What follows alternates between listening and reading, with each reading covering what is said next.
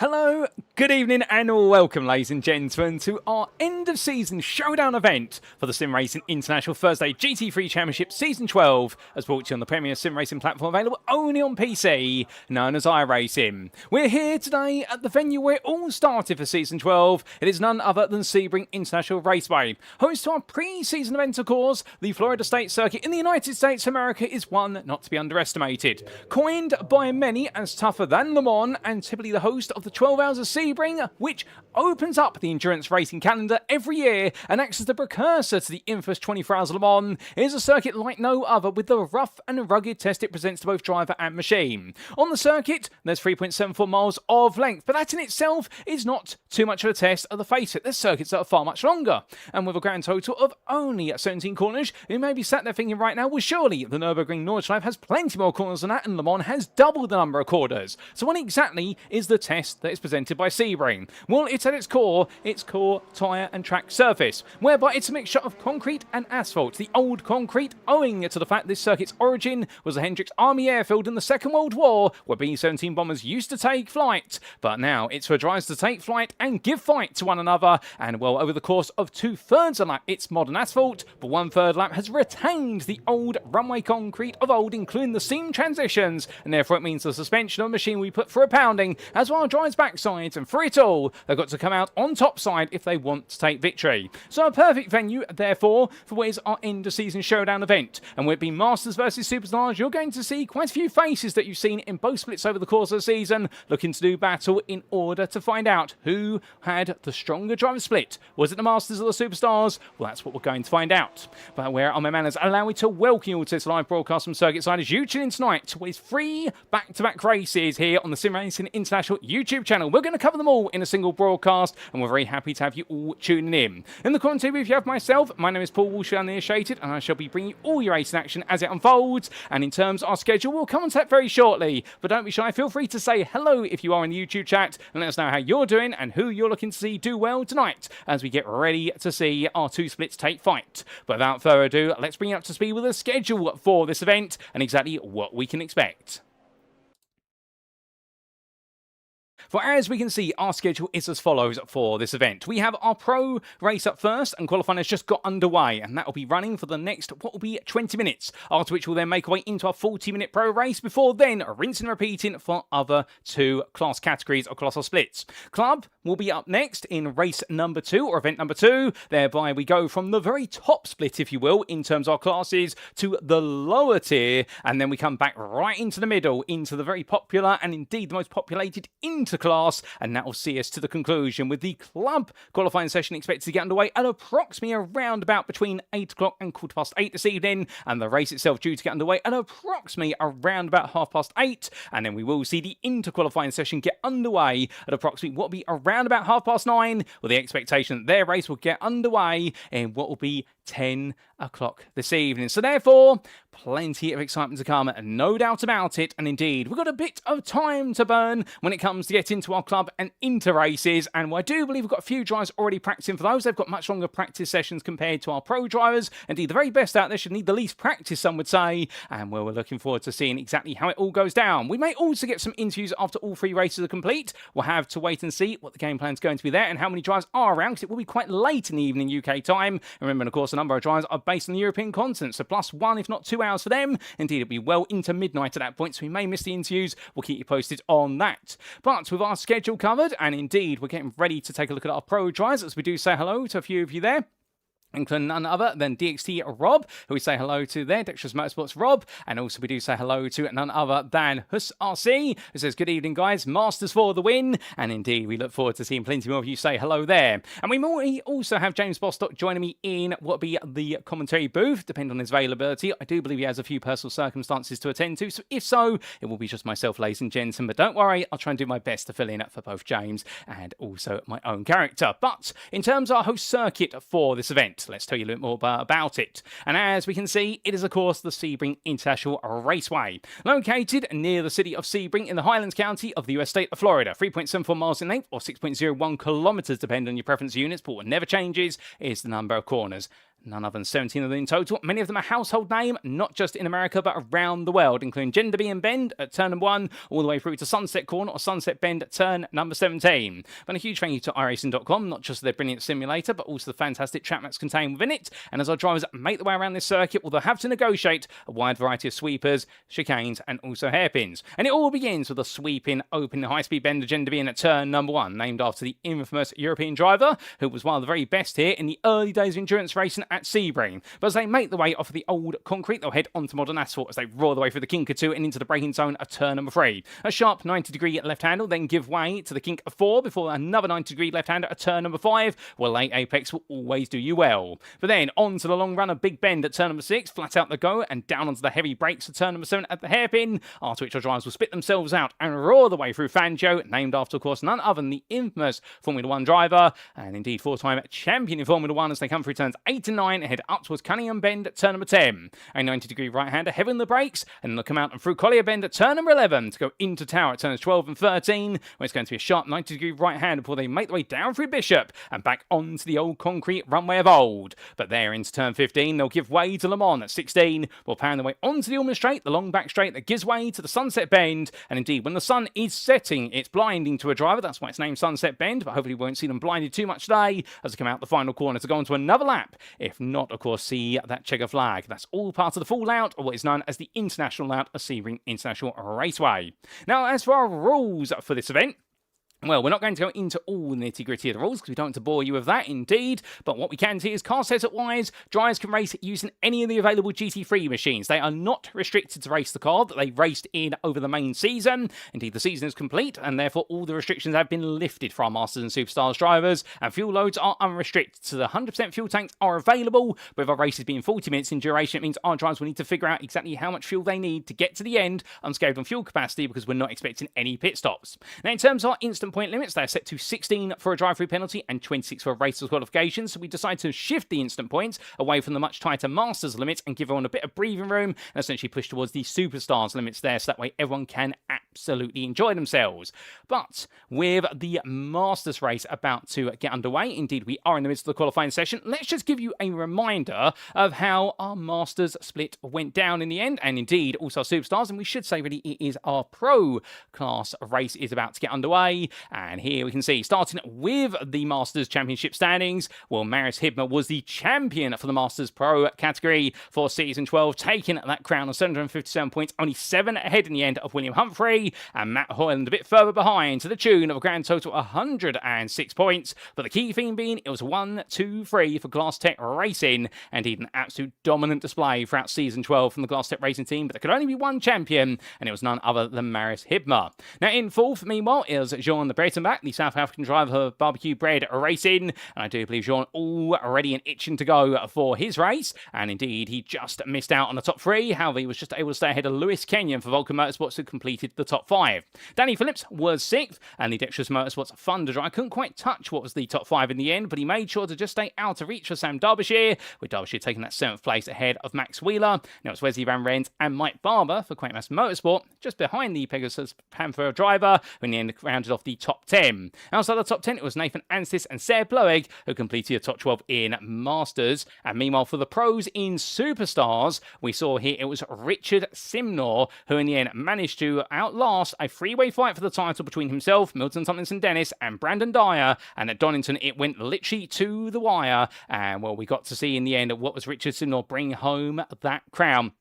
An incredible end to the season, no doubt about it, as Milton Tomlinson Dennis made it 4 wins, but unfortunately that 4th win was not enough, with Simnor just doing enough for that 3rd place finish. And Brandon Dyer, well, of course, he threw everything at it at Donington, being in Altitude 3M Esports Dry, had to settle for 3rd place in the championship. Ben Woodgate for the Inter Racing team was 4th, and indeed he could not quite touch the top 3, but he was able to steer clear of Niels Balkarga, who missed the season finale, and by the NJP Performance Drive, it was Raz Harper, who with a very frustrating end to the season with that round 7 win, completely offset by 2 DNFs and a 10th place finish. The DDK Racing team driver with RaceStatBot.com did not have any luck right at the end of the season. Corey Price as well, the Darkwing Racing driver, looks very impressive towards the end of the season, bringing home that win at Road Atlanta, with Joris Peters' team in the end missing out on the chance for a top 7, but will stay just ahead of Leon Seeley for Samaptan Racing, and then Daniel Page completing that top 10 for Daniel Newman Racing Red. He was 40 points ahead of Elliot Court, and Charlie Walker completed at the top 12 of the Superstars Pro category. So therefore, ladies and gentlemen, that's a recap of how our Pro Championships ended in their individual splits, but that means now it's time for us to make our way back to circuit side and see exactly how they're all getting on in the qualifying session. So, just to remind you, we are looking at our pro race right now as US Peters Beam makes his way around, and as our drivers go to qualifying town, we've still got approximately 10 minutes left of qualifying. Now, we do only have a grand total of what is 10 drivers here. I do believe Marcel Breitenbach joining the wrong lobby, expected to be in the Inter lobby, if my memory serves me correctly. So, therefore, we may only have 10 pros here. It's not quite the number perhaps we expected. However, what will be very interesting, given how close the times are, is indeed who's going to be scoring the biggest of the points out there. And US Peters Beam in his Ford Mustang seems to be scoring all the brownie points at the moment with that pole position in the Unicorn livery car. Indeed, I do wonder if there's a bit of My Little Pony in that, because that is definitely looking to be a very colourful display on the car, no doubt about it, as he makes his way onwards. But as he does so, well, the Ford Mustang driver currently 4.5 tenths quicker than Richard Simnor. But in terms of how you tell who's in which split, or what we should say classification for the purposes of our races, you're looking at the pro race right now. Well, of course, if they've got a green stripe against their name in the time tower, all 30 in the graphics at the bottom of your screen, that means they are a superstar. Meanwhile, if they've got red, such as Jean Breitenbach, then they are none other than what is a master. And Jean Breitenbach currently the fastest of the masters out there, with Brandon Dyer a further 10th behind at the moment, albeit Superstars driver. You have to go to Wesley Van Rens to find a bit more time out there, of course, with regards to your masters. So therefore, he's still got a bit of work to do. As Danny Phillips jumps up to 7th place in the Porsche 9-2, and keep in mind as well that coming into this event, we have seen a bit of a balance of performance update occur to the GT3 category on iRacing, and also there have been some individual tweaks to the electronic settings of the cars, I believe, as that's going to be a tweak too far there with regards to late apex to Danny Phillips. He has to get that car turned around, but does so very quickly, and well done to him for recovering it and taking a bit of a rallycross approach there, finally getting himself back on the road. So easy to make a mistake. And of course, there's nowhere near as much pressure as there was at the end of the season only a week ago at Donington Park in either of our Superstars or Master splits. So therefore, they can let their hair down a bit, our drivers, as Wesley Van Ren still trying to find a bit of time. And Yannis Albert, who I do believe currently in the pit lane and not deciding to go out there. And I do wonder if he'll make his way out. Perhaps he'll try and do a last to first challenge. We know how capable he is, but how far will his capabilities extend today? And we will see in due course. But as we do see, Wesley Van Ren setting the new personal best of 59.433 was, of course, an opportunity and to bring an onboard lap or two as we say hello to Vault 9, who said first and second are close in the Masters Pro standings, and indeed only 7 points in the end. And will Marius Hibner taking that crown from William Humphrey. But the two teammates, also rivals, you could say, and it really came down the finest of margins. And of course, there was a little bit of contact between the pair all the way back at Road Atlanta in round number 9. And could that have perhaps sealed the deal? Well, of course, that's always a big what if question. But we're talking out certainties today, and we'll be updating you on the standings after each and every one of our class races going into the next one, ladies and gents. I do believe that James Bostock is on standby in order to be able to provide those updates. Indeed, he works absolutely tirelessly, and this is just an event for our drivers to have fun, should they choose to do so. As Peters Beam gets a bit wrong there coming out of turn number 5, he's pushing harder and harder here. They all are to try and find a bit more time. And Schubert Cardozo, the Inter Racing Team driver, well, keeping his head down and carrying on. But we need to carry on with an onboard lap, and to do so, we are going to come to your dexterous motorsports driver, Danny Phillips. He comes through the final corner, and here we go, ladies and gentlemen, for a flying lap as he tries to improve from 9th place currently. Has made his way towards the timeline, as he does so, heading down towards turn at number 1. Cross the timeline now, and looking over to his right-hand side. Getting ready to open up that braking zone for Gender B and Ben. No brake marker for this corner. You have to do it on memory and roll the car through in 4th gear. He does, as he comes out using all the road and heading up towards turn number 3. Going for the Kinkatu and onto the brakes immediately. 130 meters from corner apex down to 3rd gear. Now left, right, left he goes. He hops and skips his way over the curve before, and now come through turn number 5. Nice middling apex there. Smooth line, and smooth is always quick as he comes through Big Bend. But powering his way up towards the hairpin, and as he does so, getting ready for that braking zone. Also, just gradually lets the car creep over to the left-hand side to open up the braking zone and the turning point. And braking 150 meters from corner apex all the way down to 1st gear. And Phillips there coming over the apex and rolling his way now between the curbs. As he does so, going all the way through Fangio now. Turns 8 and 9. Right into left he goes, completely flat out here. Indeed, you want the least amount of steering input to create the least amount of resistance to the tyres. And braking his way about 120 metres from apex in towards Cunningham. And from the right in towards the left-hander of Collier he goes, and getting ready for Tower very shortly. But here, of course, it's the Kinker 12, which you end up having to set the car through to break your way into turn 13. And the glare of that sun on the road will not help the drives. That will really blind them as they head on around. But, of course, that can make it even tougher to get it absolutely right. But as he heads up towards Bishop Bend, turn 14 now, onto the concrete he goes. That transitions to much rougher road surface and braking hard here in towards 15. The start of the Le Mans complex, third gear, giving way now into the left-hand kink before he goes into Le Mans corner at turn 16. And they're trying to go as late as possible, trying to open it up as much as possible by going to the outside of the circuit, because the wider you go, the bigger the momentum shift over the rear end of the car in the case of the Porsche, and it can always lead to excess oversteer. But down Ullman now, looking for his turning point for Sunset Bend. Those cones don't tell you where to brake, they tell you where to turn in. He uses there the number 1 cone for the turn in, and then brakes as soon as he's turned in, down to third gear, goes for a very late apex there. Lovely line from Danny Phillips, and as he comes out, runs it all the way to the exit wall. Will he straight line it? Yes, he will. He thinks he's on for a good lap.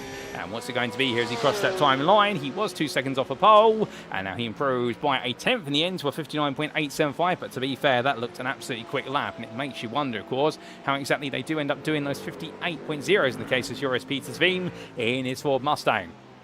But as he comes on through at turn number 5, well, he still is out there trying to find even more time as Jean Breiterbach improves, and he moves up to 5th now at 58.883. And it does seem as though our Masters drivers are taking a little bit longer to find the pace, but once they are starting to find it, they're now getting quicker and quicker. And we are having a few Masters reinforcements arrive at the circuit. I do believe Max Wheeler's just about to get his Audi out there, his Audi R8 Evo 2 LMS. And well, Max, of course, a big fan of the Audi. He drives an Audi in real life, so therefore he drives it on the simulator. He's always a big fan of doing that, and I love people who do that, to be fair, whereby they try to, wherever possible, race the car, which is of the same manufacturer as close as possible to it, of the car they own in real life. And well, I can tell you one thing, ladies and gentlemen, personally, I used to always, when I used to race on a Assetto Corsa Competizione, I always used to run Lexus, because at the time I did own a Lexus, and well, for the purposes of iRacing, should I ever get the opportunity to get out the commentary booth and go racing? Well, I've previously raced the Ford Mustang, although I've never owned a Ford. Well, in fact, I have owned a Ford. It was a Ford Fiesta, the best part of, goodness me, this is going to be scary when I say it was the best part of 13 years ago. I owned a Ford Fiesta. I think it was a Mark 6 at the time, and I haven't owned a Ford since then. So therefore, in theory, I should be going to an Acura, because that is the closest you have to Honda on the GT3 aspect, because Acura, the American arm of Honda, of course, many perhaps do not know that. They are technically one and the same company, although Acura, for trading purposes, are separate, and they are the company that actually did develop the Acura NSX, unlike Honda, who of course developed the Gen 1 NSX, the infamous car from the 90s, which has gained such an appeal to the point that the Type R version of it now goes for the best part of £2.5 million in auctions. But indeed, Acura being the brand that brought to life the second gen NSX. But that's just a brief trek down memory lane. You don't need to hear me waffle on about that, as we do see Max Wheeler making his way on around in the Audi that is gradually becoming a bit more of a relic in GT3 race. And of course, Audi moving to Formula 1 over the remainder of this decade, and therefore leaving the manufacturer team and deciding instead in GT3 to provide support to the customer teams. But beyond that, well, the Audi racing program GT3 is definitely seeing its retirement gradually, and therefore I do wonder the day when we will see a sad farewell to the Audi. And well, it has already departed some of the official iRacing series. It's still around in the GT3 official series, but not, I do believe, in the multiclass series such as IMSA anymore, unless I'm mistaken. And well, as we do see Max Wheeler making his way around, he will get one lap in this qualifying session, and we're going to get you the onboard of it, ladies and gentlemen, because it's always good to hear the sonorous roar of an Audi V10. We could, in theory, give it to you via Milton Tomlinson Dennis, because of course his Lamborghini Huracan Evo Mark 1 is powered by the same V10 Audi engine, and indeed that Audi engine has been in this car in all three of its iterations, the base model, the Evo 1 and the Evo Mark 2, but it's nothing quite like bringing it to you in the car that engine was originally made for. And so Max Wheeler makes his way through the final corner. Here he goes, rolls his way on around, and as he does so, well, let's jump on board, ladies and gentlemen, and see what he can do over just one lap. So makes his way down towards turn number 1. As he does, let's listen it going in towards the opening bend.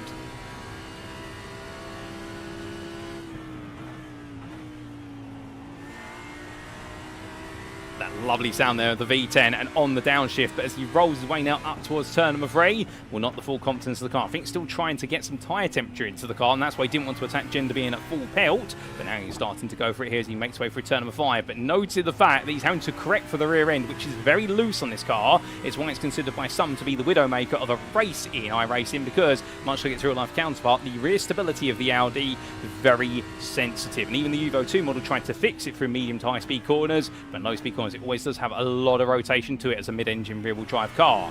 We're going out of the hairpin and now powering his way onwards as he bounces over the curve there, now making his way all the way towards turn number 10. And well, this 5.2 litre V10 engine, one of a limited number of V10 engines which existed in GT cars. Of course, perhaps the most infamous one being the Lexus LFA, with 4.8 V10. But of course, the LFA never becoming a race car, whereas meanwhile, this machine, the Audi R8, having been realised as one for the best part of almost an entire decade. Wheeler now rolls his way through Tower Bend, taking a lot of curve there. You can see how it bounces the suspension around, and I wouldn't be surprised here if he's running quite a loose suspension setup on the car. And we're now coming through Bishop here. You can see little micro adjustments to the steering wheel every time. Indeed, this car's so sensitive on turning as he comes on through. Making his way in towards Le Mans Bend, open up as much as possible, using all the runoff area, and we briefly lose Wheeler to the ether.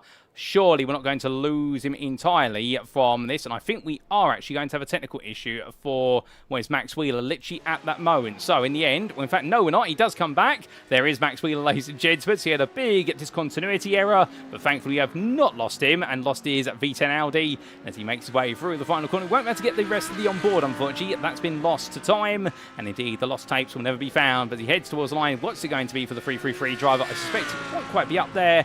It is still going to be a decent lap. In fact, it was invalidated due to discontinuity. So Max Wheeler will be starting from the very back of the order. And well, meanwhile, a couple of drivers still getting laps together, including Richard Simnor. Of course, your Season 12 Superstars Pro champion, and as he heads in towards what will be Sunset Bend. Well, here today, he'll get to have a bit more of an extended rivalry with Milton Tomlinson Dennis as well. I'll tell you one thing, him and Milton have definitely had one of those rivalries over the season, and it's a memorable one. But will we see an even bigger story between them today, or will Joris Peters Veem outshine the pair of them? Well, Simnor stays in third, as meanwhile Matt Hoyland does improve as he made his way off camera, a 59.0, so he's found a bit more time out there. And Brandon Dyer now, the last trying to get a lap together in this qualifying session. And well, it's good to see the Altitude 3M Esports driver with his Ford Mustang here. And indeed, he's a very capable driver, switching cars. I do believe as well there has been a bit of a rumour that because of the electronics changes on the McLaren, he's decided to step away from it just for a little while, in the expectation that those electronics changes may be adjusted again by the iRacing development team. There's been a bit of peculiarities with the traction control, what I'm hearing. Well, the rumour is that essentially the car being run on zero traction control at the moment is as quick as running it with traction control on, which shouldn't be the case typically, but still, as Dyer makes way towards the timeline, he's decided to go a much safer car today, and that is in the hands of the Ford Mustang, the number 58, as he goes 6th there, so 58.895, and that is his qualifying complete, ladies and gentlemen. And well, our pro qualifying is complete, and we've had 9 times set. We've also had Max Wheeler reveal himself to the grid. Yannis Albert may come out. We're not quite sure yet whether his car will or not, but indeed, that was qualifying, and it's Joris Peters Veem who takes pole position of the pros, and indeed, it is going to be 1, 2, 3, 4 for our superstars there, because Peters Veem ahead of Tomlinson Dennis, Simnor and Cardozo, and you have to go to 5th place for this man, Jean Breitenbach, who sits in the pit lane right now for Barbecue Bread Racing, and will be hoping to represent the Masters proudly. And well, Brandon Dyer will split the Masters up with Matt Hoyland, Wesley Van Rens, and Danny Phillips completing those who set laps, and then of course no laps or valid time set by Yannis Albert, Marcel Breitenbach, who does belong in the interclass to be fair, and Max Wheeler, who is definitely a pro. But that is qualifying, ladies and gentlemen, and it gives us an opportunity to take a little bit of a breather, and well, very shortly we will be going racing. And we look forward to seeing what exactly can go down. Although I do think we might have a brief 5-minute interlude stroke warm-up session. And then after that, we will have to see what comes next with regards to all the exciting racing. But indeed, if you're sat there right now thinking you might need a bit of a bathroom break before we do go racing, or alternatively, that you do need to top up your liquid refreshment, well, this is a great time to do so, because we now do have our 5-minute warm-up period, and this always gives us a bit of a chance to take a bit of a breather. Now, if you're sat there thinking, well, I'm sat here. I'm not going to go away. Tell us a little bit about the Sebring International Raceway. Well, this circuit, of course, one of the oldest in the US of A, arriving after the Second World War from 1948. It was already being considered as a potential venue for racing, although back then GT3, GT4 and other such classes did not exist, nor did homologation as such. But the circuit started, of course, much like most circuits based on an old airfield, a military airfield. It started off essentially as being a circuit that was erected by just putting cones or what was improvised barricades and turning points out there. And indeed, typically say tyres, for example, cones, you name it. And then over time, it was gradually converted into what would become a formal circuit. But there's always this wonderful bit of trivia that I do love about Sebring. This, I believe, is the only circuit in motorsport where drivers have retired from the race due to getting lost. Now, to be fair, if we are talking about events such as Dakar rallies, you can get lost there because those are more navigational races. But if we're talking about road racing motorsport, I do believe this is the only circuit, unless I'm mistaken, whereby we've ever had retirements where drivers have got lost, have not found their way back onto the circuit after a certain period of time, and have actually got out of the car, wondering where exactly they've gone to. And the reason for that is because in night racing, particularly as the circuit was growing in prominence throughout the 1960s and 1970s, what would essentially happen would be in the night races, the racing would occur just as much on the old concrete runways as it would on more modern tarmac, or at least modern for the time tarmac. So drivers would go onto the runway stretches, but of course there was not really any ambient lighting as such that you do see a bit more of now at Sebring, although to be fair, a lot of the racing in the dark is in the dark, it should be said, and also headlights back then were not as strong as they were today with our endurance headlights on the GT3 machines and the all-weather lights as well. So drivers would accidentally, particularly at this sequence of corners here, the south-eastern part of the circuit, so coming through Bishop into Le Mans, they would end up going straight on rather than turning right for Le Mans corner, and they would end up going deeper and deeper into what was essentially the airport, which replaced the runways. Sebring National and indeed Interstate Airport still exists to this day. It is only the best part of 700 metres south east of the circuit's limits at Le Mans corner, and they would drive into the airport essentially, and as they tried to find their way back in the darkness, there'd be no way to find their way back, and so the drivers would get out the car, and the rules at the time, typically endurance races said, the only time you're allowed to get out the car is in the pit lane to do a driver change. If you get out the car midway through the race out on circuit, you have essentially declared you have retired from the race. So therefore, drivers would get lost, and they'd get out the car, and they'd have to retire. So there's always a bit of trivia there that this is one of those circuits whereby it has some of the most strange retirements possible. But of course, in the modern era of motorsport, that's less of a thing now. Typically, the only time retirements you see when drivers get out the car on circuit is because of an incident, or alternatively, the car has given up, and hopefully we won't see anybody give up here today. And as we do see our driver making his way on around. And, well, it's now Richard Simnor. Well, I do believe a few drivers right now absolutely itching to go, and we'll have to wait and see what exactly is going to go down, and we are just waiting. We do have a few drivers, I think, getting themselves set up more for the club and inter races later on, and also I think a couple of drivers are arriving a bit late to the circuit to go racing, but we'll see. As meanwhile, well, we see Richard Sinor heading around with 1.5 minutes to go before we do go green flag to the grid. But Super Godozzo making his way around for Inter Racing Team at the moment. He was always very impressive throughout the whole season in Superstars, and, well, did not miss a trick with regards to his BMW M4. And indeed, one of those drivers where when he's hitting his stride, he is a very quick driver. But of course, when things don't quite go right, can just seem to struggle. He definitely has been polar ends of the spectrum over the course of Season 12, but hopefully in Season 13 we'll get to see him have a bit more of a stable season. I think that's the operative word for Schubert, and this is not to discourage him, to be fair. I think he's one of those drivers, if things go right, he will definitely have a season whereby he could be in the top 3 of a given class, typically Pro. And, well, with us returning to what is our 4 classes for Season 13, whereby we return to the grand old total of Elite, Pro, Premier and Evo. I almost said Inter and Evo there. Goodness me, they've conditioned me to different classes here in the commentary booth at SimRacing International, ladies and gentlemen. Indeed, it's mental gymnastics, but I love it. I'll tell you one thing, whether he is in Pro, alternatively Elite, should Schubert have a consistent season, there is no reason why he can't finish in a top 3 or even put in a championship contender's charge. As he comes across line there, Max Wheeler heading around, and Will Ian Masters, the three-wheeler racing with UK sim racing driver, not having the strongest of seasons, but to be fair, loving to mix it up with drivers of other classes, much of his own. But how will he mix it up today? We're about to find out, ladies and gentlemen, because the clock goes to 0, and it is therefore time to make our way to the grid for our one and only race, our 40-minute race for our pro drivers, as it's the start of the showdown between the Masters and the Superstars.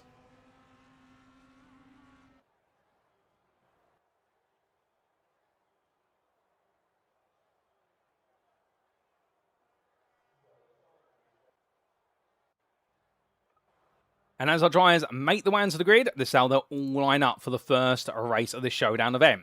For the pros, it is going to be a front 2 rows of superstars, with Joris Petersveen taking pole position by 2.5 tenths in the end over Milton Tomlinson Dennis of Samantha Tam Racing. Richard Simnott will then start in third for DCW Racing Blue and will be joined in the company of Schubert Cardozo for Inter Racing Team. 8.5 tenths off of the overall pole time is your Masters pole sitter of the pros, Jean Breitenbach for Barbecue Bread Racing, and then we will see join him on that third row of the grid, Brandon Dyer for Altitude 3M Esports. Matt Hoyland sits in 7th there for Glass Tech Racing ahead of 9 Pegasus Panther Wesley Van Rens, and then Danny Phillips completes those in all of the categories who set a valid lap time in qualifying, with the Dexterous Motorsports Thunder driver taking 9th on this grid, and then it will be none other than Max Wheeler, who starts 10th for Freewheeler Racing with UK Sim Racing, and should they join the grid on the 6th row, it would be Yannis Albert for Simstrap by Glass Tech Racing, and well, I believe Marcel Breitenbach not allowed to, given he was an Inter driver, he won't be joining the grid. And I do believe we're not going to be seeing either Yannis Albert or Marcel Breitenbach or Brandon Dyer making the way to the grid. So as the formation lap gets underway, ladies and gentlemen, well, as they all begin to roll off, all these drivers absolutely set and itching to go. And well, Joris Petersveen gradually makes his way on away behind the pace car. But of course, they've got a full formation lap here. It's one of the longer formation laps available on iRacing. Typically for longer circuits, we do see a shorthand formation lap, which would normally start about 2/3 to 3/4 of the way around the circuit. But here, we're definitely using the full length of it. And as they make the way on around, well, we look to Jean Breitenbach here and jump on board with him. Now, of course, the thought process is going to be, does he end up fighting more with his fellow Masters drivers, or do they find a way to get in amongst the superstars? And that's going to be another intrigue as well, because there's always the occasional score to settle out there in these end-of-season events, where there's no points in line, it's purely bragging rights, although technically all the drivers are scoring points based on their overall finishing position in each of the individual classes races, so therefore they all want to go for the overall win. But I do wonder whether there's a temptation, and the biggest one of course will be to see where exactly Milton Tomlinson Dennis and Richard Simnott end up versus each other, because understanding Milton got the win at Donington, but it wasn't enough to give him the crown. Will he prioritise taking the overall win versus Joris Petersveen, or will he prioritise working with his fellow superstars to try and make sure that they become the winning split for this season, or does he make it just that little bit more personal? And this is no slight against him. Does he make it a win against Richard Simnott today? No, they won't really have anybody to theoretically intervene against them, well, that's the theory at least, but just to beat that Corvette one more time before we then get ready for Season 13. Well, I think Season 13 will be an electrifying season as well. An exciting one at that, and I do know that we've got a huge host of drivers coming back from Season 12 for Season 13. In fact, so much so that Season 13 sold out within the space of, I think it was 4 days. Yes, you heard that right. 4 days of the announcement going out that sign-ups were open, sign-ups were filled up. And it was the same with the Sunday GT3 Championship. Our GTE Championship as well filled out within a week, I believe, of sign-ups being open, perhaps a week and a half. And, well, now the only series we've got to fill is the Transatlantic Trophy with McLaren. And, well, definitely that season's going to be an exciting one as well if you are into multi-class racing action with some huge prizes on the line. As all these drivers make their way through it, we'll tell you a little bit more about the Transatlantic Trophy later on in this broadcast. Well, right now they're already halfway around this formation. That time is flying, and at the back, well, here is Danny Phillips as we sit on board his Porsche 992, weaving from side to side on this formation app, and very eager to see what he can do, given the fact he's starting right towards the very back. But as he does so, well, right now he's got Matt Hoyland there, Matt taking his time as well, and I suspect Matt will be itching to see how far he can launch his way up the order, and these drivers, I think, will be eager to go green very soon. But Danny Phillips falling back there, taking it easy as Joris Petersveen and now getting himself set. But you can see they're all wanting to go. They're fanning out very much so here. And I think all the drivers right now just eager to go racing. I think they've all got a big itch to scratch. And, well, Joris Petersveen will be the one who takes us to the green. Of course, our standard starting rules do apply here. Even though this is a special event, we still have the rule, which is we go on what is green. We don't go when the leader decides to go, so therefore Joris Petersveen will have to hold the field up to when he gets the call to say green, green, green, after which he can then choose within 1 second of the lights being shown to go. But he must go at that point, otherwise it will be considered an illegal start, although I don't know what the stewards are going to do with that one. But without further ado, it's over to Joris Petersveen, ladies and gentlemen, to get us underway for what will be the first time today. It's time for the pros, but who will be the best out of the superstars of the Masters? Here we go, let's find out.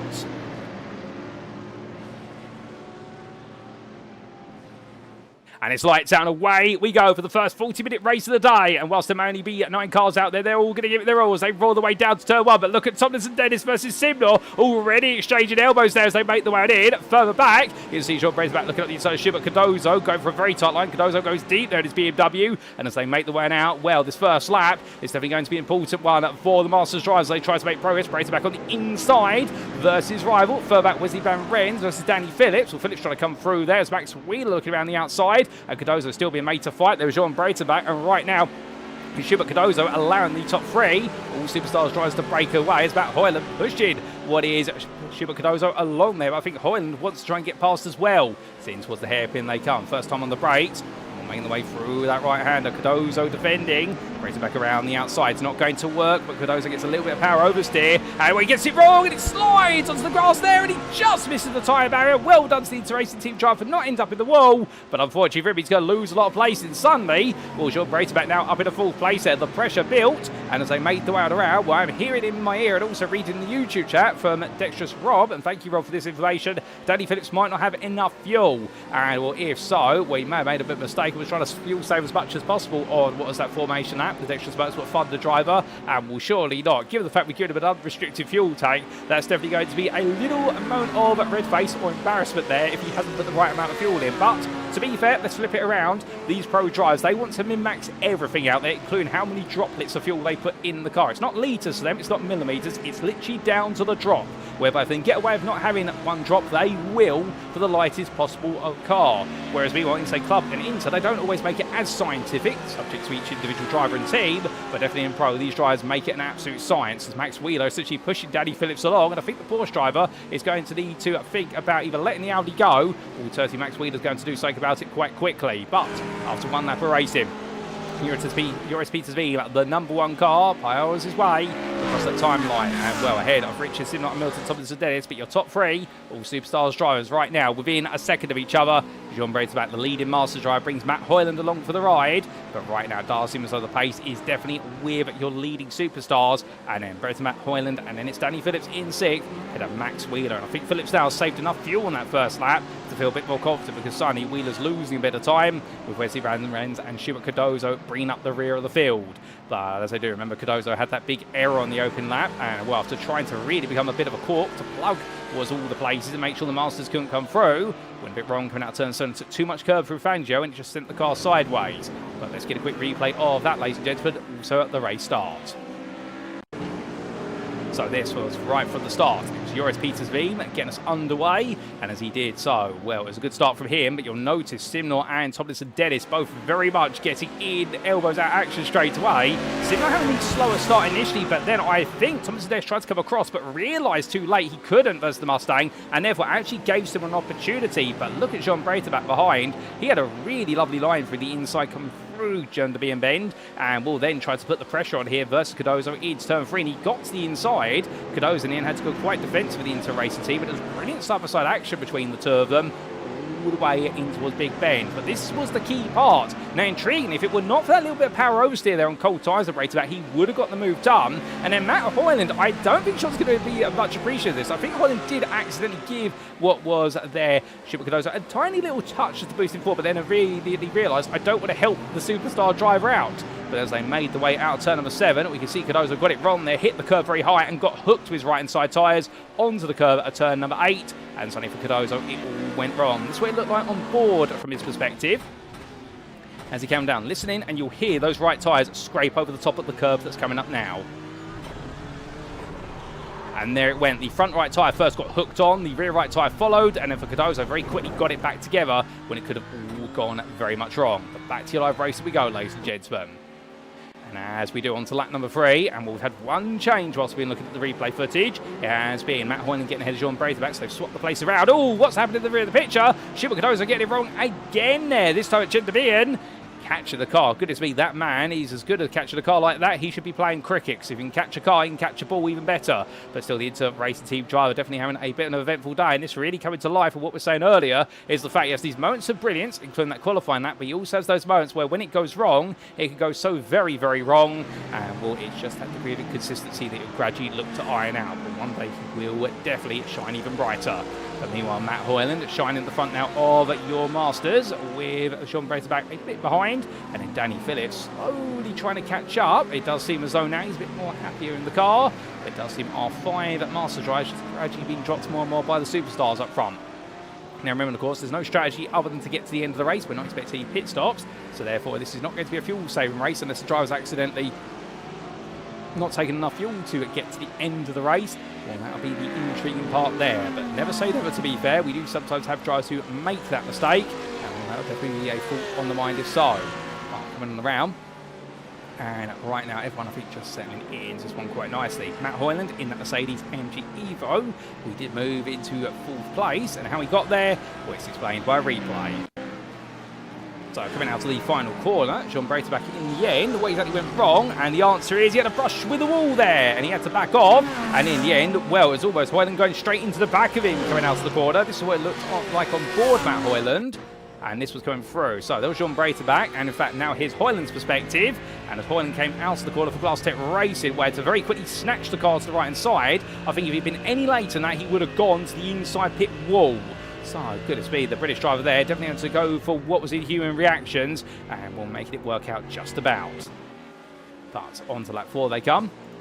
And at the front, Joris Peters Veem in the very colourful car there. And indeed, the colour of the car very much offset by his Red Bull helmet. Although, to be fair, I can imagine that perhaps right now, Red Bull Racing will be taking inspiration for that combination. Although I'm sure they won't, but you never know. As he comes on through Big Bend right now, the number 1 driver definitely keeping his head to the ground here in a Ford Mustang that's looking very happy. And of course, this Ford Mustang, the GT3, was unveiled here at the Sebring circuit all the way back in, if my memory serves me correctly, 2023 in preparation for the 2024 racing season. It is crazy to think it was revealed 3 years ago. How time has flown. And well, since then, the Ford Mustang GTD or GT3, regardless of the naming convention used of the classes, a GT3 car at heart, and well, definitely one of the superstars of the modern GT racing format. Behind Richard Simon, Milton Thomas and Dennis still close together here, and well, Simon did find his way ahead at the end on the open lap.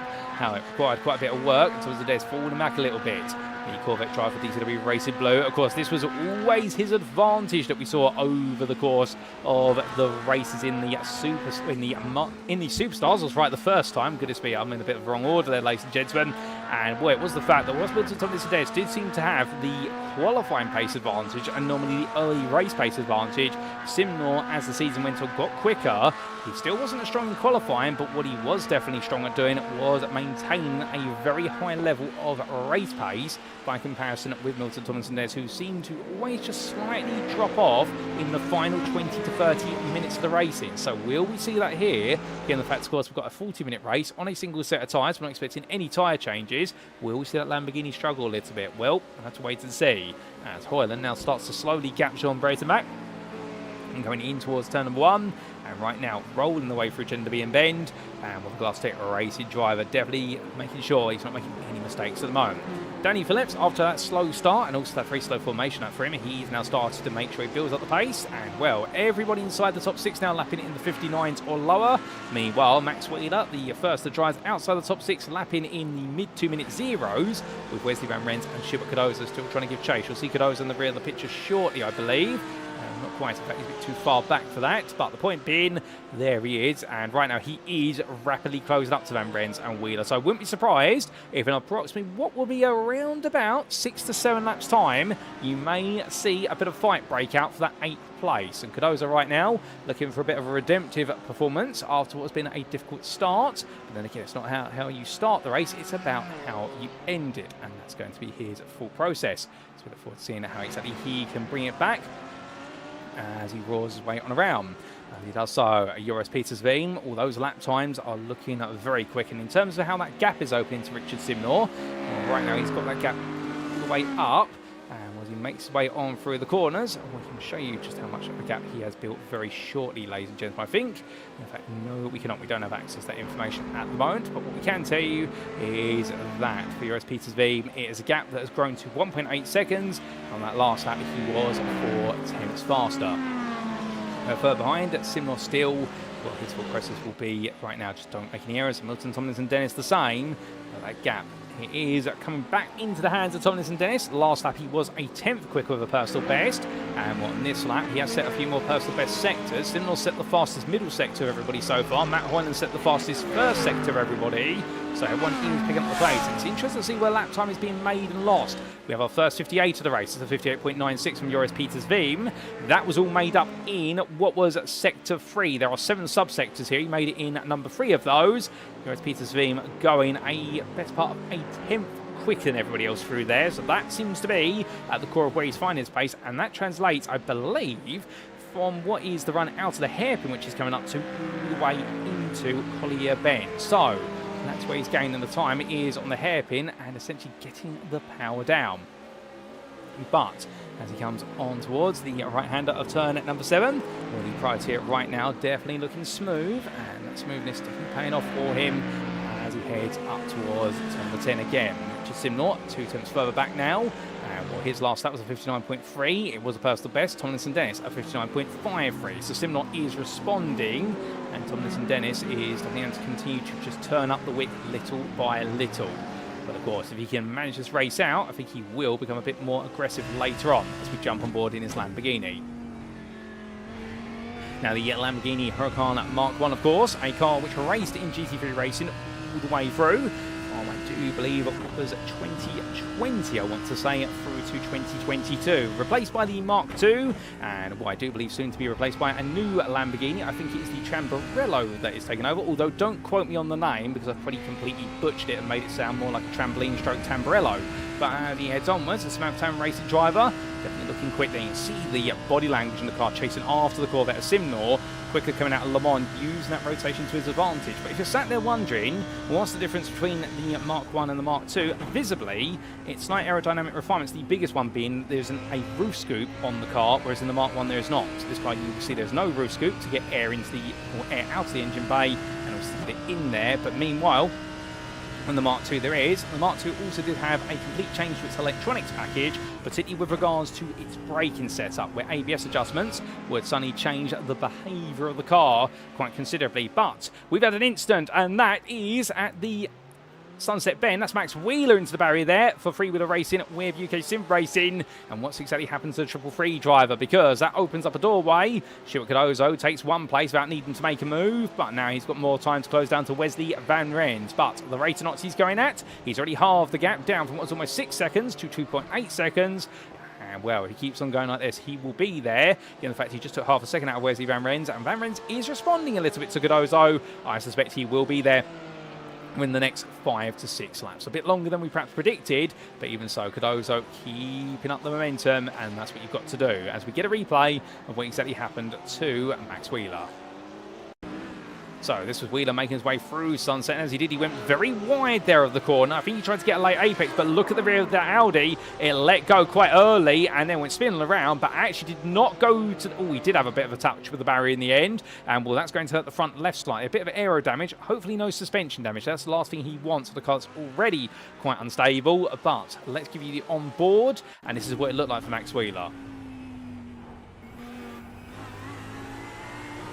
And you could hear it there, hesitating to get on the throttle with the rebound on the suspension going through the bumpy at Sunset Bend. And then when he started to feed the throttle in, he went on initially, then backed off and thought, right, I'm going to commit now. But the rear of the car had not settled down. And the thing is, as well as we return to your live racing, to consider with mid-engine rear-wheel drive and also rear-engine rear-wheel drive, of which the only GT3 which has that drivetrain in the modern era, and you see here today, is the Porsche 992, of which we do have a couple here, including Danny Phillips's, Jean Breiterbach's, and Wesley Van Rens. But the thing with these cars is they have to be driven with the throttle pedal, whereby the idea is essentially every time you put the throttle down, the engine pushes down into the floor pan of the car. So it actually pushes the weight down towards the rear, over the rear axle in the case of the Porsche, more towards the rear centre if it is the situation of, say, the Audi, for example, or the Lamborghini or the Corvette. So therefore, for those not used to driving a car where all the weight is behind the driver, it can be a very scary experience because suddenly going through the corners you have this wash of rotation that just comes out of nowhere in the car, and that's because the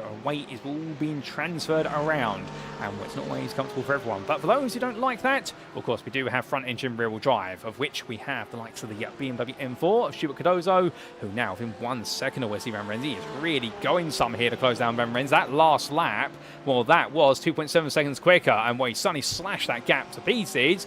Well, by the end of this lap, he may be making an attack. But meanwhile, we look from him up to Matt Hoyland's Mercedes, still keeping Jean Brayton back at bay. And, well, we're now really pushing onwards. In fact, starting to match the lap times of Simnor and Thomas and Dennis, so don't count Hoyland out yet.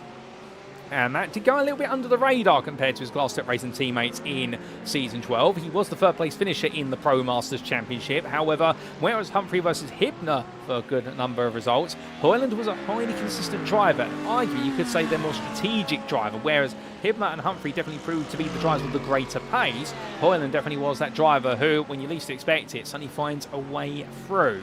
That's all part of his character, I do believe. He really is an endurance racer at heart in a GT3 machine. You give him a very long stint and he will absolutely deliver it. And that's what he's doing right now. He's really nailing down that consistency and just letting the car grow into this race. He doesn't have long to do so, to be fair, but he's really looking after the Mercedes and protecting the Mercedes tyres. Those rear tyres really does help later on in the race. Whereas other cars go away, the Mercedes really will reward you if he does so. But back to Van Renz and Cardozo as they head down the Allman Straight. And the 9 paces span for a drive, starting to feel a little bit different, what is a distant pressure, and rolling the way on around. And DXT Rob saying there that Cardozo's an inter-driver because of his team, those who's in the wrong race. And I do love that gag there. And we're inter-racing team, but not quite referring to their class in the name. They've been around for a lot longer than our inter-class has, but I absolutely love it, Rob, to be fair, as they do come on to lap number 9. And here we go then, Cardozo, can he find a way past? We jump on board, and we'll lovely run there through Gender B and Ben. He's going to look around the outside here versus Wesley Van Renz. Looks one way, then the other, and he gets a little bit elbows out between the two of them. Cardozo there went for the switchback. He threw the dummy, and I think in the end that would be a move that would cause many to throw their dummy out the pram proverbially. But in the end, Van Renz did try to come back across then. I think both drivers wanted to switch direction at the last possible moment. Cardozo technically is allowed to do it, although I think he went so late for it. Here comes Van Renz back at him. Well, suddenly the gloves come off of this battle very quickly, and well, Cardozo on the inside line. Van Renz trying to come back, and understandably not able to get back immediately. But we jump on board here with Wesley as he goes chasing after Schubert, and we come charging in towards the next corner. Now, will Van Renz go late on the brakes in his Porsche? He can do it. It's got the better brakes. He is going to go around the outside. It is possible. He's got to be brave here to get to the inside of Collier Ben, but not when Cardozo slams the door firmly shut.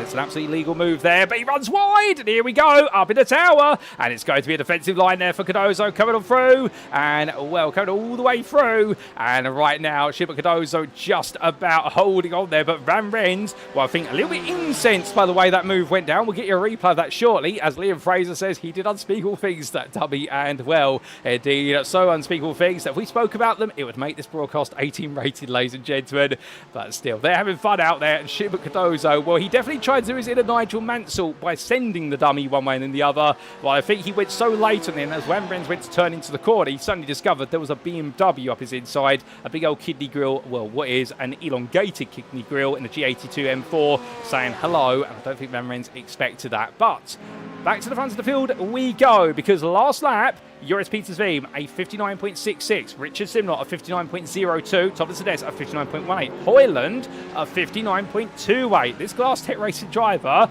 do not count him out. I think he's going to be with the leaders right at the end as he is playing the long game. Now, remember, of course, in our races over the course of this season, we've had 60-minute races. We've also had 30-minute sprints in the Masters category. But the main theme has been, particularly for the 60-minute races, is you come in somewhere around 20 to 45 minutes into the race typically, perhaps a bit later in some instances, perhaps 50 minutes into the race, but you typically do change your tyre because the rule set we were running at the time with iRacing as of the 2026 Season 3 update, introducing a whole new pit regulation rule sets for different series.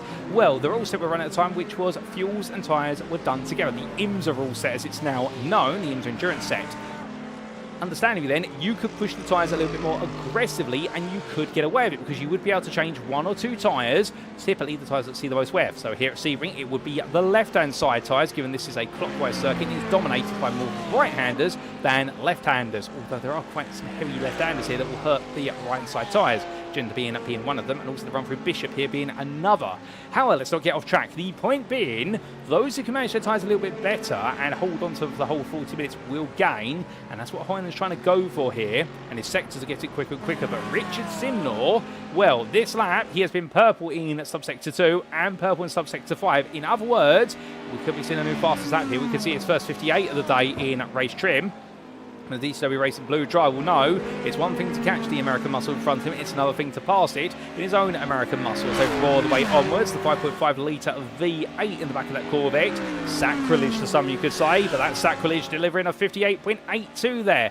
58.819 to be precise. So Simnor now holds the fastest lap of the race with half the race still to go. And these drivers are really giving it the roll. And that's the great feel, of course. We don't have that many drives out on circuit, but it makes these battles feel just that little bit more personal. When they do happen, well, of course, there's little to lose when you're batting in one-on-one. Although Tomlinson has started to slip away from the top 2 at the moment, and he'll be hoping to try and get back sooner rather than later. But here he goes. He makes his way around. Matt Hoyland, meanwhile, well, he had the fastest opening sector of everybody to begin this lap. So is Hoyland on a bit of a charge. And, well, as we do say hello to Ben Massey there, who says, didn't realise we were starting earlier today with a bit of an upset phase. And I think a few drivers have been slightly caught out by the fact that we were starting as of 7 o'clock this evening rather than our regular race start time of, if my memory serves me correctly, 8:30. Although that is being changed to 8 o'clock as of season 13. We are bringing our race schedule forward, and the main difference is going into next season for every SimRacing International series. As far as my memory serves me correctly, is we will see practice and qualifying both shortened from 45-minute sessions to 30-minute sessions. And the reason for that is it was seen as though these sessions were a little bit long and just didn't put quite as much risk as they could in what was the qualifying session in particular, whereas we feel the shorter sessions will help out. And we tested it in the UK SimRacing Sunday Showdown Championship, season 18 of that. It worked out quite nicely, so we are unveiling and unrolling that to all of our series going forward as of next season. But you may have missed joining the grid at Ben, but it's good to see you here in the YouTube chat, and I hope you're doing well, my friend, as we do see Matt Hoyland make his way onwards. But as he does so, well, let's take a quick look back at the Gilbert Cardozo Wesley Van Ren's battle, and here it was. So this was the pair of drivers making their way out of turn number 1. And as they headed in towards turn number 3, Cardozo looked to the outside at first, onto the brakes, and swapped to the inside. Wesley Van Ren's there tried to cut back, and I think both drivers there, it was 6 to 1 and half a dozen the other, as the old saying would go, whereby I think they can both point the finger at each other, but they also need to point the finger at themselves. Both wanted it there, and I think that will be treated as a racing incident, because Cardozo, as he makes me stumble over my words, he did, to be fair, pull off the dummy quite well. And I think Van Ren's wanted to cut back across the end, but then suddenly realised he was making a double move, and that's what led to the contact. Although Cardozo left it very late, he's not completely innocent of it, to be fair. I think both of them just given us brilliant racing, which is what we love to see. But as they then battled their way all the way up to what was none other than Cunningham Bend, well, Van Ren's tried to go around the outside using the better brakes of his Porsche, but Cardozo in the end made sure to run him out nice and wide and then slammed the door, even with a bit of power oversteer, and we had to take a very liberal line there coming through turn 11 to 12, and well, Wesley Van Ren's not able to get close enough in order to be able to attack right at the end. So that was how their battle did come to a bit of a halt, and Gilbert Cardozo gained that place. But of course, his next target now is Danny Phillips. As we come back to your live pictures, there's just one problem for the Dexterous Motorsports Thunder driver, and that is he needs to find a way to catch up to Jean Breitenbach, who is, at this time at least, best part of 6.5 seconds up the road. Of course, that was a Masters driver there, and well, here we're hoping to get a bit closer. It does seem as though the superstars have it at the moment, at least in our pros. And well, we do wonder what's going to go down in the club, which comes up next, and it'll be the Inters to see us out for the whole night. We've still got plenty of racing to come. But as Joris Peterson goes a bit wide there, that off track will add to his instant point tally. And it will cost him a little bit of time, as his 5-litre V8 Coyote engine takes him down the backstretch. And Richard Simnor right now, a much quieter Corvette by comparison. It does drone a little bit, that 5.5-litre V8 engine, given the diffuser on the back. With the DCW Racing Blue driver definitely looking to be just a little bit happier in the car and Tomlinson Dennis slowly slipping away behind the leader for 59.2 at 59.0, and then for Tomlinson Dennis at 59.5. I wonder if he's going to back off here. I wonder if those rear tyre temperatures once again are just starting to say we haven't got much life left in the tyres if you want to keep pushing. But as we do, say hello to Barry Wenman, 1992, who says bring back one lap qualifying. And, well, if it was ever part of SimRacing International, you have to let me know, Barry, because, of course, I did join, if my memory serves me correctly, in the midst of Season 8, I want to say, joining the broadcasting team. If we did have one lap qualifying back now, I'd be curious as to how it went down and how much it shaped up the grid. Not saying we'd bring it back, to be fair, but one lap qualifying, I've not seen too many series use it. I've seen what is close qualifying with 2 or 3 laps, much like the iRacing officials. Normally you have 8 minutes, subject to, of course, the circuit, such as the Nürburgring. We have a time trial session, the Nürburgring Nordschleife that is, but we do normally see, of course, what is 1 out lap, 2 flying laps. And a few series do use it, but we here use longer open qualifying sessions. We try to make it as realistic as possible in qualifying. We're not quite going the route of hyperpole or anything like that. But as we do, say hello to Jared Love, who says, what is the point scoring? Same as the season was, because surely unfair if one split has 2 times the amount of cars. And, well, to be fair, it's a very good point, Jared. And I do believe the point scoring, and give you a bit of a update on that, bear with us with regards to the points. And the points being, I believe, trying to double check that. In fact, you're going to just bear with us a little bit at the moment. I think it is essentially what is the standard point scoring. So for a standard 60-minute race, so 100 for first and 90 for second, and so forth, unless my memory does not serve me correctly. So therefore there is the risk, of course, if we do see more drivers of a particular what is split turn up, then it could bias things. But remember, it's all for a little bit of fun. There are no prizes on the line here come the end of our 3 races today. This is all about a bit of fun out there. And well, of course, even if it is a little bit weighted towards a particular split with regards to the number of drivers that go racing, well, of course, there will always be the bragging rights for Joris Peterson, Richardson, and Milton Tomlinson Dennis. Should they all finish at the front right now, they can say that it was the superstars that definitely led the way in the pros at least. And that's what they'll be eager to try and prove. But we'll keep you updated on those standings as we go. As we also do say hello to Dixie Hobo Live, who says we've had 4 back in the past, not 1. So 4 laps there. And, well, we can see either way, Masters are better. We are the cleaner drivers after all. And, well, already the banter is occurring there in the YouTube chat. And, well, great to see it. Well, as long as it stays friendly, we absolutely love to see it, to be fair. And, well, Wilson Thomas and Dennis following on. He does say, well, Jared, if you can make the inter-race, of course, that'll be the final race of tonight. And due to get underway at approximately 10 o'clock, you may want to join just a little bit early in case it does run slightly ahead of schedule. We're saying there, knackered and haven't done any practice, but to be fair, Jared, if you do turn up, well, we will be very pleased to see you there, but don't force yourself, because we know how hard you worked over the course of the season and to bring on home the inter-crown in what was the Superstar split. And the last thing we want you to do is overexert yourself, particularly after what was an absolutely intense finale at Donington Park. Indeed, ladies and gentlemen, we'll tell you a little bit more about that later on in this broadcast. But definitely for Jared Love, it was a season finale which should have been very straightforward. It was not straightforward. It was probably the worst way for things to go for him. He still brought home the crown by only 2 points over Bobby Moss, but it's a story to be told in time. As meanwhile, well, Joris Petersson and Richard Simnor, they're playing shenanigans now, because Richard Simnor flashing his headlights and saying to Joris, I think we're going to have to battle. And meanwhile, Joris Petersson saying back, okay, well, how about this, doing a little bit of a bob and weave as they make the way onto the next lap. About 14 laps completed, now on to lap 15, 12 minutes to go, and Richard Simnor in the number 9, still following, and, well, going underneath the Lexus billboard there. And, well, if that doesn't make you want to see the Lexus RCF GT3 on iRacing, although I suspect it won't be coming at this rate, given it will be replaced at the end of this year by the Toyota GR Concept GT3, as it has been unveiled, and we know, well, we have had rumours, I do believe, if it has not been declared yet by Akodis ASP, that they are planning to transition to that Toyota for 2027. Well, I don't think we might be seeing the Lexus, although I do pray, ladies and gentlemen, we get to see the wonderful Japanese V8 make its way into iRacing. But still, that's a dream. Let's stay in reality right now, stay grounded here at Sebring. And, well, Simnor getting a lot closer down to braking. He's definitely working hard to chase down Peters Veeb. And I think the Dutchman just working that Ford Mustang a bit hard as he comes on around.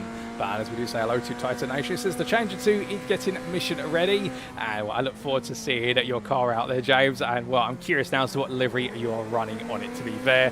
And well, SimRacing staying close here. But right now, still a top 3 of Superstars. In fact, let's give you a quick recap of how it all stands, with only a quarter of this race still to go come the end of this lap. So right now, it is your Pro race you see on screen, out of our Masters versus Superstars races. It's Pro first, then we'll see the Club and then Inter races later on. And leading the way, Joris Petersen, the man who took pole position by 2.5 attempts, but he is being chased by the man who started third. It's Richard Simnor, who's moved to second for DCW Racing Blue and has gradually been building the pace as the race has gone on. It has been his key trait over the course of Season 12. It's not about how he starts the day, it's about how his pace evolves and how he ends the day.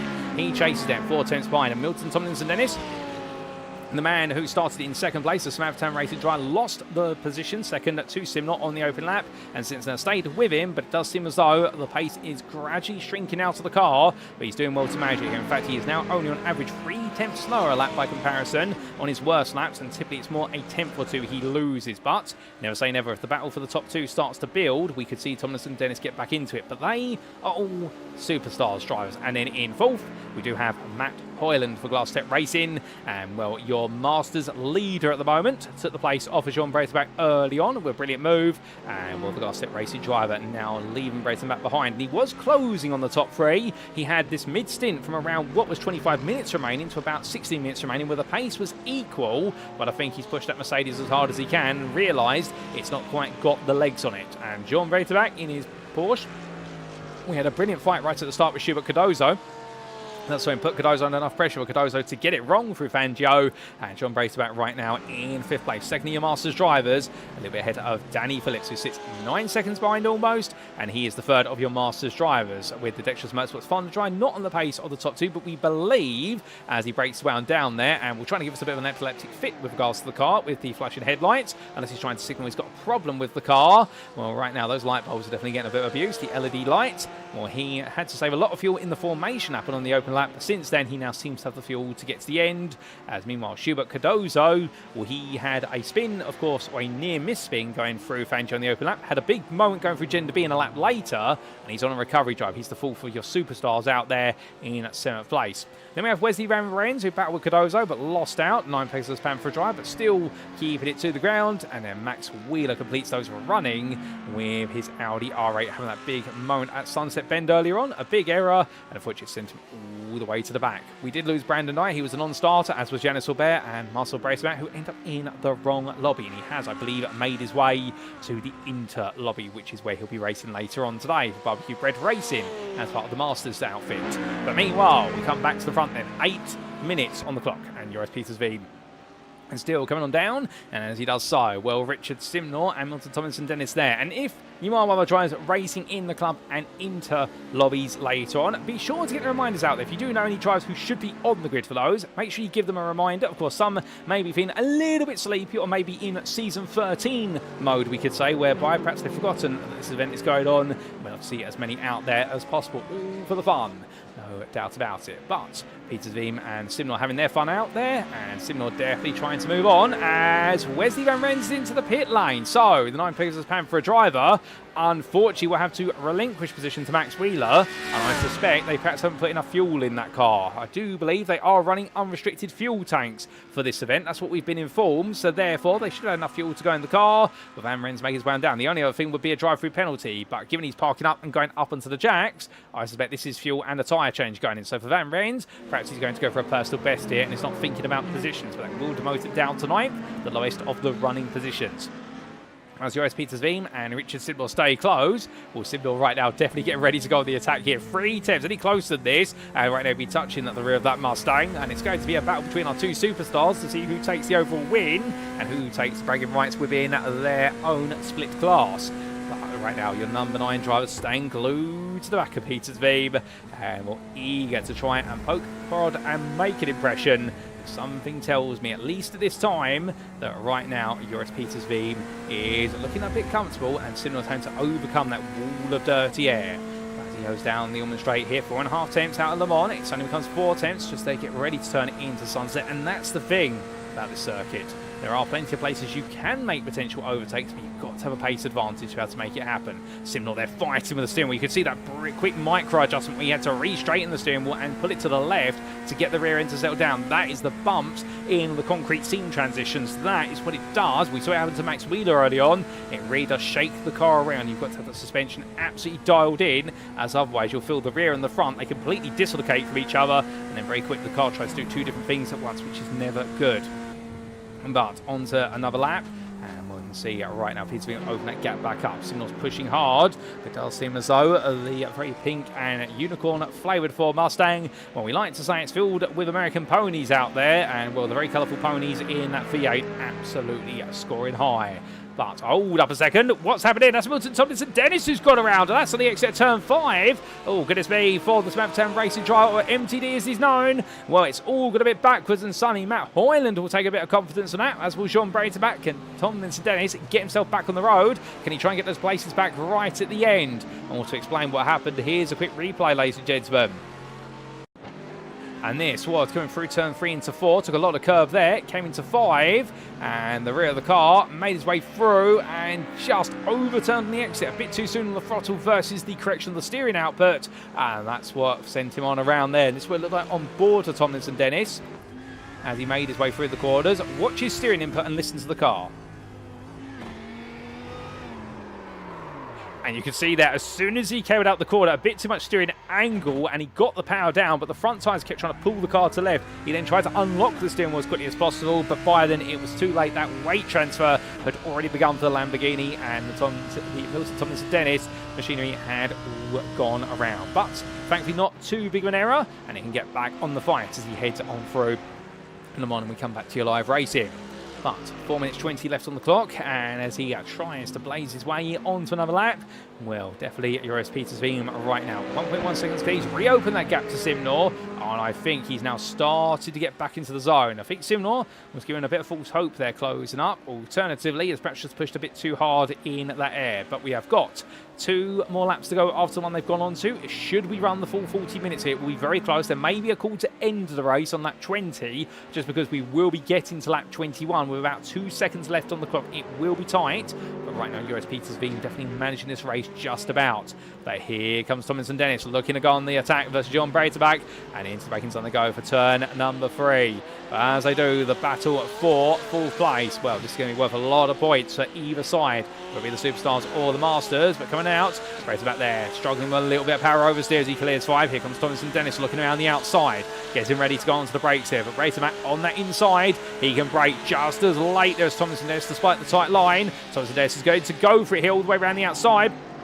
And then he goes very deep, takes a bit of the dust and gravel with him, and the gravel that's been gradually brought onto the circuit, or you should say the marbles, and we'll Braterback holds on for now. How I don't think it's over just with that. I think Tomlinson Dennis will be looking to build up for another move very shortly.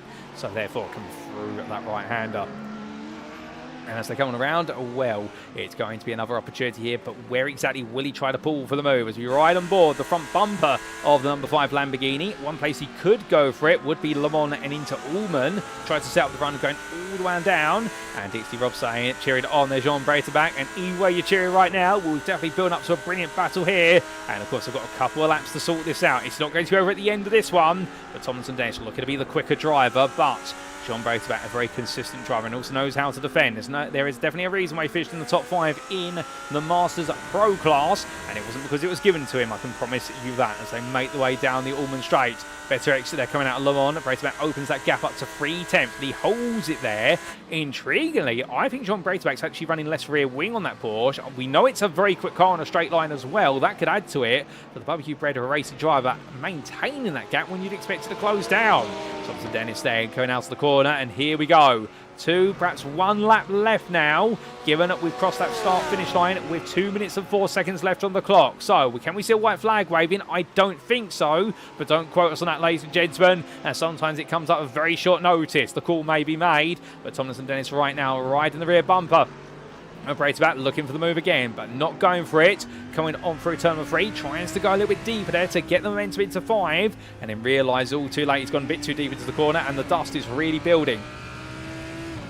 therefore, as he accelerates his way back up through the gears. We're right now up in the 5th gear here with Max now. They're right up to the red line practically. That's when the lights do go to that bright blue, is essentially to say if you hold it here for too much longer, you will be hitting the limiter of the engine or the red line. And right now, Tomlinson Dennis here maxing out his gears. He wants every mile an hour he can get out of 4th and 5th gear. And well, it just goes to show you how much he wants it. But understandably, Sean Braithwaite wants it just as much. They get ready for the next braking zone. Will you be able to look for a way in here? The answer is no. Going way out in towards Collier. And well, you can see there, Tomlinson Dennis with that rotation, the Lamborghini. The Porsche, no slouch when it comes to corners. It is the corner master, Porsche would tell you, given the fact the engine is rear mounted. But understandably, Tomlinson Dennis really pushing hard in that Lamborghini. He's using all the tyre life that is left and all the knowledge he's got.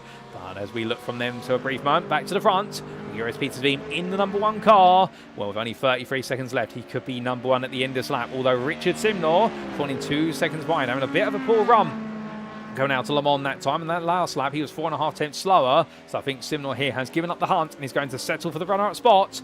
But meanwhile, Joris Petersbeem comes through the final quarter, and well, will this be the end of the race? 15 seconds to go. I think we've got a white flag, so we've got one more lap. We go 21 laps, not 20, and therefore on to one more goes Petersbeem. Simnor meanwhile in second, and then Matt Hoyland, well, he's currently your Masters leader in 3rd. But the fight for the first spot off of the podium, well, it's going to be Braithwaite versus Tomlinson Dennis, and it goes one more tour. But here they go into Genderby and Bem. And into that braking zone. Well, it's going to be a Braithwaite going a little bit late into the corner. Doesn't go too deep. Tomlinson Dennis gets a better run there, much earlier apex, and really muscling the speed out of that Lamborghini. But here he goes, looking at again to the outside. He's just trying to get Braithwaite to make a mistake here. This is all about braking as late as possible, trying to make Braithwaite look more in his rear view mirrors rather than look forward. It's a tactic, of course, where you try to make your rival make an error rather than make the move on them. But I think Sean is too smart for that at the moment as they head towards the hairpin. I think Tomlinson Dennis, who wants this position, he is going to have to find a way to try and lick the stamp and send it. It might have to be a first-class stamp at that if he's going to do it from quite far back. Albeit better exit out the hairpin, and well, this is a prime opportunity as Tomlinson Dennis will now be thinking, okay, can we get it at Cunningham Bend? Braithwaite goes defensive. Tomlinson Dennis looking to the outside. Does he go over the switch? No, he does not. He thought about it and then realised, no, there's no value in doing it. Instead, he's going to simply stay in. But you can see there, by gluing himself to the back of that Porsche, that gap is not going beyond 2 tenths. Here he goes, looking to the inside of tower. Just not close enough there to try and throw it to the inside. But that inside line is so tricky to get right. So now it's the run up towards Bishop.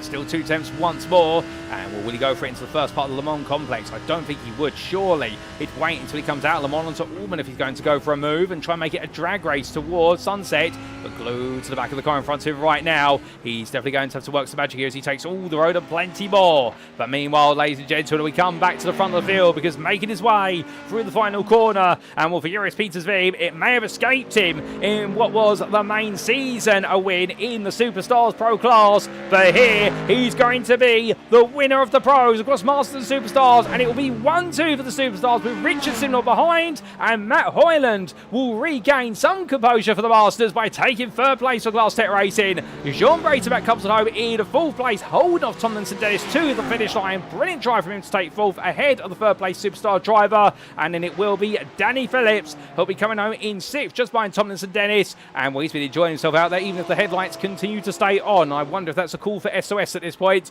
as Danny Phillips heads towards the line with Stuart Cardozo not too far behind, but Cardozo not quite able to close that gap down in time and having to settle for 7th for Interracing Team. And then Max Wheeler, who is a further 8 seconds behind, but he will come through for 8th place, enjoying himself down his much loved Audi. Good to see Max having a good time, to be fair. Even if it didn't go quite right, he's enjoyed himself. That's the most important part. And Wesley Van Rens and still to go through to be the last of your finishers, and everybody who started this race will be seeing the finish line for it. Unfortunately, we didn't see Brandon Dyer take to the grid, nor did we see Yannis Aubert or Marcel Breiterbach, but we definitely have seen 9 pro drivers have a lot of fun out there, and we've got to see some absolutely brilliant battles as well. Some that are a little bit on the limit, but to be fair, I think we can forgive it, given the fact, of course, this is our end of season showdown event, and it's all about having some fun out there today. And well, we're willing to push it to the limit, as Wesley Van Rens definitely shows you the very limits of the entry point there into Sunset. My good lord, I thought the Dutchman was going straight on there, and well, not quite, but good work to him to keeping that on the road. That's definitely a line and a half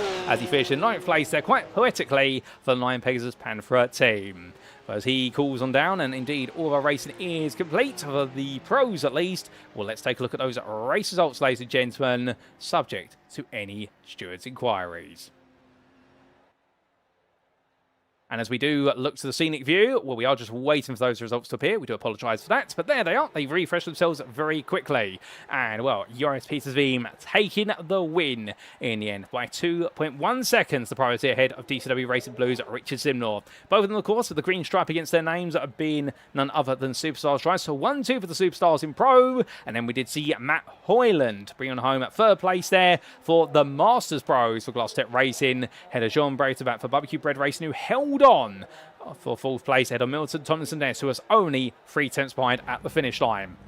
It was therefore fifth place, Milton Tomlinson-Ness, missing out on making it a 1-2-3 for the Superstars. But to be fair, good recovery drive from him. Danny Phillips, as we say hello to him in YouTube chat, who says that was exciting. We definitely had a lot of fun out there, taking that 6th place at DXT Motorsports Thunder, and only a second behind him. Schubert Cardozo was chasing him down, but the Inter Racing Team drive wasn't able to completely make up the lost ground at the start of the day. Max Wheeler, Freewheeler Racing UK Sim Racing, took 8th place ahead of Wesley Van Rens, who was your last finisher for 9 Pegasus Panthera. And then we did see non-starts for Brandon Dyer, Yannis Aubert, and Marcel Breitenbach. But with that, ladies and gentlemen, that completes our first race of 3. That was the Pro split, and very shortly we'll be getting ourselves set for what will be our club race. So we're going to take a bit of a break, but we will be back in approximately 5 to 10 minutes time for the build-up to what will be our club drives, including starting off with a bit of footage from their qualifying session. So don't go anywhere, you won't miss it. We'll be back as soon as we possibly can for what will be the club race.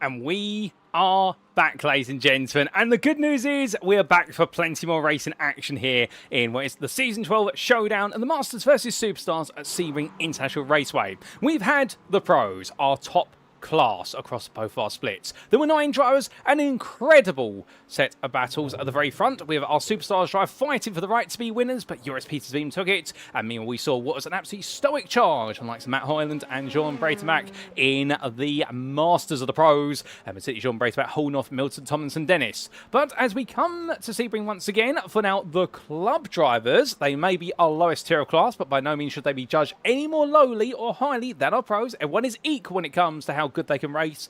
Well, ladies and gentlemen, let's bring you up to speed with how the standings stand after what is one race after our pros. And here are the standings as they come up on screen.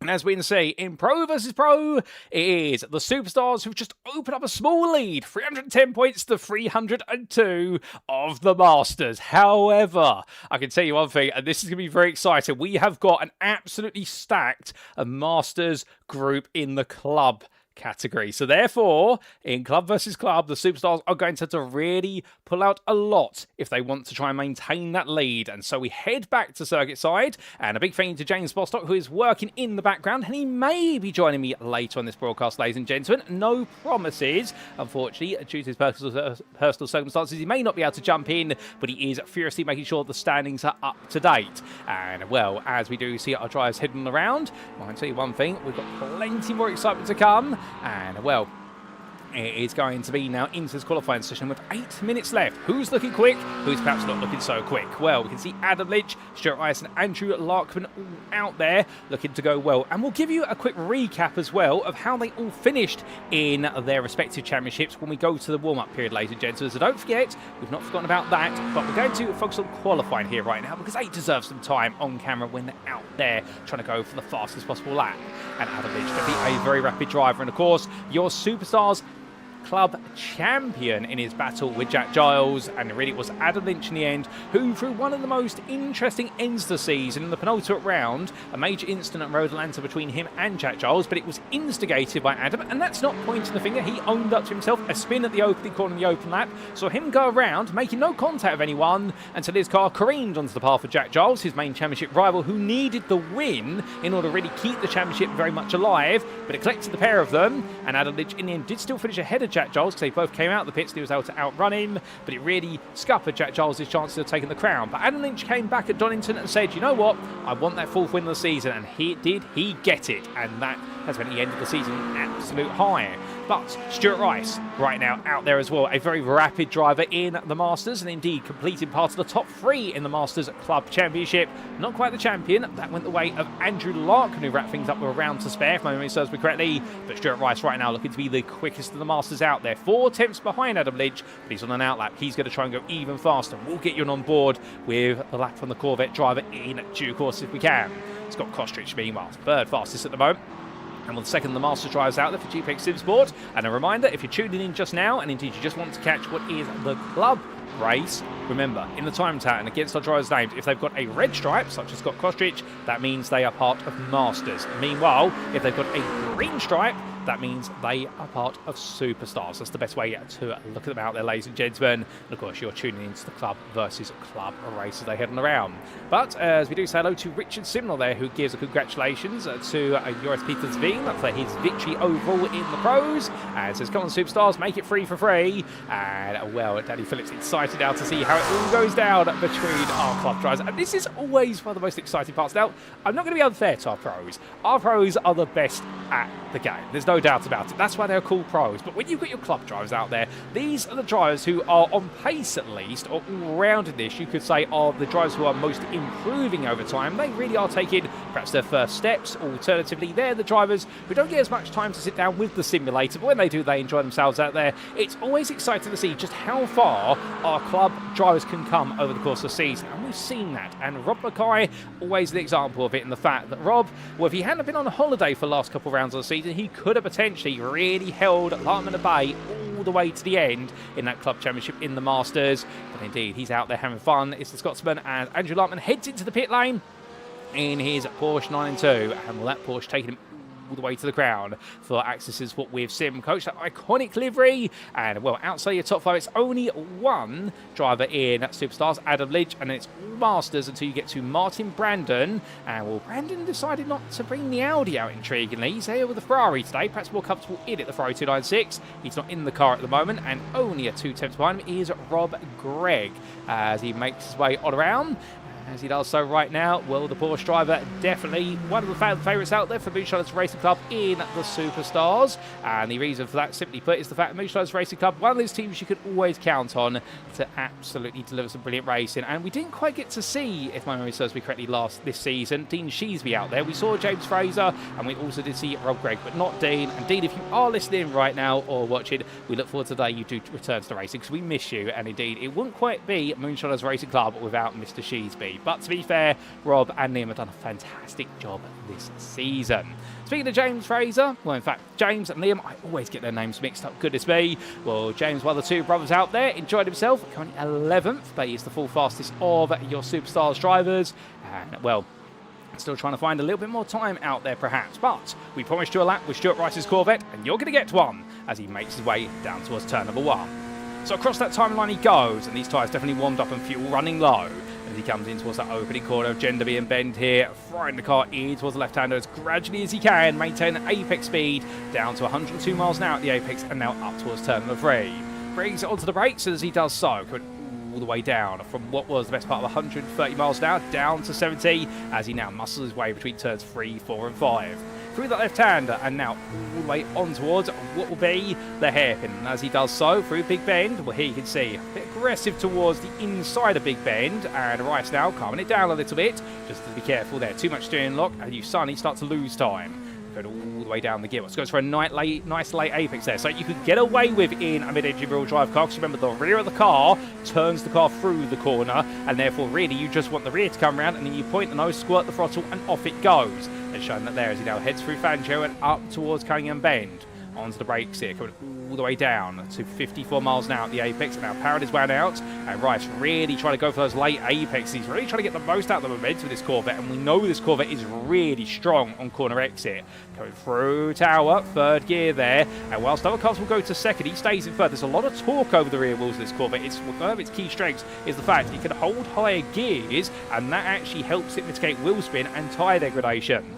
Going through in towards 15, 3rd gear as he comes on through, and now brings it, of course, over to the left-hand side as much as possible. Go too wide, you invalidate the lap, and Rice in just about balances it there, although he has to fight with the steering, not a bit understeer to oversteer transition as he comes out of the bod, down the Allman straight he goes. He has Grimsby purple towards the end of the middle sector, so this could be a quicker lap. We'll have to wait and see what it's going to be as he heads towards the timeline. And, well, our clocks there all seem to be out of order at the very bottom of your screen, ladies and gents, and please ignore that. But it's saying Adam Lynch has delivered a lap that's 10 minutes in length. But as Rice comes through Sunset, well, right now what's it going to be? Does not run it wide there, so he's not happy with the end of lap. He wants to go again, does Rice. I can't blame him for it, to be fair. And, well, that is a 2 minute 0.433. Not quite the lap he wanted. He's going to give it another go. But as we see Liam Fraser there, confirmed that all 4 Moonshiners will be back in Season 13, plus 2 newly minted bootleggers, and that's what we love to see. And Liam, you have made the grin on my face grow even bigger. I'm already grinning, to be fair, because it's Thursday evening, it's SimRacing International, it's the GT3 Championship, and we've got our Showdown event. But of course, to hear that, well, Moonshiners back in full force for next season, we couldn't ask better than that. And well, we also see there Steve 196134 saying, have fun, club drivers, and wish them all the best. And thank you, Steve. They'll appreciate that, and we appreciate you being here. And also saying poor Rob there, the fact that James Bostock is cheering him on, and James Bostock is putting his money on Rob's Special Noodle Dog. Well, I think that's his nickname there, Rob Special Noodle Dog Mackay. And poor Rob indeed. I agree with you there, Steve. That is definitely a nickname perhaps you don't want to shoulder, but still, I'm sure there's a bit of story behind that. As meanwhile, Danny Weir makes his way around. And as he does so, well, the man I used to refer to as Danny Veer, I thought there was a bit of a special pronunciation to the name, and he said to me, no, just pronounce it as if you're saying the concatenated form of we are or we're, and then you get Danny Weir just like that if you're wondering how you pronounce his surname. As he heads onwards, all right, now the Dexterous Motorsport Cyan driver, and how you can tell it's a Cyan car is because of the colour strip towards the rear of it. Indeed, they made it quite easy for us to understand the car there for Dexterous Motorsports. We'll go very deep there at the hairpin. That's not how you cut turn 7, and that's going to be the end of his qualifying session. But we look to Quatermass Motorsport, Andy Chell, who who just about squeezes onto one last lap as Rob Gregg improves to 2 minutes 0.897. And will Andy Chell be the last driver to get a lap on the board as Rob Mackay cross the line? It's not an improvement there. He stays 3 tenths off of Adam Lynch's pole time, but he'll be the highest placed Masters driver at this moment. Stuart Rice comes on through the final corner. Can he improve here as he makes his way on around? And the answer to that question is going to be, I don't think so, because normally you go straight on there rather than pull over if you thought you were going quicker. He does improve actually to a 2 minutes 0.144. Rice creeps ahead of Mackay. I wonder whether he would have gained even more time if he'd straightened out the exit of Sunset. I wonder where he thought there was another lap available, and he's going to actually realise shortly, oh no, there's not. I could have gone quicker there, because that definitely was an oddity, and I think he was on for a great lap. He did put together a great lap, to be fair. Let's not be unfair about Rice, but that's not the way I think he wanted to end it. But as he makes his way on around, and, well, somebody telling me that we need to look at Rob Mackay's sunstrip that says Special Noodle Dog, and, well, thank you for clarifying it, Danny. I do appreciate that. That's Mr. Phillips91 in the YouTube chat. We've still got a couple of drivers to come through, and including none other than Danny Weir as he comes on around, but he'll be coming into the pit lane, of course. Chell is the last driver on a lap. Adam Lynch has seen if you can go even quicker. He's the only driver in the club drivers to set a 1 minute 59. It's 59.966 at the moment. Can Lynch go even higher than that? The answer seems to be no. He stays where he is, as meanwhile Rachel Hugh, the other member of Blue Sky Esports, crosses the line. Let's not forget about her. While Stuart Rice may have taken all the spotlight, Rachel, always consistent driver, goes 10th there on a 2 minute 1. Andrew Larkman heading on around, but I think he's cooling down. So therefore it's really now down to Andy Chell. What can he do here for Quake Mass Motorsport?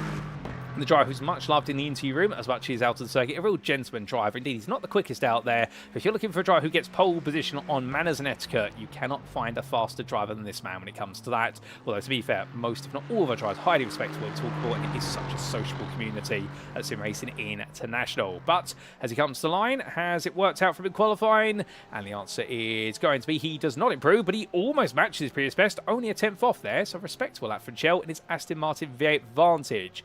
So, as he parks up, that is qualifying complete for our club drivers, ladies and gentlemen. It is Adam Lynch who takes pole position overall and out of all the Superstars drivers. But behind him, it's a quartet of masters. Stuart Rice, who in the end was only 1.7 tenths behind. Then Rob Mackay, then Scott Kostrich and Andrew Larkman. And outside the top 5, Martin Brandon. Well, it was 8 tenths between him and the pole sitter. He's the second fastest Superstars driver, with James Fraser less than a tenth behind. And it being only 31 thousandths to Rob Gregg.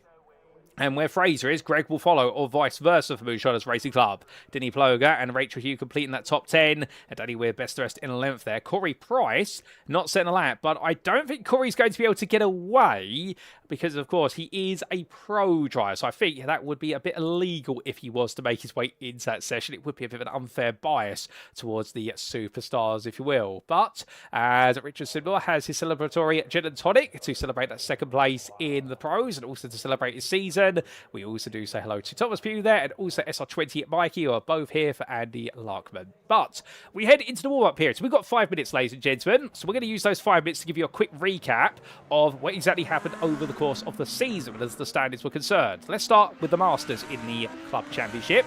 And here we can see, for the Masters, it was Andrew Larkman who took the championship crown on 733 points, and in the end, it was literally a formality for him to take the title in our season finale, and Stuart Rice not quite able to bring home a result to try and balance the scales, but the Axis Sports with Simcoe Stroll was able to bring it home with 4 wins of the season, and Stuart Rice at Road Atlanta bringing home his only win of the season, his second podium, and just holding off Rob Mackay, who of course missed 2 rounds due to being on holiday, but to be fair, had a very consistent season, and many would say, if he had not missed those rounds, could he have been champion? Steve Rubino, the Hurrah racing driver, took 4th place there, the American. Sad we don't get to see him on home soil today. He does love Sebring, to be fair. He took 4th ahead of Michael Rhodes, who put on a very impressive run towards the end of the season. His first half of the season was not as strong as his second half, but a slight bit of inconsistency just held him back. He took 5th ahead of Danny Weir, the Dexterous Motorsport Cyan driver, who had that run of top 5 finishes right at the end of the season, excluding the non-finish at Road Atlanta.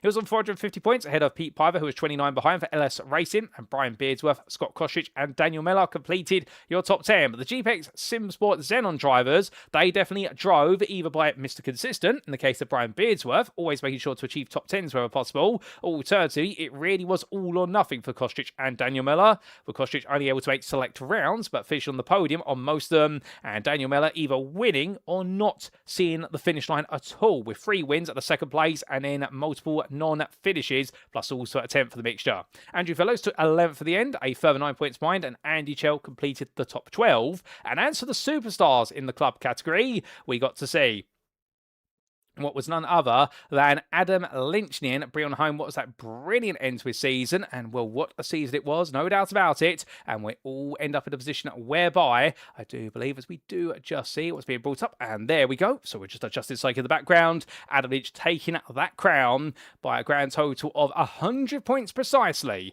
with the fourth and final win ahead of Jack Giles, who in the end, 3 seconds, 2 wins of his own. He had a happy season for Eurotitans Endurance, and Christopher Petty, the privateer, round off the top 3. But whereas it was Lynch versus Giles for the title, it was Petty versus Eddie Theobald for that third place spot. And in the end, Petty was able to take it, with Theobald the stronger of the 2 drivers based on individual results. But those non-finishes really hurt him, plus a season opener where he finished in 10th place. And for those 2 wins and 2 third places, it wasn't enough to outshine the consistency of Christopher Petty.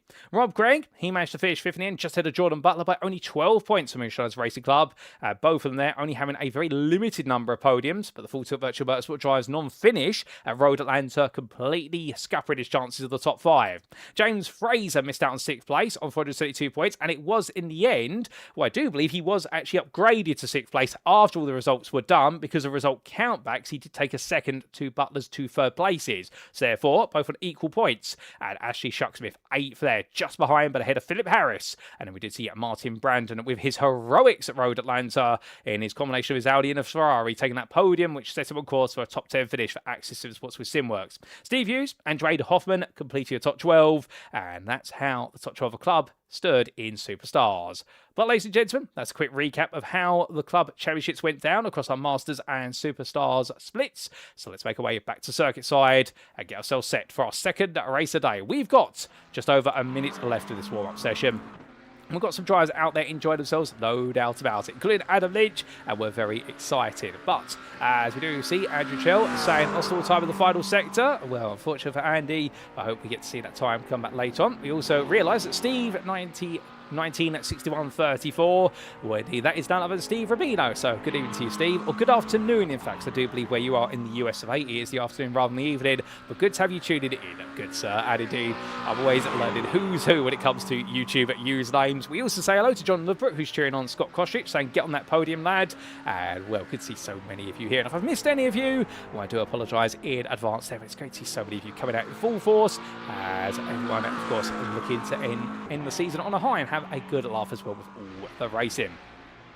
But after what has been a 5-minute warm-up period, just like that, and well, we're now all set and ready to go for our second race. It's another 40 minutes of racing, of course. There is no strategy other than get to the finish. The rules have not changed. We have 100% fuel tanks available should the drivers want them. We've got instant point limits of 16 for a drive-through penalty, 26 for a disqualification. But we've also got just shy of 20 drivers absolutely eager to prove who's better Masters and Superstars. And the best way to do it, to have a showdown at Sebring. It's time for part 2 of that showdown. It's time to see what our club drivers can do.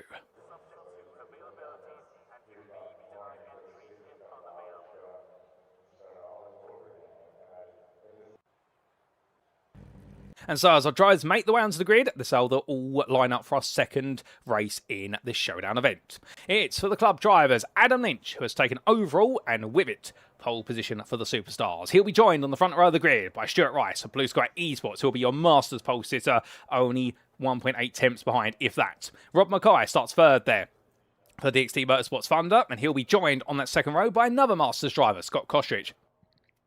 for GPX's what's Z on. Indeed, it's going to be the theme of what will be Masters drivers dominating the top 5, because I am the Scotsman, it will be Andrew Larkman, and the Scottish Resistance definitely coming out in full here for the Masters, because the Axis what's with Simcoe Strike completes that top 5. But remember, Larkman was your champion in Masters, didn't have the best of qualifying points here today. Is he going to do it all in the race? We'll have to wait and see. Martin Brandon with a very impressive 6th place is where he'll start, second of your superstars for Axis what's with SimWorks. Let's see what we can do in that Ferrari. And then we do have James Fraser for Moonshiners Racing Club starting in 7th place. He'll be joined on that full throw by his teammate of Rob Gregg. And then from the 3 Superstars drivers, we go back to Masters, who really do dominate what is this top 10, because it'll be Denny Plugger for MJK Sim Racing and Rachel Hugh for Blue Sky Esports completing that top 10.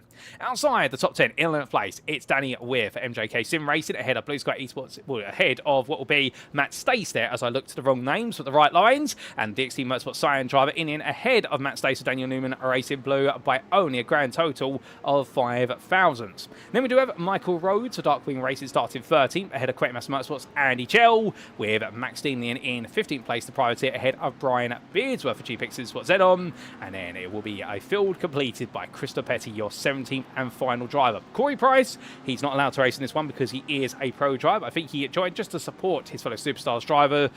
Well, that is how they all begin at this one, ladies and gentlemen. But as they make their way around on the formation lap, we're not too far away from going green flag racing once again, albeit we have a full formation lap here, and if it does mean this does take approximately around about 5 minutes to complete, if that, as Adam Lynch follows the pace car at full fever and force. He'll be very eager to see it get a move on a bit. Of course, it's an automated car, so we can't make it go any quicker than it's been coded and designed to. Well, of course, we have a very exciting future ahead in the 2026 Season 3 iRacing update, because, of course, for multi-class racing, particularly for IMSA multi-class, we are going to be seeing separate pace cars being added, and that's something that's been long awaited for. But of course, it also means they're changing the back-end code. For those who do not know, they're actually raising the maximum car limit in iRacing lobbies from what I believe is currently 62 to 74, and we have heard there is an aspiration to raise it one day to 128 cars.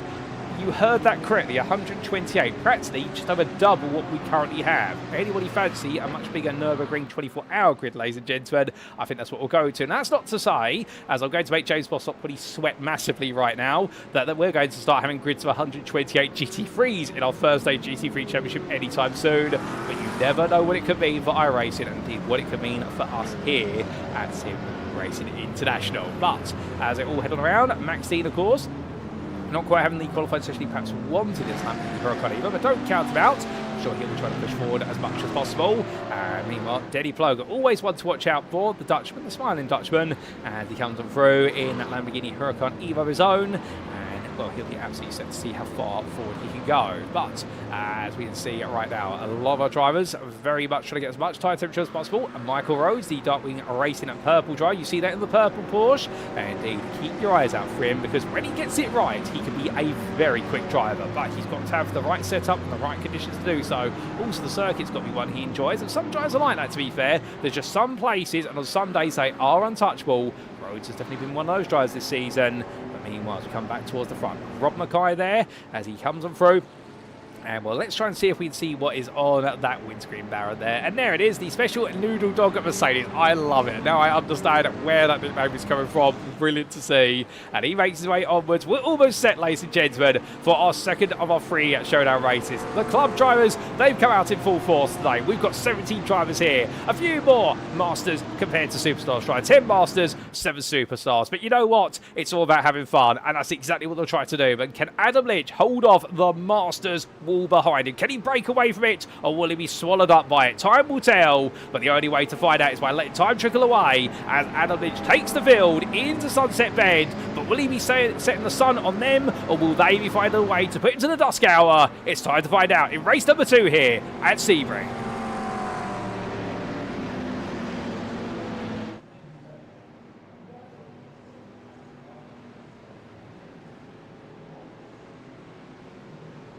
And it's lights out, away we go for the second time today as they roar their way down towards turn number 1.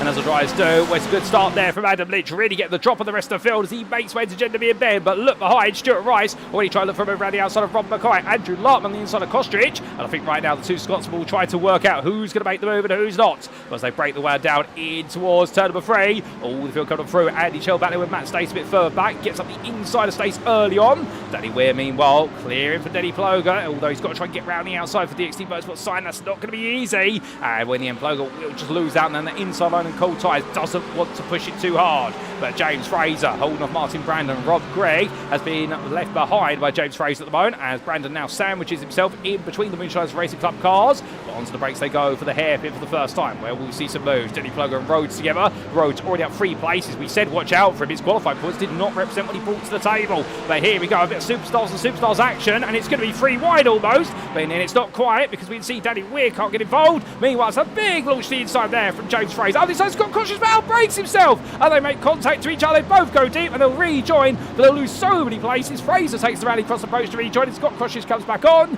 and by doing so, well, Fraser lets Koshis take the place that he elbowed him out from. And understanding there, doesn't mean any malice, a bit of confidence, but too cold a set of brakes to be able to execute that confidence, and therefore he does lose out. But meanwhile, Adam Lynch feeling pressure on Rob Mackay. Mackay right now is absolutely going for this as they come through in towards Le Mans.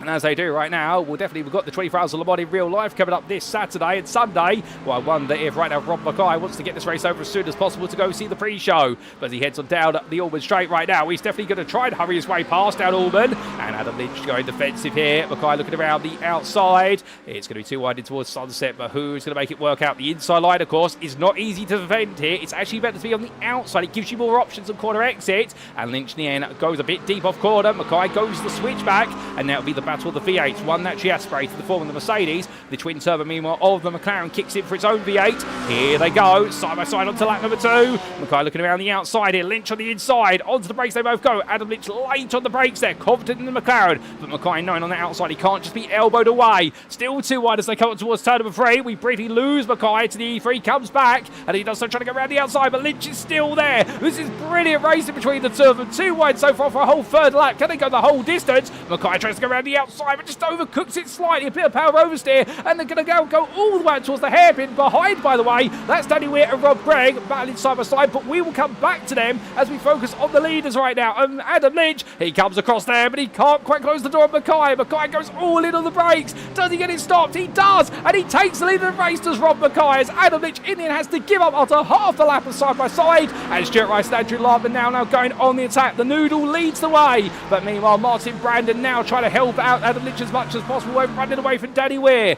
But as these drivers come charging on, we can see behind Danny Weir, Rob Gregg and Michael Rhodes together. But don't forget Andy Chell, who's got Denny Ploger taking a bit of a cheeky peek up the inside there. And remember, whilst they are racing for points to support the Masters or the Superstar splits, there's nothing to stop these drivers from battling with each other and trying to settle some scores for the rest of season 12 or to earn some bragging rights going into season 13. So expect there to be rivalries between drivers of each split, as there will be drivers across the class. But as they roar the way down, everyone calms them down for now, but Rob Mackay is under increasing pressure from Lynch again. Lynch is not going away, and it seems as though it's the difference of 2 halves of a lap here as Adam Lynch makes the biggest ham sandwich of his life out of Le Mans Bend, going into it there, taking all the curve and plenty more. And well, I get the feeling right now the 267 driver, we think to himself afterwards, did I really need to clatter that curve? And if so, how did I survive it?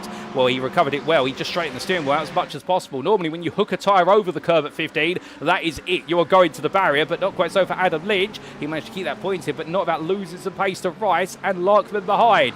As we see Stuart Rice, they're taking a much more conservative approach coming through. And well, as they roar the way down, and now Stuart Rice getting ready for a move of his own as here he goes in the draft. He's in the slipstream, and as he comes towards turn of 1 into Genderby and Bend, does he go for it? No, he lets Lynch there take the position and definitely take control of it. I think Rice broke a little bit earlier. I think he went to turn in and realised at last moment, actually, I'm not carrying enough speed here. I need to open the steering up because I'm going to hit the inside wall Genderby in. And that sounds a basic thing. It happens to more drivers than you think, ladies and gentlemen, as he makes his way down for turn number 5. And Rice, I think he wants to get on the attack, but he's just having to get used to this dirty air in the Corvette and how it's actually affected the car, as right now he's definitely having to negotiate with a very different approach to speed. But meanwhile, what's going on at the back of the field? We see Krista Petty and Rachel Hughes together. Hughes lost a few places. Petty's not gained any yet, so they're going to have a bit of a battle.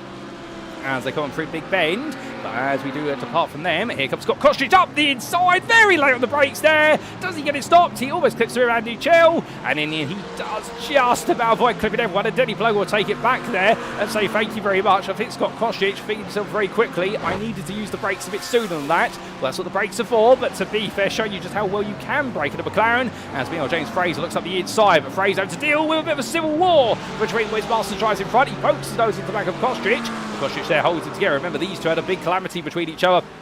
And going in towards what's turn number 10 on the open lap coming through Cunningham. So we're surprised they're going to go fight it once again. As we were Rachel Hugh and Brian Beardsworth, they're coming back off of the circuit. So they're coming back on. I'm not quite sure what's happened. Both have got off on Christoph Petty's 8 seconds up the road. There's a story there. We'll come to that in due course. But meanwhile, as they roll the way on through, well, I can see already there's a little bit of discussion going on in the YouTube chat there with regards to essentially buying up drivers for next season. And we'll just keep in mind, if you are in the United Kingdom buying drivers, that 2 Fredo bars used to be worth a lot less than they are nowadays. They are more than their weight in gold, I do believe, last time I looked on the London Stock Exchange. So you might want to be throwing in a Twix or 2 in there for good measure. Or personally, if you ever wait to sign me up, throw in an aero bar and I can be your driver any day. But enough about me, as I do love what's going on there in the YouTube chat with regards to 1.5 Fredo bars, including one that's been half eaten. Well, definitely the funding there is interesting. But right now, let's get our serious face on, because we've got some serious action at the front of the field as they make the way on through. And right now we can see there Rob Mackay, Lynch and Rice back together again. And here comes Adam Lynch looking up the inside, but this is offensive defence from Adam Lynch, because he's got to attack Mackay to be safe from Stuart Rice. And well, I can tell you one thing, if there's mint errors being discussed in the YouTube chat, there was an absolutely mint defence there from Adam Lynch, keeping it together just about as they make the way onwards. And we'll come on down. Andrew Larkman right behind there, and these 4 still fight each other hard. Meanwhile, we can see Larkman a little bit further away from Martin Brandon, and well, Martin Brandon right now built up a long queue behind him. However, he is very good at being able to hold on as they make the way on through. And onwards they'll go in towards the next corners. But Brandon right now doing everything to keep Weir. Also Greg, Rhodes and Chell behind. You can see they're all queuing up here versus the Superstars driver. And that's going to be Weir trying to look around the outside and discovers quickly, no, you can't do that. And Martin Brandon, to give him credit where it's due, in Season 12, what we saw from his Superstars was not his pace, it was his consistency, but also his knowledge of how to defend was very strong in the club class. And that's why I think right now, if you're Danny Weir, you're about to get a lesson on how to find your way past one of the widest drivers, one of the widest legal drivers as well. Of course, some drivers, they can drive very wide, but that's because they drive dangerously, but not so Martin Brandon. He is no easy man to pass, and that's why he's just built up a long conga line. You could say this is the equivalent of a Truly train. The infamous line, of course, from Formula 1 with Jarno Trulli bringing home that incredible result all those many years ago by just being the slowest car out of the circuit, but defending the right points. But right now, Martin Brandon defending absolutely brilliantly. But as they make the way on down, and well, getting ready for the braking zone here of Sunset. Well, here comes Weir looking around the outside, and Rob Greggs getting ready to attack himself. A bit further back, Scott Kostic here as they all fan out Andy Chell in the middle of the road. Kostic goes very deep, Denny Plough on the inside, and Andy Chell right now is looking behind him, probably thinking which way are they all going. And the Quaker Motorsport drives enjoyed himself. He's come all the way through the field, and as he makes his way onwards, well, now we're going to marathon bars. My good lord. Did marathon bars become Snickers bars there? Somebody correct me on that one. But meanwhile, well, he'll be snickering if he can make this move work versus what will be Michael Rhodes. But Andy Chell can't make that happen. It's got Kostic now looking for the switch back here. And it's going to be Kostic on the inside of the braking. The GP6 Sport 7 drive goes all in. Does he get it done? It's a bit of a paint rub. And as they come through into a turn number 5, I think Kostic will get this done. Chell goes deep. Kostic goes deep. And unfortunately for Denny Plough, he's too far back. But as they make the world around and up towards what will be turn number 7, well, things do calm down. But with that, ladies and gentlemen, of course, we need to take a look back at some big moments of the start of the race, including how we went green flag racing. So this was how it all began, and it was all over to Adam Lynch to take us green, and when he did so, well, what a start it was. The whole 17-car field made its way safely on down, but look at what was on the left-hand side. That was, I do believe, the McLaren and Scott Kostic already looking for a move before turn 1. Before they even went green, he pulled to the outside, but it was all for naught in the end because Stuart Rice covered him off. But as the field made its way through Genderby and Bend for the first corner, well, it definitely was that very clean start from all of our drivers. Everyone's safe on through those opening few corners. So when did it start to go a little bit dramatic? Well, of course, there was drama going in towards turn number 10. This was James Fraser, who very eager to go on the brakes, but you see here, chops the inside, goes onto the brakes too late on cold tyres, and goes straight on, and unfortunately, elbows with him, Scott Crosses, but they both rejoined as safely as possible, and no malice meant there from James Fraser. Understanding, plenty of enthusiasm, but cold brakes and cold tyres did not convey that enthusiasm well enough. Then we had this going on to lap number 2. Michael Rhodes and Andy Chell. Chell was being behind Rhodes, so Rhodes then came for a gender bin. I suspect it's too much speed at the corner and understeer. That dirty air not helping. And Chell decides to follow in Rhodes' footsteps. But we also had Martin Brandon battling with Rob Gregg at the time and got up the inside. What a lovely move there for Martin. In fact, this is what was SimRacing. That is how you get it done, and that's why he's in the 5th place. But with that, we also had this on lap number 3. This was an odd one. We caught up with Rachel Hugh battling with Brian Beardsworth and also Crystal Petty. And Hugh on the inside here. What happened? Ooh, goodness me, Hugh just took a bit too much curb. The front right tyre got propped up, and unfortunately at that point she dropped off the curb, understeer kicked in, and collected Brian Beardsworth. So that explains their story, and we did have this on lap 5 for James Fraser. And this was coming in towards Tower Bend, chasing after Denny Ploger in that long Collider cars. Comes through the corner, takes a lot of curb on the apex, that just pushed him a little bit wide. But with that, we go back to your live racing, ladies and gentlemen. And as we do, Michael Rhodes versus Scott Costrich as they go on. And well, as they charge away on down here in towards the hairpin. Well, you can see Rhodes now, the next driver to try and attack Rob Gregg for what will be 7th place, but more importantly, to take on one of the Superstars drivers. It's all well and good being the Masters and battling with your own rivals from the Masters class, but understandably, you want to be taking on the Superstars. You want to take the points away from them wherever possible and try to level the playing field, not give the advantage before we go to the inter-race after this one. But there's going to be a bit of a attempt for Rob Gregg on Danny Weir. It doesn't work, but they all queue on top of each other now. And Rhodes is backed into Kostrich, who tries to go around the outside to inside. And, well, this is getting a bit close. Oh, they touch. Kostrich on the inside here. Rhodes opens up the door, takes a lot of curb. How on earth did that not end up going to the grass fully for Michael Rhodes? I will never know. But I can tell you one thing, he's losing the place to Andy Chell. But Michael Rhodes and Scott Kostrich, that could have been an absolute tears. And it wasn't in the end. And, well, both drivers will be shocked they survived that. But now here comes Rhodes looking for the run on Chell. But Denny Plugger still looking to the inside. That Lamborghini, it's just got no speed in those braking zones. The MJK SimRacing driver, he's looking quick, but in the braking zones, he's just losing out. Well, the best part of around 10 metres at the moment. I think he might be playing it conservative, to be fair, rather than attack it too hard. But right now, the Dutchman definitely just sat there waiting to go. But as they make the way onwards, well, we can definitely see an attempt at a move again here coming down the Alban Straight, as Danny Phipps does confirm that marathon bars now known as Snickers bars. Well, definitely one of the things I do remember from my childhood growing up, and my parents always used to refer to them as marathon bars, even when I become a teenager and then a young adult. It never goes away, just like I still refer to hundreds of thousands, even though everyone calls them millions now, if anybody knows what I'm on about. But meanwhile, let's not forget about sweets at the moment, because the racing we've got is absolutely sweet to the taste here that we're seeing, and we're gorging on it here at Sebring, as Rob Mackay leads this race still with Adam Lynch behind him. Mackay on that last lap, fastest lap of the race, a 2-minute 0.81. Lynch, meanwhile, a 2-minute 0.85 personal best. They are exchanging laps to the 100th right now. This is absolutely brilliant between them. And, well, as they come through, Rice, the 3rd place man at the moment, with Andrew Lott with the company. But remember, Martin Brandon has moved into that 5th place and is still keeping the queue behind him. As Michael Rhodes and Andy Chell, well, they're going to go battling here. Rose looking around the outside. This is going to get a little bit close for him as he comes on through. And Chell there tries to close the door, gives space to Rose. Of course, it's always a bit tight coming up the hair because you do have the 2 kinks which follow that you go flat out through. And, well, when you aren't too wide through them, someone's got to give way at some point. But neither driver way to give way there, so they did touch paint. And we'll Chell on the inside. Rose tries to squeeze him, but it's great racing between them. And in the end, well, Chell's going to be on the outside line coming for Collier. I think he will have to let it go as we look back for the rear of the Darkwing Racing 106 now. But Chell can blazing up the inside and just backs off at the last possible moment. That's one of those moves where you stick your nose in, but you know if you make contact, you'll go to the steward's room. And I can tell you the SRI stewarding book is not a light one to have fried at you, ladies and gents. But Chell there, that was right on the nose. As meanwhile, Denny Ploger getting close, looks up the inside himself, tries to do a Chell, and well, it doesn't quite make Chell make a mistake there. But that's what Chell was trying to do on Rhodes there, get him to go wide intentionally. But remember, of course, if you stick to your guns when a driver tries to do that, well, of course, it's always risky should there be contact, but 9 times out of 10, you'll be the one who'll be considered the victim of the stewarding room. But also on top of that, 9 times out of 10, beyond that, because 60% of the time it works every time, as a late great news anchor once said to us all, well, understandably, you're going to be safe. It's the driver who's attacking who should try to lure you into opening the steering wheel up. But as they make the way on around We're up Greg right now under pressure from Kostrich once again. Here comes the GPX SimSport car, looking around the outside. McLaren all the way on the left of your picture. Greg on the inside of the Moonshiners Racing Club car. And the Porsche trying to dragging himself through to be in bends there. That's got to be one of the slowest runs through the corner. But to be fair, I think he's just defended as Kostrich can't find the momentum. But Greg right now, not intentionally trying to go overly slow, just defending. You can see Kostrich has fractured his rear bumper all the way through. And well done to them both for going nose to tail through there, touching and not going around. And as we now ride aboard with the Scotsman, still trying to pounce. Well, this has definitely been an exciting race so far. We have got plenty more distance to cover this one as Kostrich looking to the inside. Does he pull the trigger on the move? No.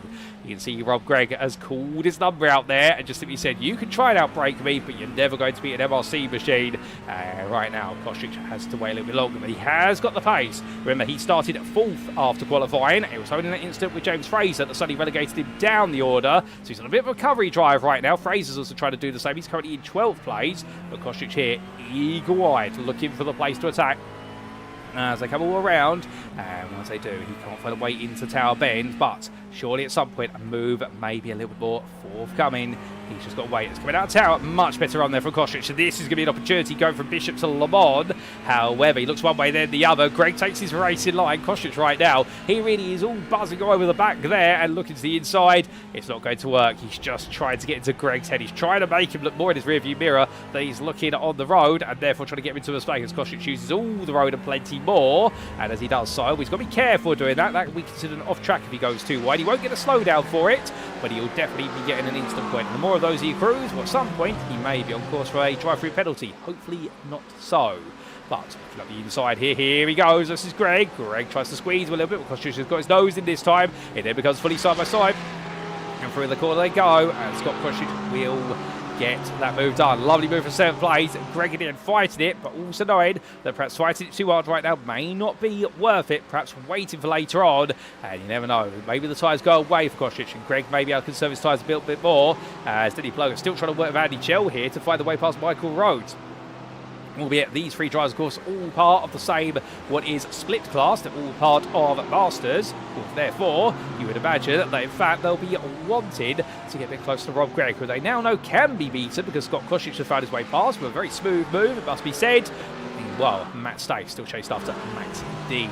These two had contrasting fortunes. One has gained 2 places, the former Dean. One has lost 2 places, the former Stays. But either way, they're still enjoying themselves out there as they head up through Big Bend and in towards the hairpin. But Stacey looks once, not quite close enough there to attempt to move, and that was more of reconnaissance rather than anything else. As Rob Mackay back at the front of the field from one Mercedes AMG to another. Well, the D3 Motorsports Thunder driver right now definitely roaring his way, and like lightning trying to break away.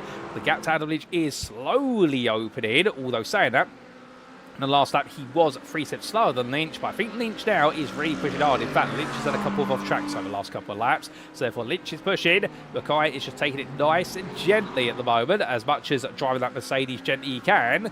And third back Stuart Rice there, just slowly slipping away, just little by little. 1.4 seconds between him and the leader, but it does, in fact, 1.4 seconds between him and Adam Lynch, we should say, and Andrew Lartman a further 1.5 seconds behind. So the gaps are proving to be equidistant, but again, we could all see this close back up later on, much like we saw with the pros earlier on today, whereby it was Joris Peters Veem who, in his Ford Mustang, went for a phase where he really was struggling for tyre life in his Ford Mustang. Got it back together with Richard Sidnall unable to find a way to get close enough to attack him.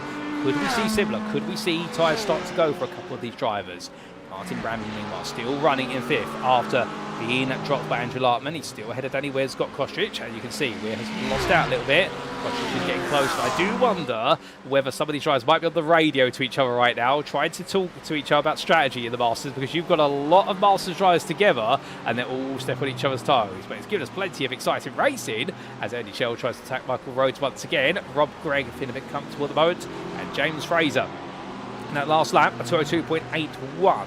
Not quite laps he wants. In fact, he's losing time to the top 11. So at this point, he might be at risk of falling back towards Max Dean and Matt Stacey if this continues. But I wouldn't be surprised there's a bit of damage on that MRC 222 Porsche. In fact, you can see that the rear wing is slightly off angle, just a little bit. It's raised slightly from the centre point, but also the front bumper's got a bit of damage there from that contact we saw with Kostrich right towards the start. But here comes Matt Stacey looking for a move on the inside versus Dean. This is for 13th place, but not quite. And in fact, Stacey there backing off, and really backing off early there. And I think Daniel Lewin at Racing Blue Drive just doesn't have the confidence right now to go on the attack, and this is another interesting thing as well. Remember, these drives, they'll be very confident in racing each other within, say, Masters or Superstars or Superstars, but it is a bit of a reset here when you're racing the driver of the Superstars, so you're a Master, because you've not raced them for a whole season, so therefore how are they going to drive? Well, if Max D makes a mistake like that, that could make the move a bit easier for Stace, but here he goes, looking to the inside of the tower, and onto the brakes, doesn't quite have the leverage there. And that's where you do want to back out that early. That is the perfect back out point for Matt Stace in order to stay nice and close to Dean. He's driving brilliantly. Stacey's just got to find a way to have that confidence on the brakes to make that move happen. And Max Dean will be aware of it. He will see what happened at the hairpin, and he'll now know if he can just maintain that gap around 2.5 attempts, he may be working against Stacey's confidence to attack him at the moment. But I suspect Stace as well, just mindful of the fact that he wants to get this move done at once. He doesn't want to go too wide for the entirety of a lap. They power the way down the back straight. Andy Chell versus Denny Plugger. Plugger having his first chance to make it a move, but in the end, Chell squeezes him to the inside wall.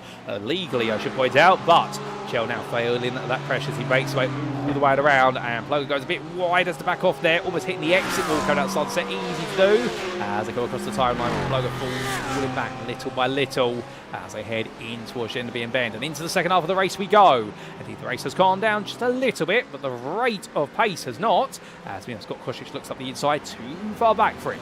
Rob Gregg as well, finding that Michael Rhodes is right there with him, and the Moonshiners Racing Club driver in his 23 right now, definitely looking very smooth, and it's just working out for quite nicely. But here they come then, on towards Big Bend, and Rhodes getting ready to attack. When is he going to go for it? That's the big question. As they make the way down in towards the braking zone, unfortunately, look at my commentator booth window, and there is work being done to Brian Beardsworth's car, and I do believe it may be out of the race for good for this one, sadly, ladies and gentlemen. A bit of a technical issue to the car, not the way he's wanted it to go whatsoever. And so we have lost the drive from this one, as meanwhile, there was a change of place. Scott Kosich and Danny Weir swapping places, and I suspect that the Dexterous Motorsports Fun Cyan driver being told over the radio, let Kosich go. Yes, you want to beat him because you both raced each other in club over the course of the season, but he is the quicker driver because where they're not putting up a fight. But understandably, they both want to go hunting after Martin Brandon, and they do not want Rob Gregg to be with them in that journey. So Kosich now to 6th place. His next target will be the formidable Ferrari of Brandon. Can he find a way to close that gap of 1.6 seconds down? We'll have to wait and see. But with that, ladies and gentlemen, we take a quick look back at how that move was made, or the swap, if you will. And it was coming all the way up towards through Fangio, and you see we're on the outside to inside, and in the end didn't really put up the fire, intentionally let the car drift a little bit wide and lift off the throttle and just tucked it back in. Now we don't have a replay to really explain what happened to Brian Beardsworth, so therefore we're going to carry on with your live pictures. And as we do so, let's give you a quick recap of how the field stands after just over 50% of the race. Rob Mackay leads it, having started in 3rd place, but has leapt his way into lead. And right now, the leader is one of your Masters drivers, DXT Motorsports Thunder. And then behind, the man who started on pole, Adam Lynch. Enjoyed that brilliant side-by-side battle between himself and Mackay, and the privateer has slipped away a little bit. Keep in mind, of course, for what will be Season 13, he'll be racing as part of Eurotitan's Endurance. That's why he's got their livery on the car today, but we have got all the teams listed as they were in Season 12, out of respect for how the season finished. And as he comes up through, Stuart Rice, 3rd at the moment. The Blue Sky Esports driver in the very colourful livery, loving the livery on that car to be from the Corvette, still staying within reach, looking to try and go on the attack if he can. And then we do have running in at 4th, Andrew Larkman. But out in the top 4, it's 1st, 3rd and 4th right now, though. All Masters drivers, and Adam Lynch is the sole Superstars there. Because there we do come to Martin Brandon, your next Superstars driver, running in 5th place, ahead of Scott Kosich, who has closed him down. That last lap, he found a 10th. Kosich definitely will be grateful to Danny Weir after the race, and I suspect that he will be essentially buying him a Fredo bar there in order to be able to say thank you for the fact that he's been given that opportunity to go hunting. And Danny Weir, then it's Rob Gregg in 8th place, 3rd of your Superstars drivers, with Michael Rhodes and Andy Chell completed the top 10. Chell still enjoying a good old battle with Denny Ploger, the two Masters drivers together, fighting for that 7th place. With James Fraser 3.5 seconds behind. Ploger looks one way, then the other. Chell right now just holding his line. Ploger in the end running out of room. That was a cursory look to the inside. Gonna look for it here. Goes all in. Chell goes to turn in. They touch. And in the end, Ploger went for it. But I think on that tight line just came slightly off the apex there. And well, Chell's able to get away with it. They both got away with it.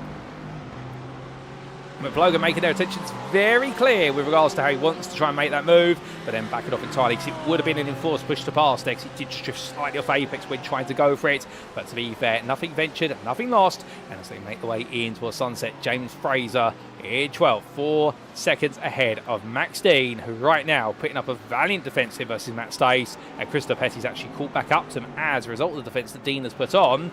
And well, then we have Rachel Hugh 7 seconds behind the last year runners currently, as we have lost this race. Brian Beards with a technical issue with the car, but meanwhile it towards turn of 1, it's Chell versus Ploger again, and Chell goes deep this time for Gender Beard. Ploger goes to the switchback, a little lovely line there, so it's such a tight line, actually managed to find the drop in the road, that's uncommon. Chell comes across, Ploger falls down to the curb, and in the end they're really getting very feisty, these two, and we'll carry it in towards turn number 5. The Quaybus Motorsport driver holds on for now, but looking for everything he can in order to be able to make sure Ploger doesn't come on through. But I think Danny might say there, you've squeezed me a little bit too much. Meanwhile, Martin Brandon having to try and get his elbows out there to keep Kostrich behind. Remember, we know that Brandon is one of the strongest defensive drivers out there in the club category. So as he tries to hold on, well, there's going to be a lot of pressure building.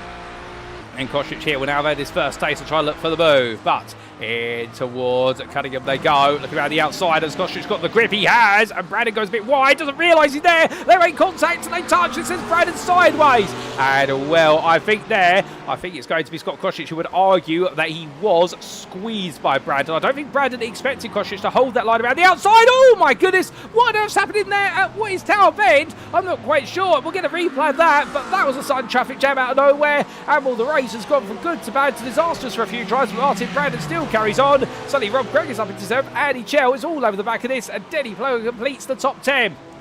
And looks like the inside here, he goes for it once again, he tried it once, it didn't work out this time however. Ploger gets it absolutely spot on into the start of the Mall Complex, lovely line in through there for the Dutchman. And now here comes Andy Chell, but gets a better run off a Lombard in return, but he gets so close so soon, and as a result he does manage to just avoid there, use the overspeed to his advantage. And well, Danny Weir, James Fraser tucking behind it. Steve Ploger looks back to the inside. Chell and Ploger right now, the two of them absolutely going to hammer and tongs at each other. And coming on through, turn number 17, well right now Danny Weir looking up the inside.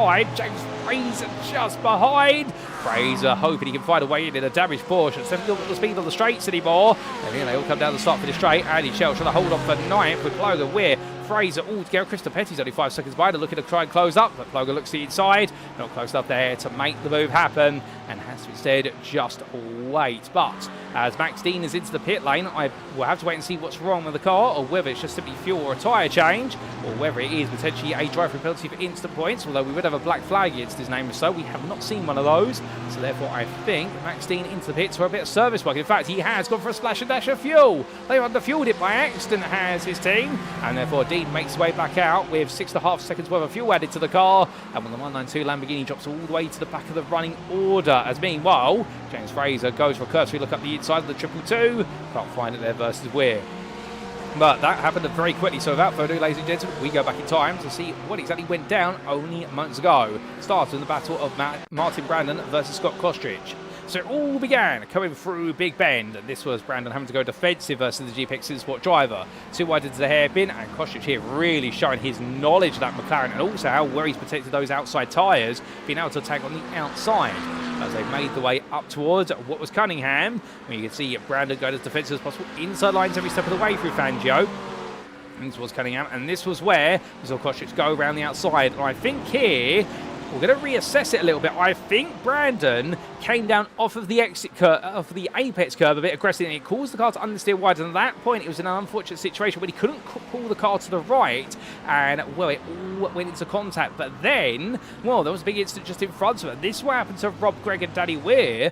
They were just up the road where it happened, so Martin Brandon rejoined, and then it was Weir versus Kostrich coming in towards Tower Bend. Onto the brakes they went, and it was look up the inside from Rob Gregg on Weir. That sent him sideways, as it sent Danny Weir sideways, and Rob Gregg again was pushed forward by Martin Brandon, had no time to react. So a bit of a big moment there. This is what it looked like on board from Martin Brandon's perspective after he'd recovered the car, and the Exodus Sports with SimWorks driver made his way onwards. And of course, remember, he may be on a single monitor. We don't know for certain, but he's come through the corner and suddenly seen there's a Porsche that's not going anywhere, and he can't respond in time because he's already committed to the corner. And that's one of the big things that, so of course, the stewards have to take into account with such moments is, has the driver who aids in the contact had to commit to the corner already? If so, then how can they react to it if they don't know what's happened in front of them? We also did have this for Andy Chell. a little bit later on, so this was a lap later as he made his way through Tower Bend. Well, took a lot of apex curb, but went very wide there, and that gave Denny Ploger the confidence to go on the attack. And Ploger making the move count any moments later. So as we rolling away into the corner, trying to look for it here, and did it work? In fact, no, it did not work. It was too far back that time around. But we come to your live racing now. Well, in fact, we come to a replay of a moment just now, and this was Andy Chell. And a bit of pressure in towards the hairpin as Martin Brandon went defensive versus Rob Gregg. And in the end, hit the side of Rob Gregg's car. That sent him around. And for Andy Chell, was looking to be a great race, has ended up being a little bit of a full stored race instead.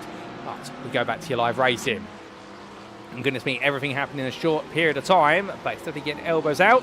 And at the front of the field, we've got a black flag for Danny Weir. That'll be for instant points, therefore he has a drive-through penalty. And well, Rob Mackay, Adam Lynch and Stuart Rice completing your top three. And well, looking back to James Fraser meanwhile, who now attacks Denny Ploger for what will be ninth place. So suddenly, this race has become a little bit levelled with regards to your drivers in the Masters Superstars, whereby we have a grand total of 6 Masters drivers in the top 10 and 4 Superstars. But if James Fraser moves forward, and so does Christopher Petty, we could suddenly see what will be a 5-5 split. And if so, the points could definitely be quite interesting. Although at the moment, the Masters are set to gain more out of this round rather than what would be your Superstars drivers, in the fact they do have what is a top 5 dominated by Masters drivers. The only driver who's not a Masters is your second place runner, Adam Lynch. It'll be interesting to see which way that goes. And a few of you giving your thoughts on some of those big incidents. And Rob Gregg here making his way on around, as I do believe we have lost Danny Weir from this race. I do believe that may be him in the YouTube chat for DXT Hobo Live. But meanwhile, Rob Gregg there got a bit wide, committed to turn 3. I don't think he's confident in the car anymore. He's given up the place to Denny Ploger, but he's also given up the spot there to his teammate for Moonshine's Racing Club of James Fraser.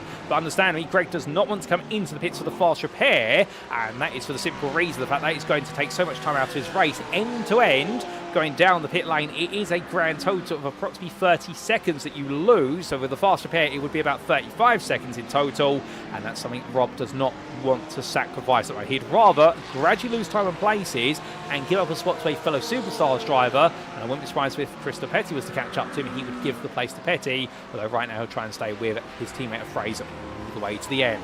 But with all the excitement in the mid-pack towards the back end of the top 10 and outside of it, Rob Mackay still controlling the narrative of this race. 1.3 seconds ahead of Adam Lynch, and it's 1.2 seconds back to Stuart Rice, who is very slowly creeping forward in terms of pace. In fact, now in the final quarter of this race, it is becoming Stuart Rice who is the quickest of the leading trio, but it's only by tenths and hundredths this time. So it's interesting to see. The Corvette does seem to be the car to beat when it comes to the tyre life, although that could be just about Stuart Rice being very conservative with the car and driving to a much more predetermined pace. Which might be a good idea. This might be his in route. And in fact, that last lap, Rob Mackay a 201.036, Lynch a 201.222, Rice a 201.250. There's so little in it as Mackay has responded. And well, I think all 3 drivers here, they have met their equals.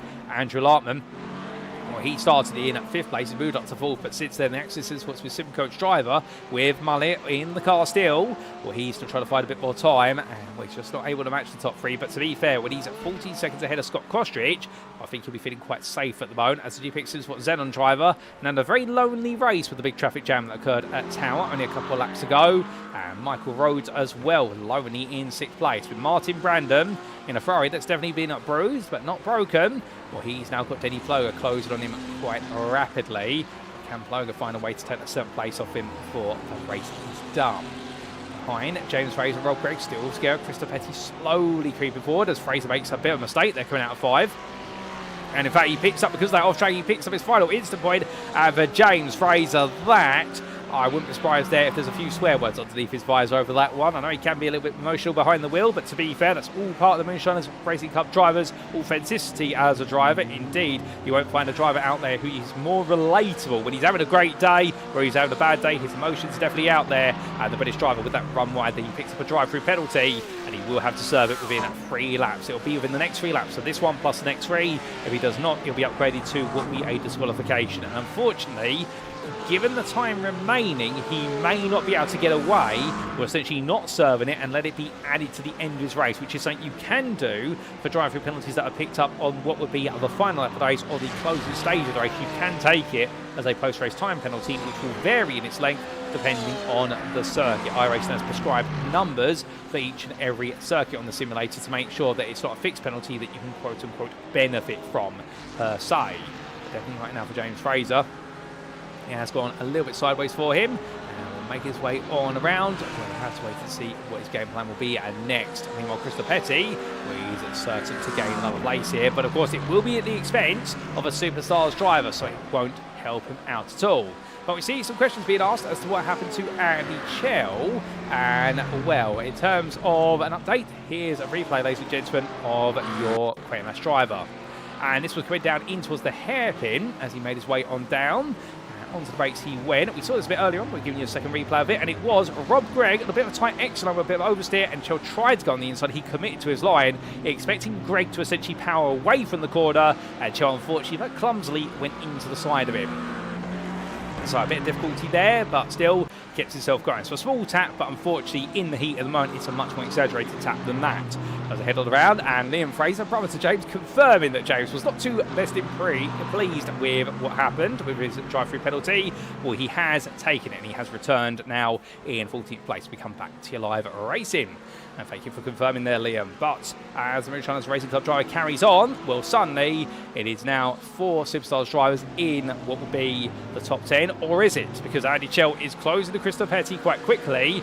And, well, the McLaren driver right now trying to hold on in a livery that's definitely inspired by the 2006 through to 2008 Formula 1 McLaren team livery. Back in the era of McLaren Mercedes, and, of course, in the era of Fernando Alonso and Lewis Hamilton, and, of course, Alonso leaving in 2008. Due to the controversy between him and Lewis Hamilton and being replaced with Heikki Kovalainen, if my memory serves me correctly, the iconic Vodafone liveried McLarens.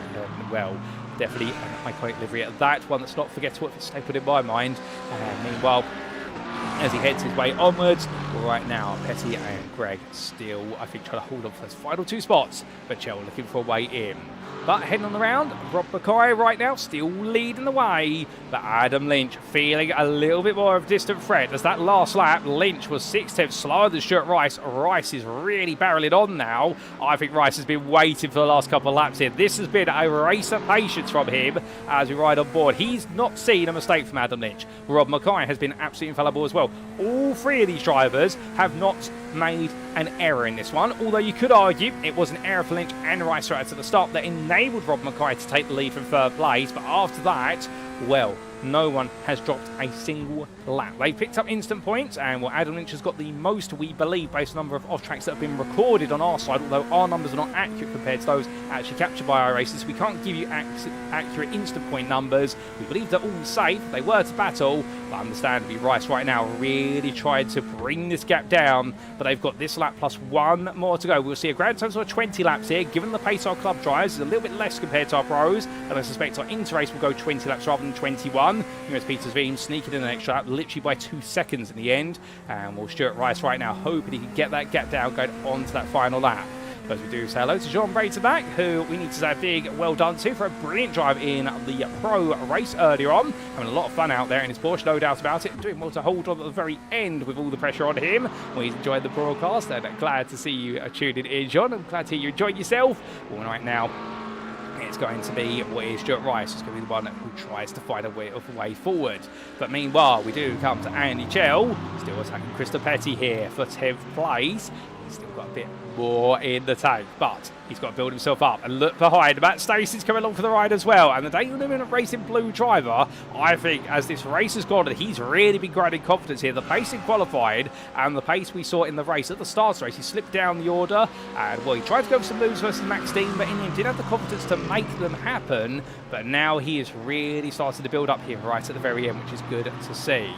But as they come around, well, meanwhile, Rob Mackay goes on to the final lap. There's your top 3 together. 1.4 seconds between him and Lynch. Lynch to Rice, 6.5 attempts. I think he's just trying to pin that gap down as much as possible.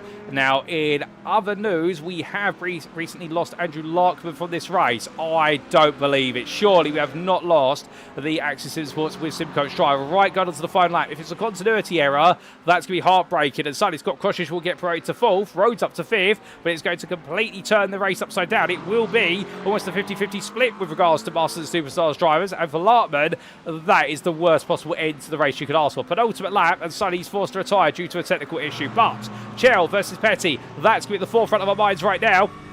As they go on, they're now promoted to 9th and 10th, with Stage trying to get into the top 10 if he can, and Chell here knocking on that door. But right now you can see there, Petty and Greg trying to act as the rear guard of the Superstars inside the top 10, trying to hold on to all those points when they can. But no way in there for Chell. What's he going to do to find it? Well, the only place he could go for it is potentially the hairpin here. Alternatively into Sunset, given the places we've seen this Aston Martin stronger.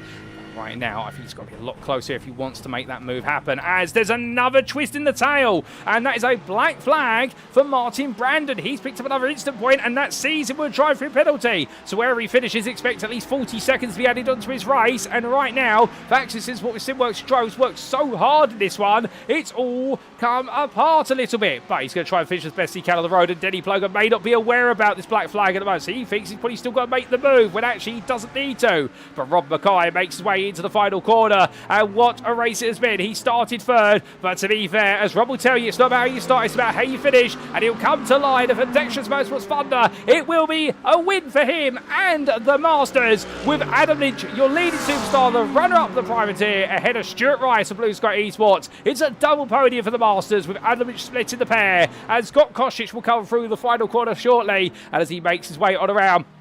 Right now, this will be a 4th place for him, and we will come to the roads of what will be the battle between Denny Ploger and Martin Brandon shortly, ladies and gentlemen. But Scott Croshish comes home in 4th place, and then it will be 8 seconds back to Michael Rhodes, who comes towards the line. He will complete your top 5. It is 4 out of 5 places there for the Masters in the top 5. Denny Ploger does pass Martin Brandon on the road to take 6th place. The MJK SimRacing drive gets done. We will get a replay of that. Martin Brandon takes the runner-up spot in the Superstars, but 7th, but he will be demoted with that black flag drive-through penalty. Krista Petty takes 8th for the road ahead of Rob Gregg, and it will be Matt Stacey completes the top 10 with Andy Chill 11th ahead of Rachel Hugh, and then we will see behind them a further 13.5 seconds back. It is going to be and James Fraser coming on through after his drive-through penalty. Well, still, he gets the finish line. He gets some valuable points for the Superstars, although not the points he thought he was fighting for. And Max Steen will come on through shortly there for the privateer outfit, the 192 Lamborghini, and he will round off those who finished the race, all on the lead lap in 14th place. What a race, ladies and gentlemen. And as they cool them down, well, Rob Mackay will be absolutely grinning from ear to ear. He'll be proud of that one. That was a brilliant drive. It's not as though he had it easy, to be fair. Adam Lynch kept him honest every step of the way, but Stuart Rice at the end slowly started to catch up, and Lynch's pace just started to drop off. It looks like Mackay was just managing the race all the way to the end. But many of you will be asking, how exactly did Denny Ploger pass Martin Brandon? Well, here's a quick replay to explain, and it was heading down the Allman Straight. So Martin Brandon went defensive and tried to hold on, but Denny Ploger on the outside here. Not knowing that it was a drive-through penalty or a black flag for Martin Brandon, went around the outside. Brandon defended it, but as he overcooked the corner in doing so, the answer is yes, went very deep, and Ploger in the end getting that line out, and what a lovely move there for Denny Ploger to take that 6th place on the track, not waiting for the post-race time penalty, and a brilliant move there to seal the deal. But look behind, you saw at the end, it was Krista Petty and Rob Gregg, two-line Petty just outrunning Rob Gregg to the finish line, and Matt stays behind there to round off the top 10 just ahead of Andy Chell.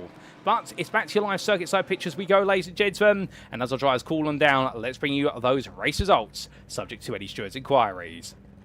And as we can see, your winner then for the Club versus Club edition of the Masters versus Superstars Showdown here at Sebring International Raceway for Season 12 of the SimRacing International Thursday GT3 Championship at iRacing was won by Rob Mackay for the Masters. A huge result for the DXT Motorsports Thunder driver, taking that lead and not letting it go by 1.4 seconds to your Superstars leader, Adam Lynch, 2nd for the privateer outfit. Stuart Rice finished 3rd there. A double podium for the Masters for Blue Sky Esports. They strike back versus for the achievements of Superstars in Pro. 2, and Scott Koshich taking 4th place there for GPX Simsport Zenon ahead of Michael Rhodes. The Darkwing Racing Giant completing that top 5, only what was 8 seconds behind, but 5 seconds ahead of Denny Ploger for MJK Sim Racing, and Ploger working hard at the end to take that 6th on the road, but with the post-race time penalty applied to Martin Brandon, which demoted him from 7th to 13th, filling the void, Christopher Petty leaps up to 7th there, second of your Superstars drive. What a drive from him as well into McLaren. That has gone under the radar to a degree.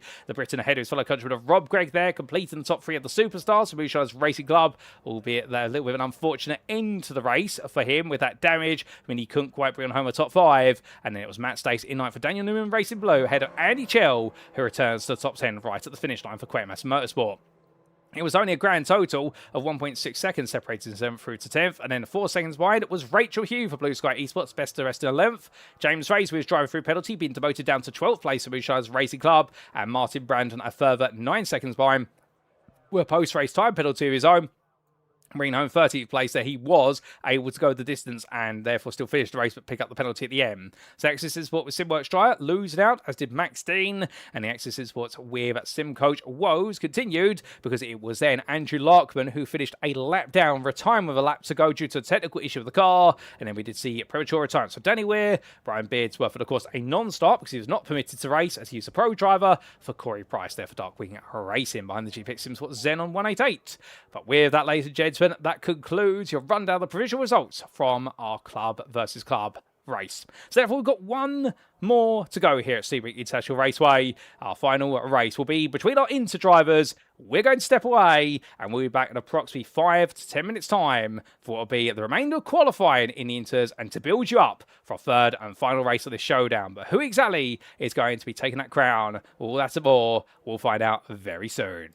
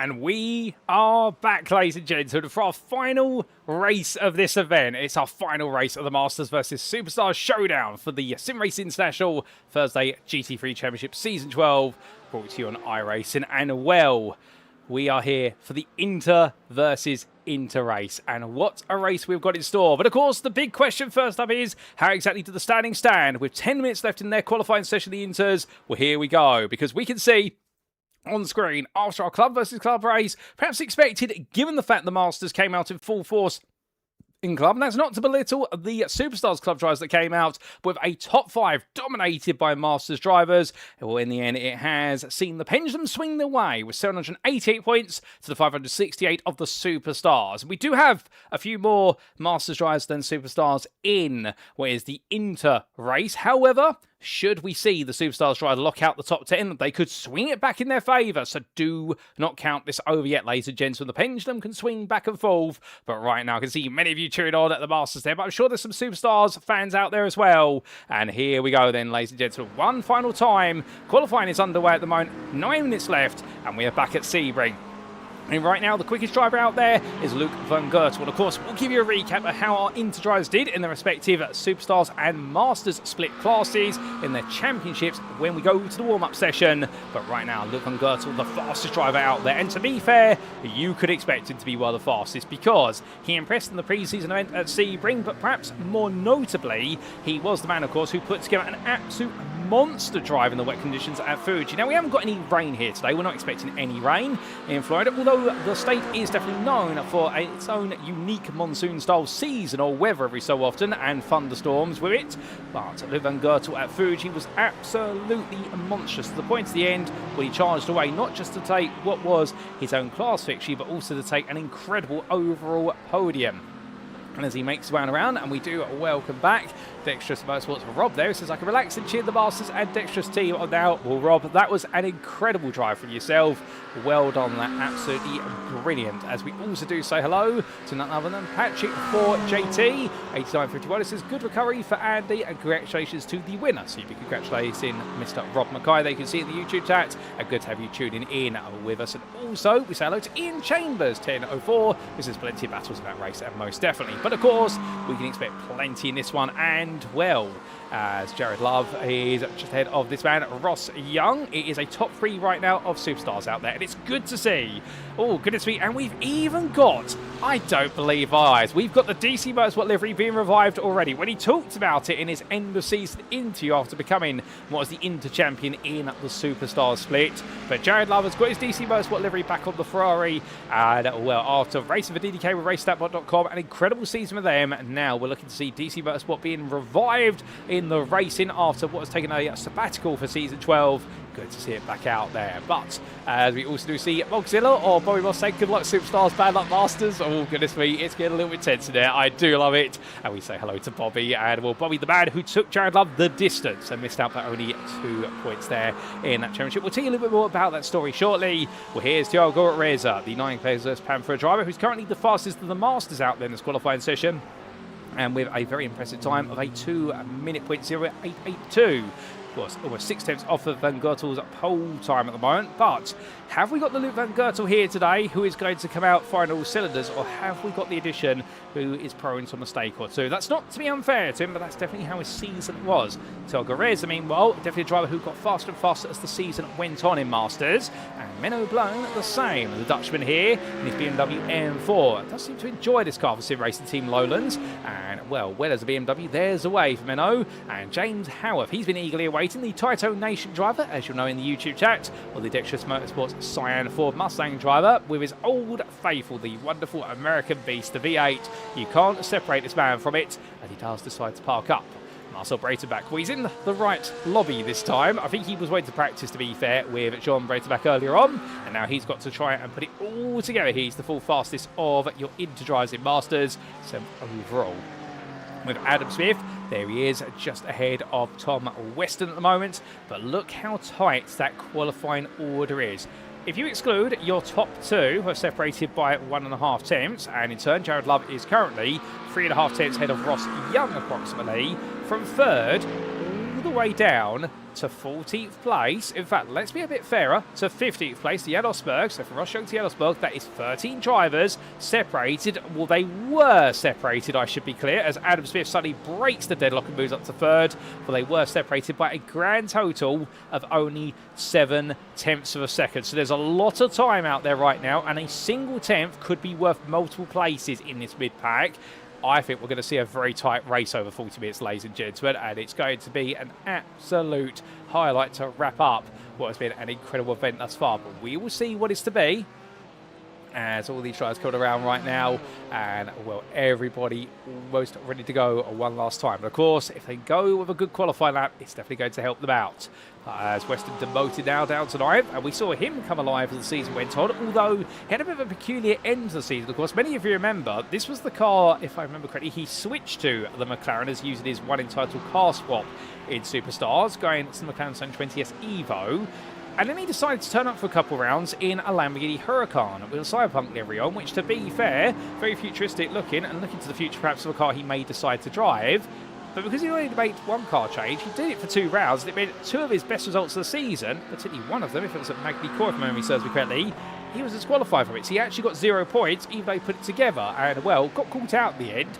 And to add to the woe, because of the way the rules of SimRacing International work, he had picked up a drive-through penalty for licence points. Because he served a drive-through penalty in a round where he was in an illegal car, that drive-through penalty stayed with him until he returned to the correct car. So you couldn't make it up for Thomas Weston. It was an unfortunate run of circumstances, but to give him credit, he really did improve as the season went on, and that's why I think he's going to be one to watch here today, because he's right in the middle of that pack, 9th at the moment, but there's no reason why he could not take a top 5 or even chase the podium here. Barry Wemman currently in 10th. And we're good to see him out there now for Dexterous Motorsport Science as he makes his way onwards. And then we do have John Ludbrook just outside the top 10 there for GPX SimSport. And, well, plenty of GPX SimSport cars across our splits and classes. Onyx team driver there. And I do believe we've got another Onyx car in the form of Hussein Serikadesla as he makes his way on towards what will be Sunset Bend. But he's currently in 15th place. He'll want a little bit more time in this. He won't be too happy to be at the back end of the top 15. And we'll roll his way on forward. He decides to go very wide then, so I think that's to try and build up a better lap. So let's jump aboard with him, ladies and gentlemen, as he makes his way down. And let's see what the Turkish driver can do as he roars his way to his penultimate qualifying lap. He's made his way down into Agenda B and Bend and break it just before the pit wall ends. That's the marker drivers now use after it's been slightly updated in the recent update. And then coming out of turn 1 into his turns 2 and 3. Into the braking zone he goes, very late on the brake step, about 100 meters of corner apex, down to 2nd gear. Lovely line, takes a lot of curve at turn 4, that will hurt him a little bit, and go through 5. Another lovely late apex there. Sakadus's really got this lap dialed in already. Now what can he do from this point onwards? From Big Bend, up towards the hairpin he goes. Hits 5th gear. Will he get to 6th gear before that braking zone? Not quite. He's going to hold 5th as long as he can. Brakes 150 meters of corner apex. That works out very nicely. He's geared this perfectly as he makes way out the corner. A little bit of power oversteer, but eager on the throttle and just about keeps it in track limit. Could have been very much a risk of a validating lap. Now going through Fangio in towards the right hand of Cunningham and braking there as late as he dares. Braking about 140 meters of corner apex down to 2nd gear. Right into left he goes. He comes all the way through Collier. Keeps a very tight line. Decides not to let it roll out any deeper than it needs to. And in towards Tower Bend. Onto the brakes. All the way down to 2nd gear. Comes through that right hand. Rolls onwards. And right now, Sakadesa heading in towards what will be the left-hand sequence here of turn number 40 at Bishop. And we'll smooth lines through there. But now into the braking zone for the start of Le Mans complex. All the way down to 3rd gear. Goes a little bit wide. Understeers wide. That's going to really hurt the lap. Hits the curb as well. That's not the way you wanted it to go.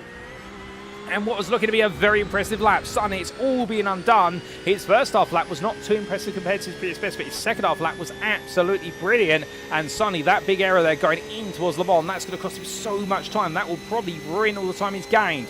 Let's wait and see as he comes through Sunset. Can he salvage something out of the final corner? It's always a bit of a make or break situation.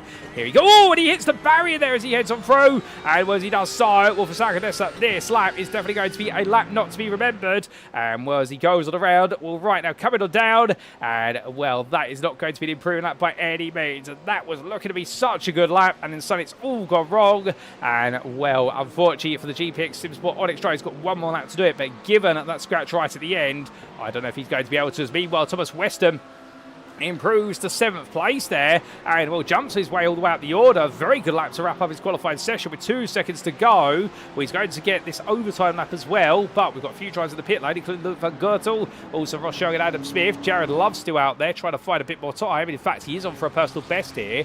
Will Love to promote van Gertel to 2nd place. If he does so, well, this will definitely be impressive. You can see there the amount of curve they want to take versus how much is too much. You just want to graze those curves, perhaps pop a tyre up into them, but you never want to put the tyre on the raised edge because it cuts into the tyre essentially. Tyre cutting and therefore the risk of what is a shredded tyre or a puncture, not modelled in iRacing, but the effects of throwing the tyre over the curve and hooking it are modelled, and that's the thing that drivers have got to be very careful about. But here he comes on through the final corner. What's it going to be for the 210 drivers? He heads towards the line. He has been a personal best for a good portion of lap, but is it enough to take pole? The answer is going to be no, it's not enough in the end. He does not improve, does Jared Love, and well, it's all down to the middle sector. Marcel Bracenback, meanwhile, coming on through. He's currently the highest placed of your Masters drivers. As you see in the rear of the pitch there, a bit of a wide run for one of our drivers. Couldn't quite see who that was. Thiago Reza heads towards the timing line. What's it going to be for him? In fact, that was Jan Osberg having an inventive line coming up the hairpin. And well, Reza heads on through. He was 6th. Is that where he stays? The answer is yes, he does. Next up to come through will very shortly be James Howarth, the Dexterous Motorsport Cyan driver. Makes his way down Auburn, and that Ford Mustang will be hoping that the V8 Beast can carry him all the way through to what will be a much higher start than 9th. He'd ideally like to be on that 2nd row if he could and really split the field. It really is a field right now of mid-engine rear drive and rear-engine rear drive cars. Goes as wide as he dares out the final corner. He straight lines it, thinking he's on for a personal best. And as he does come on through, does he find a bit more time? No, he does not. What about Jan Osberg and Thomas Weston? And well, in the end, the two of us stepped on each other's toes a bit. I think Osberg not having the best of laps. Weston having to take a bit of evasive action. And do either of them improve? Weston jumps to 4th, so it's a late improvement, and Weston gets himself up into what is that top 10 and that top 5 with it. What a last roll of the dice there. A very impressive roll of it as well. But that, ladies and gentlemen, will denote what will be the conclusion of your qualifying session. But now, of course, we do wait to head to the grid, but we've got a good 5 minutes to do that. So what we'll do to fill in the gap, of course, is give you a recap of how the standings stood after all 10 rounds of racing in our Inter classes. Starting off with your Inter Masters Championship, we did see Adam Baker take the crown. Adam Baker not here today. A little bit surprised there. The LS Racing driver not able to make it, and indeed, taking the win, and well, he adds himself to a limited number of drivers, and indeed, if I was to count on my fingers, it's now 2 fingers I'd be sticking up, because Adam Baker becomes the 2nd driver in the history of what I've done in my commentated career to be a driver who has taken a championship crown without taking a win in a given season, and well done to him for doing so, and well, he'll be absolutely proud of that. The only other driver who's done it in my history is in the UK SimRacing Sunday GT3 Championship, and that was, if I remember correctly, Rob Zelby all the way back in season 11, so that was 2.5 years ago. But Adam Baker doing an absolutely brilliant job there of achieving that crown. And, well, in the end, Nick Stubb taking all the wins in the second half of the season. No doubt about it. Give that man what is a trophy cabinet full of his own wins for Glass Tech Racing. But, joking aside, the fact he was so impressive, and, well, I think he ruled the fact he did miss a couple of rounds and drop some major points at the start. Otherwise, it could have been his crown. Barry Wedman, with a Dexterous Motorsport Cyan, bringing home that 3rd place in the end, taking only 2 trips to the podium and non-finishes towards the end of the season, scattering his chances of challenging Nick Stuber for what was that 2nd place. Thiago Reyes was just behind that, only 11 points adrift for 9 Pegasus Panthera, and well, after it was a very impressive start to the season, it all came a bit undone towards the end of the season, although he did have one last hurrah at Road Atlanta to be on the podium. Lewis Hammond, he grew as the season went on for Darkwing Racing, taking home that 5th place, and will come to be ahead of John Treen in the end, had 2 wins of his own. However, it was an inconsistent season for him, and a lot of non-finishes and non-top 10 results really hurt the Axis Sim Sports with SimWorks driver. Chris Jennings, James Howarth, Menno Blom and Lawrence De Dapper round off that top 10. Noticing Lorenz in the end taking 2 wins, one at the start and one towards the end of the season. And we also did see a double podium for Menno Blom for SimRacing Team Lowlands, and Chris Jennings having a single podium, although no podiums for James Howarth in that, with John LeBook and Marcel Braceback completing your top 12 in the Inter Championship. Then in the Superstars, where it was Jared Love, who in the end, after taking 3 wins in the first half of the season, the second half of the season was dominated with 2nd places, whereas Bobby Moss of the SimRacing Collective almost stole the crown away, taking 4 wins and a third in the final 5 rounds, but after Jared Love's instant, not even making it 200 metres off the start line at Donington Park, will he recover to 5th place with that miraculous late pit stop in the end that was seen for Brad Pickett, and that gave him the 5th place. That enabled Bob, that meant that he finished ahead of Bobby Moss by only 2 points. It really was and is that Glock moment in the series. Sam Hockley, he was the best of the rest there. 3rd and, well, 2nd places were coming to the Chaps Motorsport Drive more than any other driver, with Adam Smith for Eurotype Endurance 4th ahead of Alfred Kirsten, who ended the season on a relative high with 2 top 5s and a 3rd. And, well, the Glass Tech Racing with SimStrat Esports then ahead of Ross Young, who was only 6 points behind, but not having the end of the season he wanted. It was then Mark Collicott who took 7th for DCW Racing with a partial visit to the grid for the season, but to be fair, in some of the rounds he was absolutely impressive, including round number 6 with that 3rd place. And then we did see Brad Pickett take it home in the 8th place for Clark St James with Dexterous Motorsports, ahead of Carl Roy and Luke Van Gertel. And Van Gertel missed the final 2 rounds of the season, but he had those 2 wins, and what a season it could have been for him. Villa Katona and Nicholas Carlson, the Beowulf Racing team drives, a big shout out to them, because, of course, they were looking very strong in the early half of the season, but Villa Katona involved in a motorcycle injury and out of the racing, and Nicholas Carlson had done everything he could to be able to race with Villa over the course of the season. He had actually had to rework his entire personal schedule, even though it didn't quite work out, to make sure he joined the Flying Finn, but the Smiling Swede, in the end, as soon as Villa could not make it to the grid, he retired in solidarity with his teammate, and we hope to see them back in a future season. So that's your top 12 of the Superstars Inter Championship, ladies and gentlemen. We covered the Masters, and with them both covered, let's head back to circuit side. And, well, we've only got a grand total of 40 seconds before we go to the grid for the final time. And, well, we're looking at very much forward to seeing it all goes down for the final time in our Showdown races.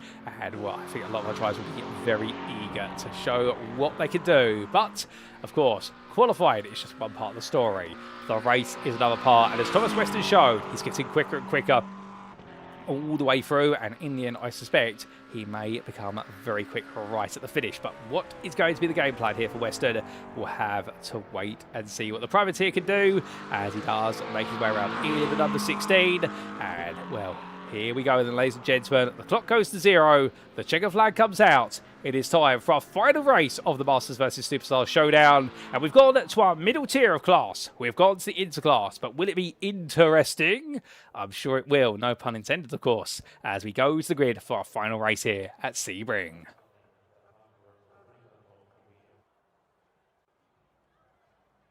And as they all make the way onto the grid, well, it's going to be an absolutely stacked grid, no doubt about it, and they line up thus. Taking pole position of the Inters, and for the Superstars, it's Luke Van Gertel. The MJK SimRacing drive will be joined on that front row of the grid by none other than the champion of the Inter Superstars. It will be Jared Love for DDK with RaceStatBot.com. Now, in row number 2, it continues to be the theme of Superstars drives, because Ross Young for Clark St James Dexterous Motorsports lines up behind his fellow Scotsman, but just ahead of his fellow Briton Thomas Weston. And we do have Adam Smith completing our top 5 full of Superstars drive for Eurotype Endurance. Marcel Breitenbach, 6th there for Barbecue Bread Racing. He'll be the highest placed Masters driver, and it'll be Masters all behind him, because Tiago Rez for 9 Pegasus Panthera and Menno Bloem for SimRacing Team Loans line up together on row number 4. On row 5, it's James Howard for Dexterous Motorsports Cyan, ahead of Barry Wenman for Dexterous Motorsports Cyan. The two of them together, the two teammates, and outside that top 10, starting in 11th, it will be John Ludbrook for GPX's for Onyx. Brad Pickett starts in 12th. He returns the theme to a Superstars format, and behind the clock, St James for Dexterous Motorsports right, it'll be Nick Stuber for Glass Tech Racing and Mark De Vries, who completes that 7th row for SimRacing Team Lowlands. Behind the Dutch contingent, it will then be your Turkish driver Hussein Sarkadesa, who's opted to start from the pit lane. I do believe they identified a technical issue with the GPX Sport Vertex car as it made its way to the grid, so hopefully we'll get to see him go green when all the field has made its way away, and Jan Usberg would have joined him on that row, but he'll be by his lonesome now, starting in that 60th place of Vulcan Fasters by Glass Tech. Adam Baker for LS Racing and Martin Kenyon for Clark St James with Dexterous Motorsports complete your 9th row, and then it will be not Martin Brandon bringing up the rear of the field, because of course he's recently raced in the club race. Therefore, it'll be 18 drivers taking part in this one, ladies and gentlemen, although I do believe we might not be seeing Martin Kenyon in this one, and if we may be down to 17 drivers already. But the formation lap is very much underway. And as all of our drivers make the way around, there's already talk there down the pit lane. Will we see a multi-21 situation for Dexterous Motorsports? And that's because for Dexterous Motorsports Hobo Live saying, it's a hard one for me. I want my Masters Dexterous boys to win, but also have Kenyon in at Superstars. Well, Martin Kenyon not in this one, so therefore, well, he's not taken to the grid for this one. So therefore, it does mean you perhaps don't have to worry about that as much. Although I do love there all the quotes going on, the strategic quotes, if you will. And we are checking is all I can say on that in the YouTube chat. But as everyone makes their way around, well, already the best part of almost half a way away from the start of this race. We've already completed half the formation lap. And well, for Luke Van Goertel and Jared Love, it'll be interesting to see these two together because there was a very interesting statistic with regards to the Inter Championship. Those who won races in Inter never fought each other in the Superstars. It was always there would be a winner and they would be by themselves. They never fought with another winner or another driver who really gave them the competition. That's not to say the wins were easy to come by. It was just the fact when each driver won, they just seemed to be in a category of their own on the day. But Van Goertel and Love so close together in qualifying, I wonder if we're going to see a bit of a showdown between them, and that'll be for a bit of Inter Superstars pride to see it, because Marcel Braithwaite makes his way onwards right now, and he'll be hoping he can get in amongst that top 5 of all Superstars drivers. But the Master driver right now knows he's got to try and work with Thiago Reis and Menno Blom. And I'll tell you one thing, ladies and gents, when this event was announced originally, all the best part of 13 weeks ago, everyone looked at it and went, that sounds cool. But in the last week, I've been privy to both of the Discord chats with regards to the Masters and the Superstars, particularly in the last 24 hours. And there's been a lot of team tactics going down. And literally all the way through this evening, I've been occasionally looking at the Discord chat. It has been absolutely live. Everyone is very eagerly waiting to see how this all ends up. And it's so brilliant to see the community all coming together. Yes, we had a bit of a depleted grid for the pros, but to be fair, we had a brilliant race there. In club, we saw absolutely brilliant entertainment all the way through, and with another big grid here for what is our Inter drivers, we are going to end this with an absolutely brilliant battling race, no doubt about it. I would say end it with a bang, but I've been told not to say that, and that's because end it with a bang normally does mean we're going to end it with an instant. But will we go out with flying colours? I'm sure we will today, as all the field now waits for the pace car to pull away, and when it does so, it will be to Luke Van Goertel, the MJK SimRacing Superstars driver, to take us green for the Inter 40-minute race and bring the curtain down on what's been a brilliant event.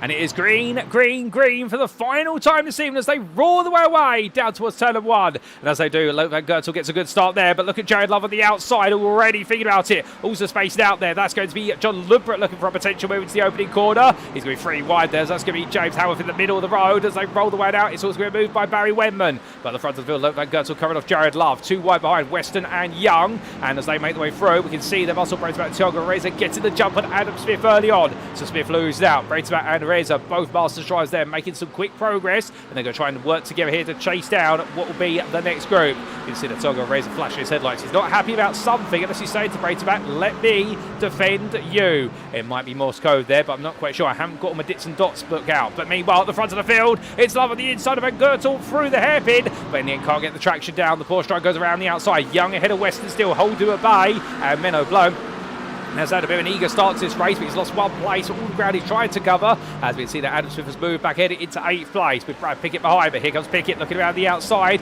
being aided there right now, trying to go all in on the brakes. And that's going to be Nick Stuber looking for the move. And Stuber all the way down the order. I did mention that the fact he had a really poor qualifying performance, but Stuber now up there for Glass Tech Racing and going on the attack. But as the Glass Tech Racing driver now looks his way through the corners, well, right now John Ludbrook behind, so is Mark DeVries, so is James Howarth, and well, several of our Masters drivers opted to have a bit of a slower start. And the ones who made a lightning start, well, Barry Wenman the most rapid of all, because he's already up from 10th to 7th, and right now, well, they've elbowed Adam Smith out of the running order of the top 5. Can they get themselves in amongst the likes of Ross Young and Thiago Reza next? I think the answer will be maybe. We'll have to wait and see. Adam Baker, the last of the running drivers. Unfortunately, we have lost in this race. I believe Hussein Serkadeso. In fact, no, he has left the pit lane, but he's listed as 2 laps down at the moment. He is on the lead lap, we should point out. That is a timing error. It will be rectified.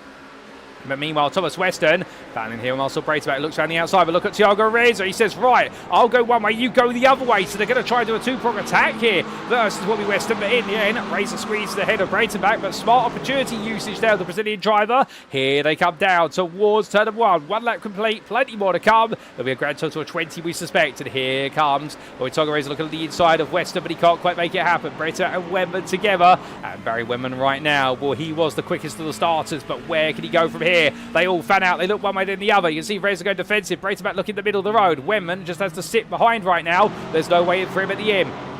Meanwhile, Menno Bloem, well, he battles here with Stuber. Stuber gets past him, in fact, Frugen to be embedded in towards turn number 3. So Stuber, who started 13th up to 10th place, he's going to be one to watch out for here. And, well, the Glass Step Racing driver, we know he does struggle with tyre life. That's been one of his biggest Achilles heels over the last couple of seasons, including season 12. Well, if he can manage the tyres here, I think he's going to be charging up towards that podium before this race is done, so long as the pace comes to him. James Howarth on the inside there of Mark De Vries. De Vries goes wide, lets it go, and then takes a bit of a rallycross approach. That's going to cost him an instant point and a slowdown for cutting what will be that grass. So therefore, he's going to lose a lot of time. He may actually lose a place to Jan Osberg at this rate, as we do see the Smiling Swede catching up to him here. But will he be able to get it done?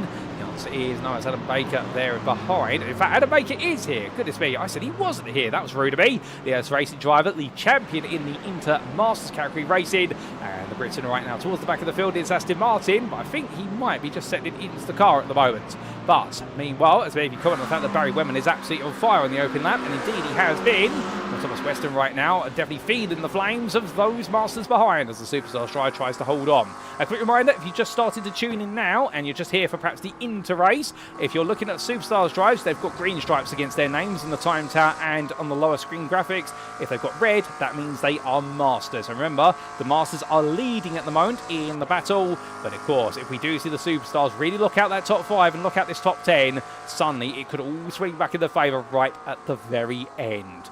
But we'll have to wait and see. Thomas Weston right now feeling that heat coming up from behind. Goes a bit wide there through Sunset. Manages to steer clear of the danger and off the wall. And on as he goes there towards another lap. Thiago Reza, Marcel Braithwaite and Barry Wemman queuing up there as they go on to lap 3. Fastest lap of the race set by Jared Love at 2:01.64. But I suspect we're going to see even quicker laps before too long. And well, Barry Wemman getting ready to attack once again, looking for the wheel. Marcel Braithwaite here, looks up the inside. It's turn 3, he's going to go for it. The extra Motorsport Cyan driver gets in there, and Braithwaite does not offer too stiff a resistance. He tries to cover him off, but Barry Wemman absolutely attacking. And well, I can see there the bit of joking already. Well, DXD Hobo Live says it, and it happens pretty much. And the fact that Barry is faster than Marcel, and well, it's definitely happened there. But I suspect Marcel Braithwaite putting up a bit of a defence, but that's going to be a look to the inside there from Adam Smith. And well, the United Endurance Driver can't quite find it there. The very stylish livery. But instead, what he can do is sit behind Brad Pickett. Now get a bit closer. And I think the Clarkson James Addiction Motorsports Driver might be on the radio to Adam, if he can be, to say to him, Adam, let me go. I'm quicker than you. But that's not going to work there. He's going to have to stay behind. But I think right now he's worried about the pressure that Nick Stuber is absolutely placing on him. You can see him there in the rear TV camera inside the car. That'd be the replacement for a rear view mirror. And we're on the way in towards Tower Bend right now. This is not a comfortable place to be if you're Brad Pickett, because you want to go forward, but it's going to come at the expense of one of your fellow drivers who you're trying to work with today. But also, you don't want to have to be defensive. You think that you've got the tyre life, you've got the pace, you want to get through as quickly as you can. But as they make the way onwards, well, it's going to be sitting there for Brad Pickett at the moment. And Nick Stuber gets him ready to potentially pounce. Can he find a way in? I think if he does so, it will be going through Auburn. But as he comes out the corner, very poor run through Le Mans. And here comes Menno Bloem to take the place off of him. It's going to be the BMW on the inside versus the Mercedes on the outside. Bloem in that BMW. And well, surely this is going to be done. Here comes John Lundbrook as well. He's going to make it 3 wide here. And well, they're going to go in towards Sunset. Onto the brakes they go. Bloem gets clear. Now comes John Lundbrook in as well. He goes to both of them. Oh, there's a touch. And as they come through, do they avoid the tyres? They do. Menno Bloem just misses them by hairs with. John Lundbrook goes for it. 4 wide. Oh my good lord. And James Howarth goes for it now. He picks up 1. He picks up 2. Can he get all 3 of them? If he can, that's going to be move of the season right now for the Extra Motorsport Science 254 Mustang. Here he goes into the corner. Does he get it done? He does. And James Howarth in the end. Yes, it was opportunistic, but also you've got to be in it to win it. And James Howarth there, he is going to be absolutely jumping up and down. And I can tell you one thing, he doesn't really get too excited inside the car. That is going to absolutely send his heart pumping, that one. That is an absolutely incredible move. We'll get a replay of that very shortly. And comes on through. Through goes Howarth, many would say. But But Nick Sturber right now trying to come back here at Lundbrook. And well, the Masters Civil War has broken out in the Interclass, no doubt about it, as they head down our overlay, refreshing itself, ladies and gentlemen. That's on our end, not yours. I think our overlay is so flabbergasted by Harris' move that as a result it's decided to update itself. And well, it's just double checking if he has made that move. And the answer is yes, it has. Little overlay, keep on trucking. The hamster's still kicking in the wheel by the side of me. And as they make their way onwards, Lundbrook right now still fighting with Stu, but they are not done yet. He's on the inside versus Stu. It is Lundbrook now. And going into that braking zone. Well, is it going to work out here? The answer is yes, just about. But Sturber's coming back in him around the outside towards Tower he goes. And this fight is going to cost him an increased amount of time. Sturber goes to the switchback, but Lundbrook in the end holds his ground. Men of Bloom and Mark DeVries queue up behind him. The SimRacing team Lola's drivers, well, they'll be hoping they can find a way through when they can, because right now this is proving so cost worthy. And well, it's going to be Lundbrook being pushed along by Sturber, but rolling the way through. And in towards the braking zone for what will be Le Mans very shortly. I think they're going to settle down for a brief bump. We will have to wait and see. But as we look from them, all the way back down the order, Hussein Sarkodessa now classified as being on the lead lap, which is great to see. And the GP Sport Vertex driver, who is currently 8.5 seconds behind Adam Baker, but he's slowly trying to catch up to him. Little by little, he'll chisel away. We'll keep an eye on that. Adam Baker still chased after Jan Osberg and Mark De Vries. But for the back of the field, towards the very front, and Luke van Goertel goes on to lap number 5. Fastest lap of the race. We are 3 tenths faster. It is at a 2-minute 1.004 for Jared Love. And Ross Young a bit further back in third place, with Thomas Weston a bit further back there in what is fourth and falling away. But he's still got Thiago Reza and Barry Wendland for close company. And you can see 1.6 seconds back. It is Marcel Breithaupt feeding the pressure of Adam Smith. Looks one way, then the other. And suddenly the superstars right now are trying to come back here. And well, understandably, it's Smith who wants to place his back, but Brad Pickett looks up the inside. And I don't think Smith wants time to deal with this, but Brad Pickett says to him, "Come on, Adam, I'm quicker than you, let me go." And Adam Smith right now just sinking his teeth into that position, saying to him, "No, you're going to have to claw it off of me." As meanwhile, Thiago Reyes looks up the inside of Thomas Weston. The McLarens are definitely getting feisty, but so are the Porsches out there right now. And it's a very popular set of cars in our intercategory. The Porsches and the McLarens, but it can definitely be said that right now looking so even, these two cars, they head on through. But here comes the move. Thiago Reza looking around the outside of the braking, and Weston gets his elbows out there, makes the car a little bit wider, and one's going to keep it safe now as we look at the rear bumper of the number 16. And well, that's not a good line there for Thiago Reza. In fact, I think it's a little bit of understeer to oversteer, flash his headlights and let what is Barry Wendland go. And I think that's to say to him, look, I'm letting you go. I expect that back if I can't find a way past you, or you can't find a way past Thomas Weston. But we'll see what's going to happen between them as we take a brief breather from the live race, ladies and gentlemen. And we do take a look back at some of the big moments from the start of this race, including the green flag.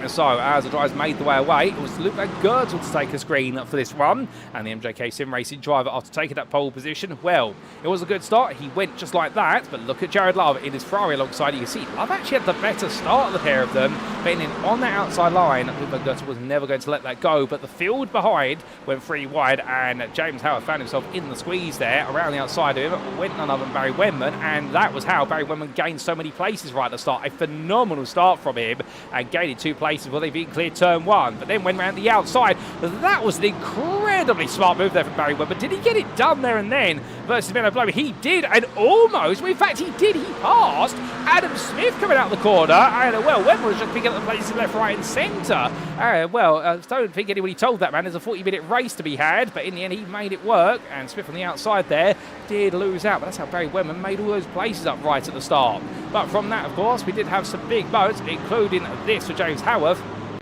on what was lap number 3, and this was the infamous 4 wide, where Menno Blown went between Stuber and John Lundbrook. Lundbrook went very deep, and then James Howarth just simply said, right, the inside line's looking vacant, and through goes the DXT Motorsports car as he made it what was 4 wide, down to 3 wide, down to 2 wide, still battling with John Lundbrook into a Gendermere bend, and James Howarth in the end just snuck his way on the inside to outside, and John Lundbrook did not have the confidence to beat him on the brakes there. An incredible move, and just like that, got it done. But with that, ladies and gentlemen, we do go back now to your live race, and there's still more to come. And well, as we do see some renditions being made there of none other than the Eminem song, which for the life of me, I'm actually forgetting the title of it right now. That'd be made by Phillips there. Well, you can see James Howard now trying to attack Brad Pickett, but he's up against stiff competition. 2.5 seconds back, Nick Sturber, who has finally put a bit of a stop to the battle with Menno Bloom and John Lundbrook. And in fact, it's Menno Bloom who's got ahead of Lundbrook quite recently. And can we get a quick replay of that? We can.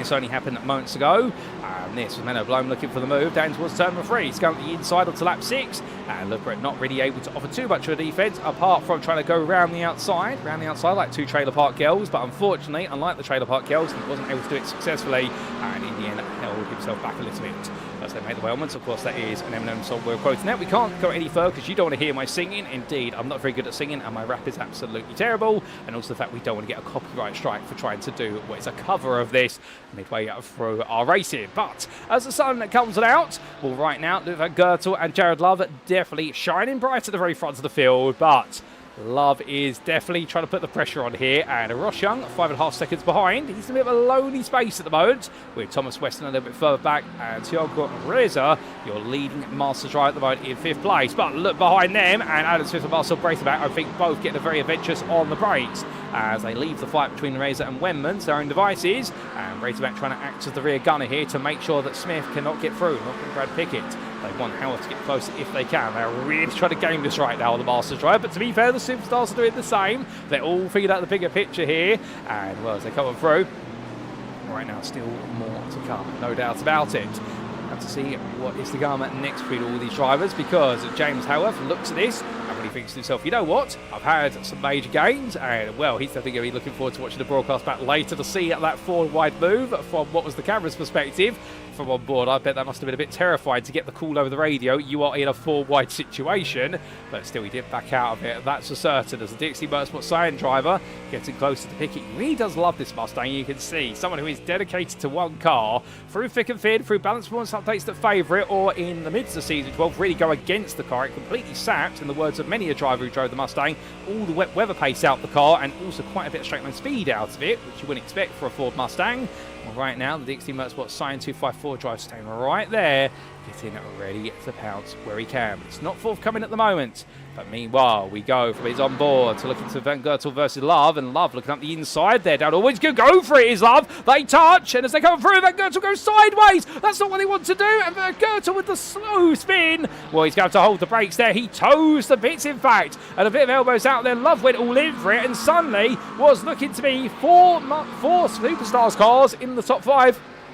He is now down to what will be 3 instead, and Thiago Reyes and Barry Webman get a place of 3. In fact, everybody does, and Luke van Goertel towed to pit lane, and I suspect that's going to his race said and done. You can understand why he's towed. If you're thinking, why did he just wait? Well, it's because of the fact if anybody goes deep at sunset, or somebody tries to battle too wide, and they don't see that yellow flag in time, that battle is going to go straight into his parked car. So in the end, it is an unfortunate situation for Luke van Goertel, but his race sadly over. But meanwhile, John Lubret versus Mark De Vries. Mark De Vries on the inside there, so taking certain place out of the Masters drives, but moving up to 12th place instead.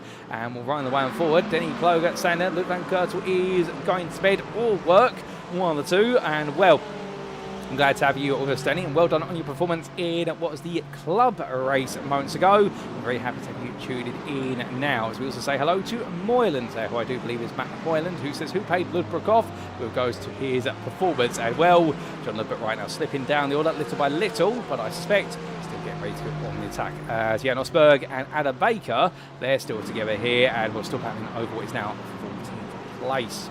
But we take a look back to what happened between Luke van Goertel and Jared Love, and this was the instant between them. An alternative camera angle perhaps, and Van Goertel going into the corner, and in the end, well, Love came in quite hot. I think just came in a little bit deep, and Van Goertel on that outside went to turn in, and we need to find that contact. Very unfortunate one. Jared Love, of course, picks up the plays, and well, I can understand if he's a bit tired as well. They had to wait quite a long time to go race the into drivers, and a bit of an unfortunate moment of contact between the two of them.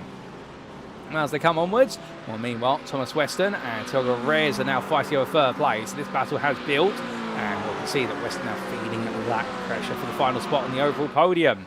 We're not even halfway through this race. We're almost at the halfway point. We've still got more to come. And well, as we look back to what would be James Howarth and Brad Pickett. Here comes Howarth looking around the outside. He tries to get Pickett to go a bit deep into the corner. He does so, but can Howarth get it stopped on the brakes here? The confidence on the braking from Howarth. That is really impressive. Now, that Mustang, to put you in the picture, ladies and gentlemen, on the balance of performance, I believe it is the heaviest of the GT3s, and therefore it does have the weakest braking potential. But Howarth there, he really is pushing it hard on those brakes to get get that car to stop. I wouldn't be surprised those brake discs to be boiling hot before the end of the race, to the point you'll be getting a warning on the dashboard that they're going above 500 degrees centigrade. That's where you do get the warning on those carbon ceramic calipers. But as he makes his way around right now, and the discs with them, understandably, the 254 driver definitely working hard. But Adam Baker still attacking versus Jan Rosberg. And the SimRacing driver definitely thinking about the potential move at the moment. Enjoyed a good little battle, albeit it's maybe for some of the lesser points. Really, it's only to see who's going to be ahead, but definitely enjoyed himself. As we say goodbye to Bogzilla or Bobby Moss in the YouTube chat, who's heading off to bed. Good to have you tuned in, Bobby. Hope you have a lovely night, and we'll see you in Season 30. We look forward to it. And well, as he tries to head around right now, Adam Baker, SimRacing not having a real opportunity to attack Rosberg. Falling back a little bit there after what was a little bit of an error quick through the hairpin. But as we look back up to Stuber, who is closed up to Howarth. Howarth is having difficulty passing Pickett, so now we will see more of the Masters drivers get close. Oh, hold up a second. What's happened here at Tower? Oh, my goodness. And that is going to be contact there between Pickett and Weston. And in the end, Brad Pickett, I thought he could get out of the way in time of Thomas Weston's car. He couldn't, and Weston was gone around the Tower, was parked up at the exit, and Brad Pickett has got a meatball flag for that contact, and Weston will most likely have the same, or if not, he'll be coming to the pit either way with that damage to the front of the car. And suddenly, this is looking increasingly as though this is going the way of Masters. The superstars are tripping up over each other right now, and suddenly it's going to be the shoe on the other foot as James Howarth and Nick Stuber run together. I think Stuber giving Howarth the opportunity to try and just extract a little bit more pace, but obviously he might go for the move very soon. He's definitely built up to it by the looks of things. But now the Masters train, headed by Thiago Reza, moves onto the podium. And as he makes his way on down, well, right now, Verstappen and Wedman behind, and we're roaring the way onwards. We can see Adam Smith at the back of the group, and he's a superstar striker who's trying to fight his way forward. But the pace definitely isn't looking too strong at the moment for the Euro Titans endurance driver. But he's still got some time to figure this all out, as indeed they all have. Nick Stuber, well, he's getting close to Howarth. Look into the inside now. Surely he's going to go for this with glass tech racing. Howarth gives it the space if he wants to go for it. And it's going to be 2 wide coming through to 3, 4, and 5. Stuber on the inside now. Through that left-hander they go. And the glass tech racing driver will get that move done. Howarth not really offering too much of resistance there, just simply offering a 2 wide. And I think naturally just letting it go. And therefore, now here comes Howarth looking back. Wiper on. I'm sure we're not expecting any rain here today. That would be a complete twist. In fact, have we got rain for him? We've got Brad Pickett coming into the pit lane. In fact, he's just got to the wet tyre, ladies and gentlemen, I'm hearing. Well, if so, let's just get on board while we drive to see what's going on. Are we seeing a few raindrops out there? No, I think that is a false alarm there because of what was the wipers of Howarth's car, but I suspect us to get debris off the car, and Brad Pickett's car right now being looked after in the pit lane, but they're trying to put the wet tyre on it. Unless we are expecting a little bit of rain, we'll have to wait and see what's going to happen, and if so, could that suddenly completely turn this upside down as Barry Wedman fights to deal with Adam Smith. And making the way on through, and right now Adam's just still trying to poke, probe, and thrust his way forward, but it's not quite working out the way he wants it to. But as they head into the one bend, Muscle Braceback trying to stay clear, but Barry Wedman definitely doing the hard work at the moment to make sure Adam Smith doesn't get through it. After all that progress early on, I think Wedman now sort of hit his peak with regards to the peak pace he can deliver, and he's now having to settle in a little bit. Understandably, it's going to be one of the situations whereby Adam Smith is not going to wait for a move to happen. If he can find it, he's going to go for it. And the United Endurance trying to get nice and close there, but it doesn't quite work out as we ride aboard here coming through that corner. And onwards he goes then. It's going to drag race down towards turn number 1. And this time Adam Smith looking to the outside. Wedman defends the inside. Battle the 2 McLarens here. This will come down to the setup of the car and the driver. So running the way through that left-hander. And Smith goes to the switchback. But in the end, can't find a way to cut it back in. So instead he waits. But you can see the confidence is there. Looking up the inside. But it's too far back to go for a fully committed move. And a dive. What he instead does is just trying to make sure that Wedman leaves that door open. Tries to get into Barry Wedman's head. But Barry's having none of it here. And Adam's going to have to just dig a little bit deeper to find a move. But right now, he's trying to grind out that opportunity if he can. It's just not quite coming the way he wants it to. Further back, Jan Rosberg is still fighting with none other than John Ludbrook, because they've dropped Adam Baker to a degree. And as Adam Baker falls back, there's still more places to come, most certainly. But we need to understand what exactly happened to Thomas Weston. And here's a replay. So this was West at the time running in the battle for third place with Thiago Reza. Went into the braking zone and a tiny touch there. Thiago Reza being squeezed up onto the curb, and then Brad Pickett, you know the story, came through the corner. May not have seen the yellow flags in time and hit the front. And oh my good lord, we did not see that part of it, which was Menno Blome having to literally take a last-ditch attempt to get out the way, and it just about worked out. But let's take a look on board from Thiago Reza's perspective in that instant. Was he squeezed up onto the curb? That would be the contentious point. Onto the brakes he went here. On the inside, and I think that's one of those 50-50 moments there. I think he felt as though the door was slightly open, so he went for it. But given how high the curb was at Tower, I think the car was always going to come down, but it's a very difficult one to call there. The stewards will have a difficult time dissecting that one, no doubt about it. But we need to come back to your live racing, ladies and gents, because as we do, Adam Smith and Barry Wemman, there they are. And in fact, Smith has found his way ahead.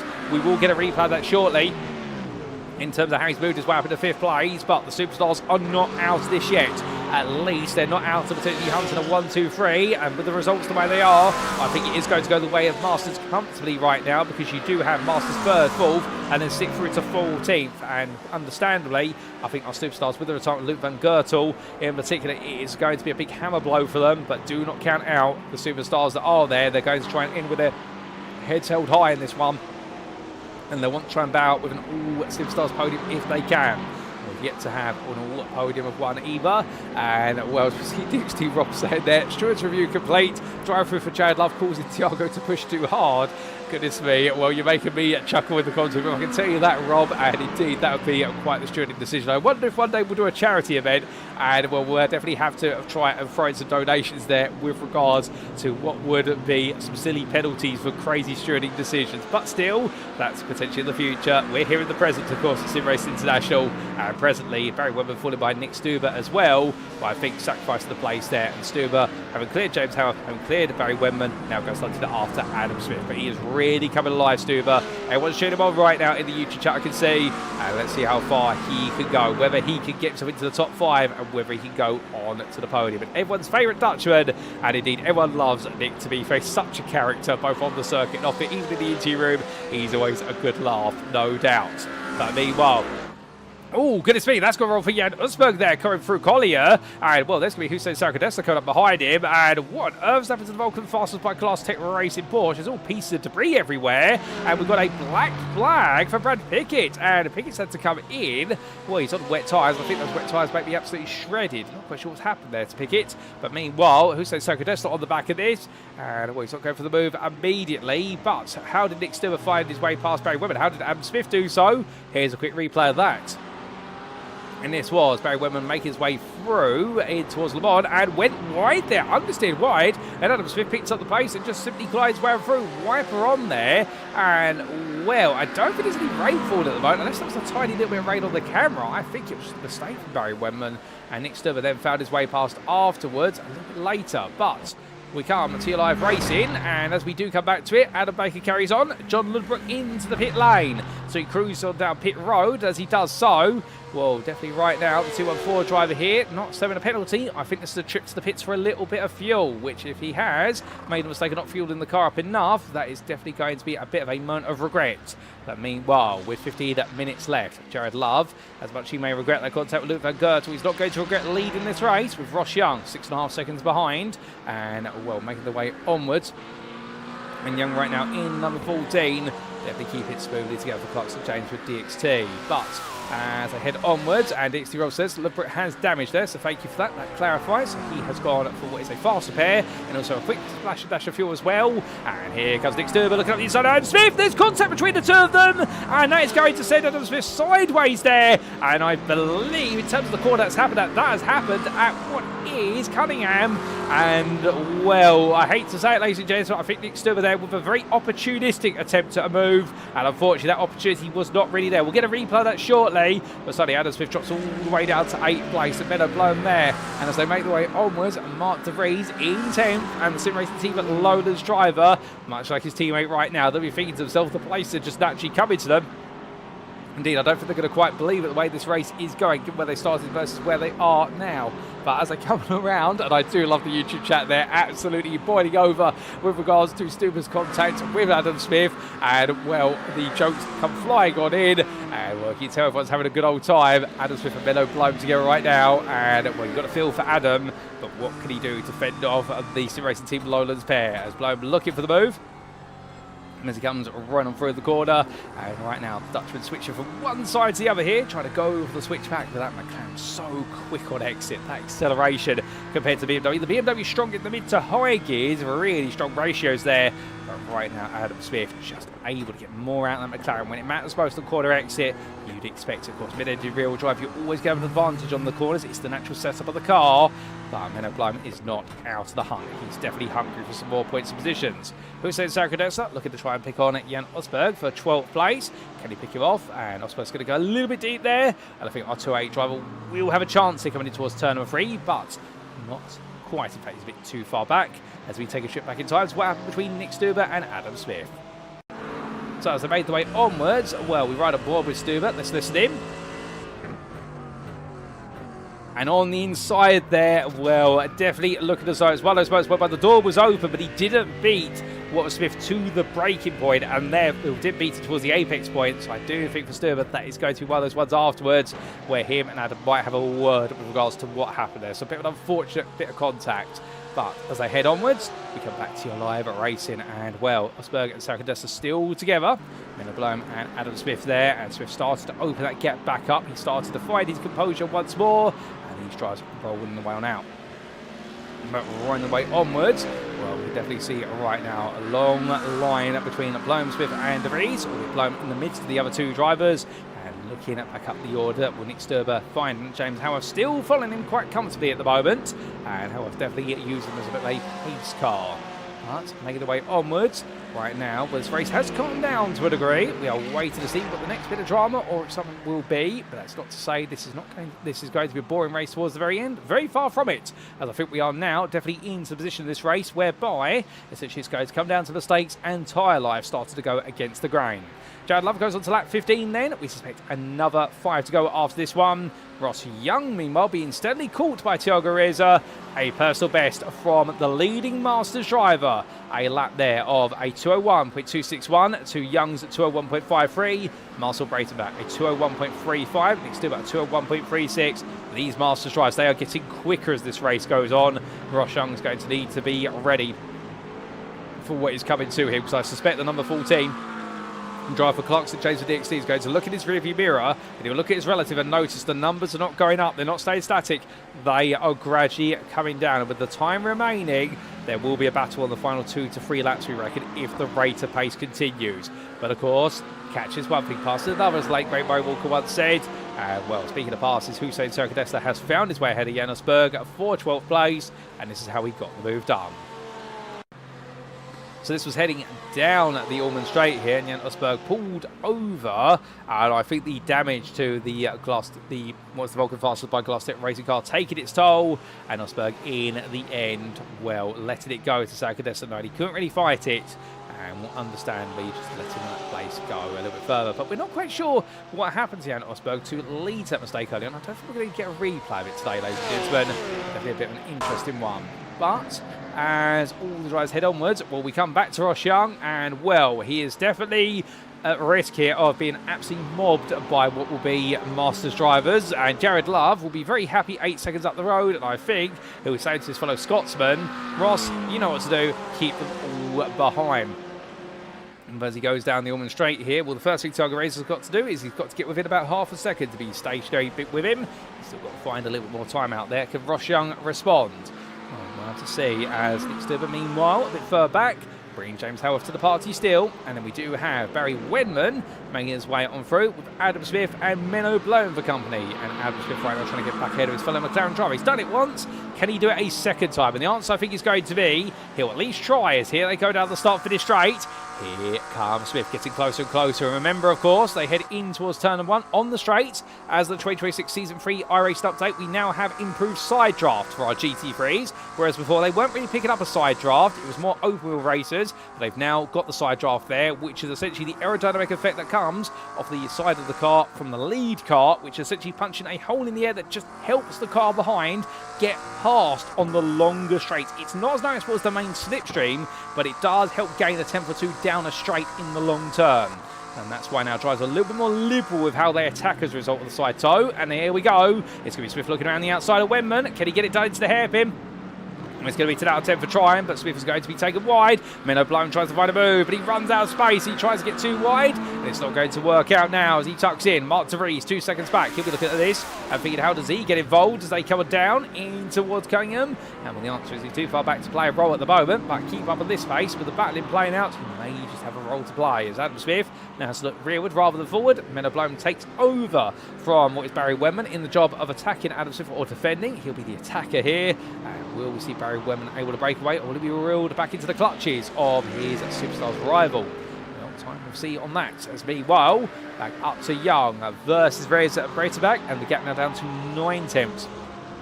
Next is the exit Le Mans, but to be fair to Ross Young, that exit from Le Mans, he's gained 2 tenths through there. Oh, hold up a second, what's happened to Barry Wenman? The dexterous motorsport Sandro goes wide.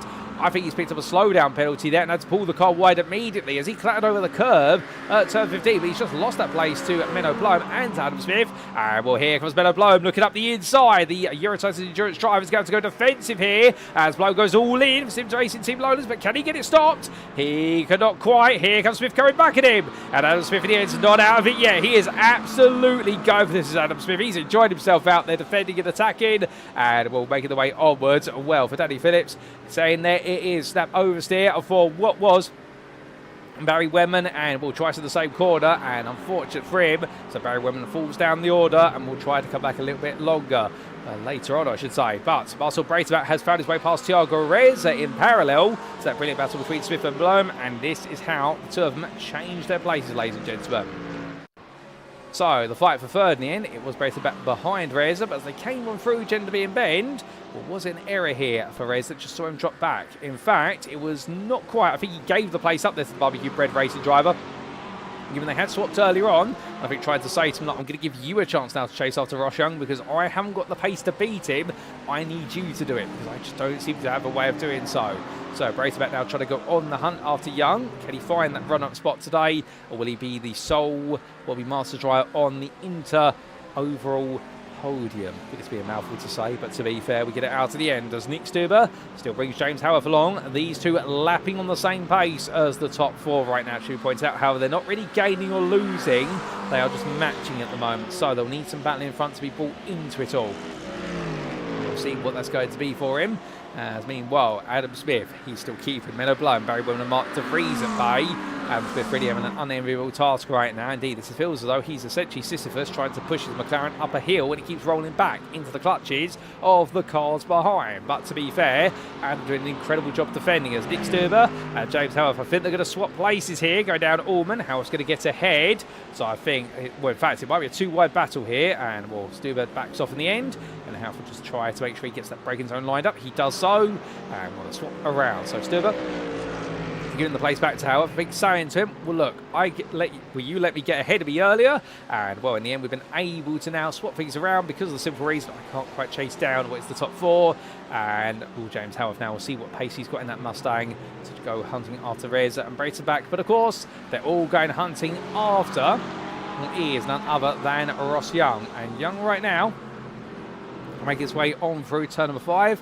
And well, Marcel Breitenbach is there, and Breitenbach is the quicker driver at this point of the Masters. You can see, look at how he's caught up to Ross Young so quickly. On that last lap, he just took 1.2 seconds out of Young. Well, if Breitenbach can make that happen again, he will be ahead at the end of this lap as we've got a yellow flag, a slowdown from Brad Pickett, further down in 16th place. We are focused on the battling here towards the front now for the remainder of this one, given the excitement level absolutely building up. And well, as the drivers make the way up towards turn number 10, well, Thiago Reza watches on as Marcel Breitenbach looks to go on the offensive. As he powers his way out, we take a quick sip of water there as we come towards the closing stage on lap 18 of what is likely 20 laps here in the Interrace at Sebring. But Breitenbach right now, as much as he gets close, what can he do to get that gap down to an attacking position? 3 tenths, it's a good place to be, but you need to be within 2 tenths before the run to the next corner to really have a chance. Well, the barbecue bread racing driver, he's going to think about it coming out of Le Mans. That's where he wants to get it. But remember, Young has proven so quick coming out of this sequence of quarters time and time again. However, he won't win when he goes a bit wide this time. And Breitenbach, in fact, gets as good a run Well, this brings you in 2.5 tenths now as they make the way down. Here we go. Ross Young goes defensive immediately. He can see what's coming, but you'll see Braceback is still gaining as a result of that side toe. Here they go in towards the corner. Thinks about switching the inside. Does not. Stays on the outside instead. Ross Young right now getting the full defensive rear guard on. We go to the penultimate lap of racing as Jared Love, the leader, goes across the 2:1.413. Ross Young across the timeline. What's it going to be? It's going to be a 2:1.674. Braceback 2:1.525. And Thiago Reza at 2:1.326. These lap times right now definitely have stabilised in the low 201s, but all these drivers, I think, still trying to manage those tyres as much as go on the offence. Barry Wenman versus Menno Blum. Blum going defensive there versus the Dexter's Motorsport Cyan drive. These two Master Drive fighting over 8th place and the right to be 5th in their classification. See, it's going to look around the outside here from Wedman. Can he get it done? The answer seems to be no. But back to Young, Braceback and Reza now getting a bit closer in the run through Big Bend. But I think Thiago there will just sit behind. The Brazilian driver won't try and make a move. That's a very colourful liveried machine on the 272. And the muscle Braceback right now definitely looking at Young and thinking, right, if he's quicker than me for these medium speed corners, I've got to be quicker than me in the low speed ones, which is where the Porsche is good. The only problem is he's now used up most of the low speed corners on this lap. So coming on through. And meanwhile, we do look from them back to the leader of Jared Love, already clearing tower, and the DDKRaceStatBot.com driver looking very safe now with only one more lap to go after this one, but 10 seconds back. There is Ross Young. And will definitely feed in the pressure. A bit of run wide from Thiago Reza. Take some gravel with him, but understandably, or a bit of dust with him. That's not going to really make an impact on his tyres at this point. Everything seems to be static at the moment. Although saying that, Braceback is getting a lot closer. In fact, running in towards Le Bon this time. Braceback there was within 2.5 tenths, but can Young get the exit? Again, just a little bit wide of the corner, but Braceback makes a complete mess of the corner, runs wide, and picks up an instant point for it and loses some exit speed. And Ross Young will be safe down to sunset. That's what he needs. If he can keep the gap at this distance, he'll be safe on the final lap. But he's got to do that now all the way for one last trip. Another 3.74 miles to complete his racing for this season. Can he hold on to that second place? So you see Braceback very aggressive on the inside. Oh, and Young goes round! Young loses the rear and almost sends himself into the pit lane. I don't believe it. And Marcel Braceback takes the second place. Thiago Reza moves up in the third. James Helmuth goes up in the fourth. And Ross Young, a small error, but such a critical error. And it drops him all day down to 5th place. I don't believe my eyes. But with that, well, now, can he come back versus Helmuth right here? Has he got any tyre life left on the rear to do so? I think that was a complete uncharacteristic error for the Scottish driver. But in the end, the pressure got too much. And understandably, at that point, it's an unlucky mistake, but to be fair, when you're on the limit, mistakes will be made. But does that mean now Braceback and Reza suddenly go to war with each other here for one lap? I think they will, ladies and gents, because the gap to James Howarth is 4 seconds. They've got time to play with. They can have some fun, so long as they don't put themselves out of this race, and therefore the Masters' job will be done. But obviously, they make the way through. And right the way onwards, we can see that right now Reza looked at it at the hairpin, but thought, no, I'm not going to go for it there. Both in equal machinery, both at the Porsche 992, with setups that the drivers have got to their cars. And well, it's really going to come down to what they can do to get the most out of the machines. As meanwhile, Ross Young chased after Howarth, but too far back to get involved. Nick Sturber has gradually broken away from Adam Smith. And then we see Menno Blum, Mark Teresa, and Barry Wenman completing that top 10. But on this final lap, Marcel Braceback right now, with Thiago Reza still so close behind him as they make the way on towards Bishop here for the final time today. And as they do, well, the gap 2 tenths, then it's 1.5. Now it'll be a 10th through into the braking zone, but there's no way that Reza's looking for the move there. He stays behind. And as they roll the way off the corner, meanwhile, we look all the way back to the front of the field, ladies and gents, because for this man, yes, there was the contentious moment between himself and Luke Van Goethe at this corner midway through the race, but for Jared Love, beyond that, he hasn't put a foot wrong here today as he comes from through the final corner. It is going to be the win that escapes at Donington Park. He will win in the Inter Showdown here to wrap up this season for DDKRaceStatBot.com, taking the win for the Superstars, and then it will be the rest of the podium positions for the Masters. Marcel Braceback will lead home the Masters in second header, Thiago Reza, and then it will be James Howarth who brings it home fourth ahead of Ross Young, who in the end, I think, just about, no, he runs out of fuel. Has Ross Young run out of fuel right here? And he's got to, as he's knocked across the line there, but Nick Stewart takes 5th ahead of Ross Young. It finishes 6th. Adam Smith hits him on the back to push him across the line in 7th. And it'll be Menno Blow in 8th place ahead of Mark De Vries and Barry Wenman completing your top 10. Adam Baker comes on through in 11th ahead of Hussein Sarkodesla. And then it will be Jan Osberg in the end who comes on through 5 seconds behind to a very smoky McLaren there in the form of Barry Wenman's car. And then we will see John Ludbrook come through very shortly. And as he does so, what it is going to be 14th place for him in a race that gradually went backwards after some significant damage forced him to have to come into the pits for a fast repair. But good on John for seeing the finish of this one. And then, well, as he's obscured by the tyre smoke there of Barry Wenman's car, it will be Thomas Wester who comes on through for 15th place in a little bit of time. But as he comes on down, making his way all the way onwards. Well, right now, the British driver here, definitely unfortunate with that incident earlier on, which saw his race sent to the pit lane, but good to see him going all the way to the end when he could have made it an overall podium, but it was not quite to be. Comes on through at the corner, and as he does so, we've had Brad Pickett finish a lap down, ladies and gentlemen. He's finished in 60th place. Unfortunately, we didn't quite catch it on camera. And Thomas West will be your last lead lap finisher as he sees his checker flag. Basil drives all cool and down. What a race to wrap up the season. Indeed, what a race to wrap up the showdown, ladies and gentlemen. And John Ludbrook for GPX Sport Onyx enjoyed himself doing some donuts. Adam Baker doing the same. They've had a great season. They've let all of the energy out for the remainder of it. And, well, that is going to conclude all of our racing for this showdown event. And an absolutely fantastic one. No doubt about it. But with that, we look to the scenic view, as we do look to the blimp camera as well, to see those donuts being made. And let's let them enjoy those donuts in the background, ladies and gentlemen, if we can, as we do bring up those race results, subject to any stewards' inquiries. And as we can see in the end, well, after 40 minutes of absolutely brilliant racing, and well, I see Dixie Rob there saying, we did miss your donuts, unfortunately, Rob, but we did have to jump to the inter-split lobby, if you will. I'm trying to think of the words, and the words are escaping me. It's been such an intense broadcast day, but we've loved every second of it, and I do apologise. But as we can see, Jared Love taking the win overall and for the Superstars for DDK with RaceStatBot.com by 12.1 seconds ahead of Marcel Breitenbach. Second, third, fourth, and fifth for the Masters, and an unexpected fifth for Nick Sturber, just passing Ross Young at the line. Young run out of fuel right at the finish, but what we did get to see was Breitenbach take that second place for Barbecue Bread Racing, head of Thiago Reza for 9 Pegasus Panthera, and off of the podium it was James Howell for Dixie Motorsport Siam, with Nick Sturber in and giving them the place back after passing early on, and Sturber's pace gradually dropping away, with Glass Tip Racing Drive taking that fifth, and Ross Young just having that big slide coming out of Sunset Bend on the penultimate lap, and then running out of fuel right towards the finish line, falling to sixth, and the second of your Superstars drive for Clark St James with DXT. Adam Smith, 7th there for Euro Tyson Jones, and a rather unfortunate end to his race after putting up such a stoic defence all the way through, with Menno Blow in 8th place, just missing out 2 seconds behind, but in turn 1.5 seconds ahead of Mark De Vries for SimRacing Team Lines, his teammate. Barry Wenman completed the top 10 there for DXT Motorsport Cyan, a bit of a frustrating mid-portion of the race after what's looking to be a potential top 5.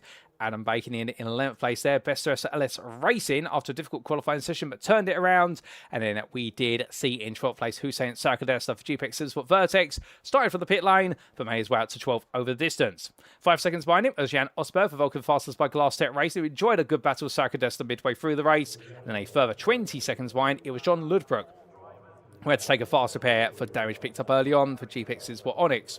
Thomas Weston took 15th there, the privateer, the last lead that finisher. And then we did see Brad Pickett finish a lap down for Clark St James for DXT. And then we did sadly have the return for MJK Sim Racing's Luke Van Gertel, and non-starts for Martin Kenyon for Clark St James for DXT. And also non-starts, he would not be permitted to race in this split, given he was a club driver for Martin Brandon. So that was our final race, and those are the results, ladies and gentlemen. And I do believe, for the final time here today, we actually do now have what is the updated standings almost ready to go, ladies and gentlemen. So give us a brief breather, and well, those standings are now available, so let's bring you up to speed with them. Give us a brief moment to do so. We want to make sure we've got them absolutely right. And well, we have, so here we go. Here are your final provincial standings for the showdown between the Masters and the Superstars in Season 12 of the Thursday GT3 Championship, brought to you on iRacing. And in the end, it was the Masters who have taken it on 1,318 points to the 856 of the Superstars. Now, to be fair to our Superstars drivers. They may not have come out in full force, but they did find themselves in some relatively commanding positions, particularly here in this inter-race. But unfortunately, a bit of bad luck struck them, and the Masters, they didn't start strong. They definitely made their way up through the field as the race went on and showed themselves to be just as strong as well. And indeed, in the end, we do have to say, although it's not quite perhaps scientifically conclusive necessarily, but the Masters have definitely proven themselves to be the best here today versus the Superstars. But it was great racing throughout, and in the pros, it was the Superstars who gained the slight advantage. In club, it swung to Masters, and in the end, it was looking to be rather steady and even between both of the splits in the ins class until Masters really came alive towards the end, and it all went wrong for the Superstars. But an incredible trio of races, no doubt about it. I'm sure you agree. And whilst we did promise on what was the broadcast schedule interviews, well, we thought that we might have had drivers available. They may have wanted to go to bed, but we do have a whole host of drivers who are ready up for interview, ladies and gentlemen. So you know what? We're not going to end this broadcast. We're going to carry on, and we are going to get set for some post-racing interviews. So stay with us. We'll be back in approximately 5 minutes' time for what will be our interviews to talk about all of our racing tonight with our drivers. And indeed, we've got plenty of drivers lined up. We're going to hear plenty of familiar voices.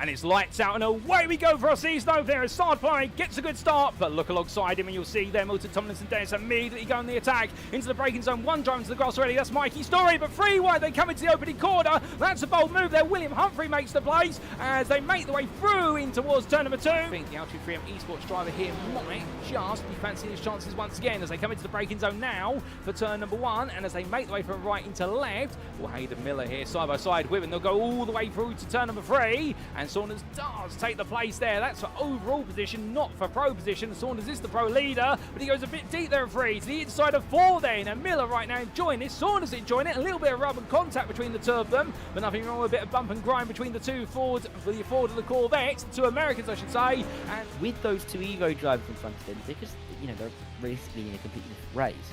They're just a barrier up towards the likes of Rubino and Wendell. Oh, there's Rubino going off the road, and here comes James Bostock, past 1, past 2. This is a great little move from James. Oh, and look behind him as well. Hardiak, up high. He decides to come back down low. But Denny Plurger has really lost a lot of ground here. He's lost 7 places since the start of this race in that green Porsche. It is, but look at this for the lead. Hammond wants it. He's gone back down the inside. He got off the brakes again to let the car down the inside of Rob Mackay. And you said Rob was going to be clinging on at the front. And now he's clinging on to second. Great move by Lewis Hammond. Really good committed stuff. And look, down the inside, Richard White. He wants a piece of this in the Porsche. He's got James Bostock. And it's lights out and away we go here as Mirko Bortolotti goes exactly on the green, and as they roar the way down towards turn number 1, Martin Statman side by side with him, but look behind, Tim Perry under pressure, Miguel Leon immediately as the Enosis Esports driver tries to put the pressure on. Further back we've got 3, 4 wide, they're all in the crush as they come through the opening bay. Look back for the rear of your second place runner, Statman, and Statman right now for the Gazex Racing team. What he's trying to do here, I think now, is just hold on to second, and if needed, he may have to act as a bit of a buffer and perhaps sacrifice a little bit of his race to the race leader here, although Bortolotti, to be fair, I think might be holding some pace back. But here comes Lux in the tow in towards what we roller coaster they come with the Virginian corkscrew. It's left into right very quickly here as they both make the way, and it's 2 wide on entry, but Lux gets ahead. It's up into second now, as it will be Martin Statman falling down to 3rd, but Callum Lux does clear another one, and now only 1 car is between him and an opportunity of victory here tonight. Which is Perry going to make the move, or I'm going to have to make the move for him? Well, there's your answer. Perry's going to go on the inside here of Dean into the braking zone.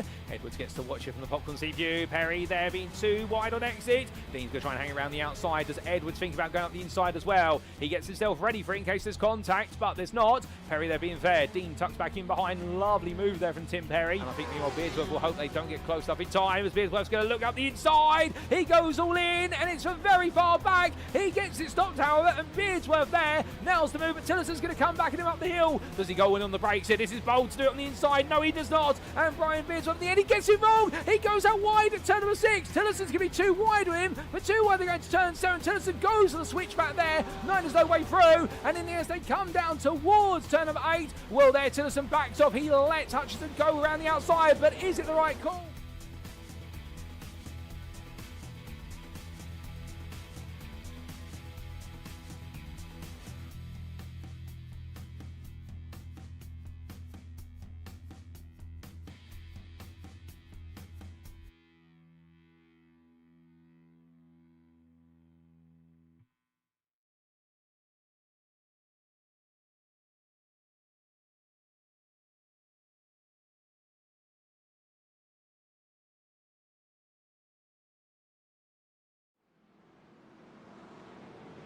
Alrighty, ladies and gentlemen. Well, we couldn't end this broadcast without plenty of interviews, no doubt about it. And we're going to kick off by speaking to none other than James Howarth, the man who definitely has made the move of the event. And, well, with that, let's bring him on into the interview room as he joins me now. James, good evening to you. What an evening you've had. Plenty of exciting racing action, an incredible four-wide overtake. I mean, you must be absolutely proud of this one. Yeah, I actually am. I'm still heart's a little pumping like, but I'm pretty disappointed with the start I had. But I managed to worm my way in once the tyres got warm. And in our little Discord chat, I was screaming, "Through goes James," and everyone else 20 seconds later because they're watching the stream and going, "Oh my God!" Oh, it was absolutely brilliant. Although, like you say, a bit of a frustrating start for yourself. And in qualifying, that 9th place, were you happy with that qualifying lap? In a way, yes, with the track temps being what they were, because in practice I was actually the fastest, breaking the sub 2 minute mark. But with the track being in as hot as it was just try and get a lap time in and improve it steadily. Well, the lap times gradually came, but you looked so much quicker in the race compared to qualifying. Although, what went wrong at the start for yourself? I just wanted to stay out of the trouble. I think it was John diving up my inside on turn 1 because he actually got the overlap on me. Well, underlap, should I say, for that. And I had my teammate next to me, and the last time I was alongside Barry, I decided to tag him. So, yeah, I was just trying to be cautious and then just let the race come to me. Oh, well, you definitely let it come to you, albeit I think you threw caution to the wind with the through goes James moment, but flip side of the coin was we also got to see you afterwards draw a very measured race with Nick Stuber. It looked like the two of you had sort of agreed in a way to let each other go, but Nick gave you the place back towards the end.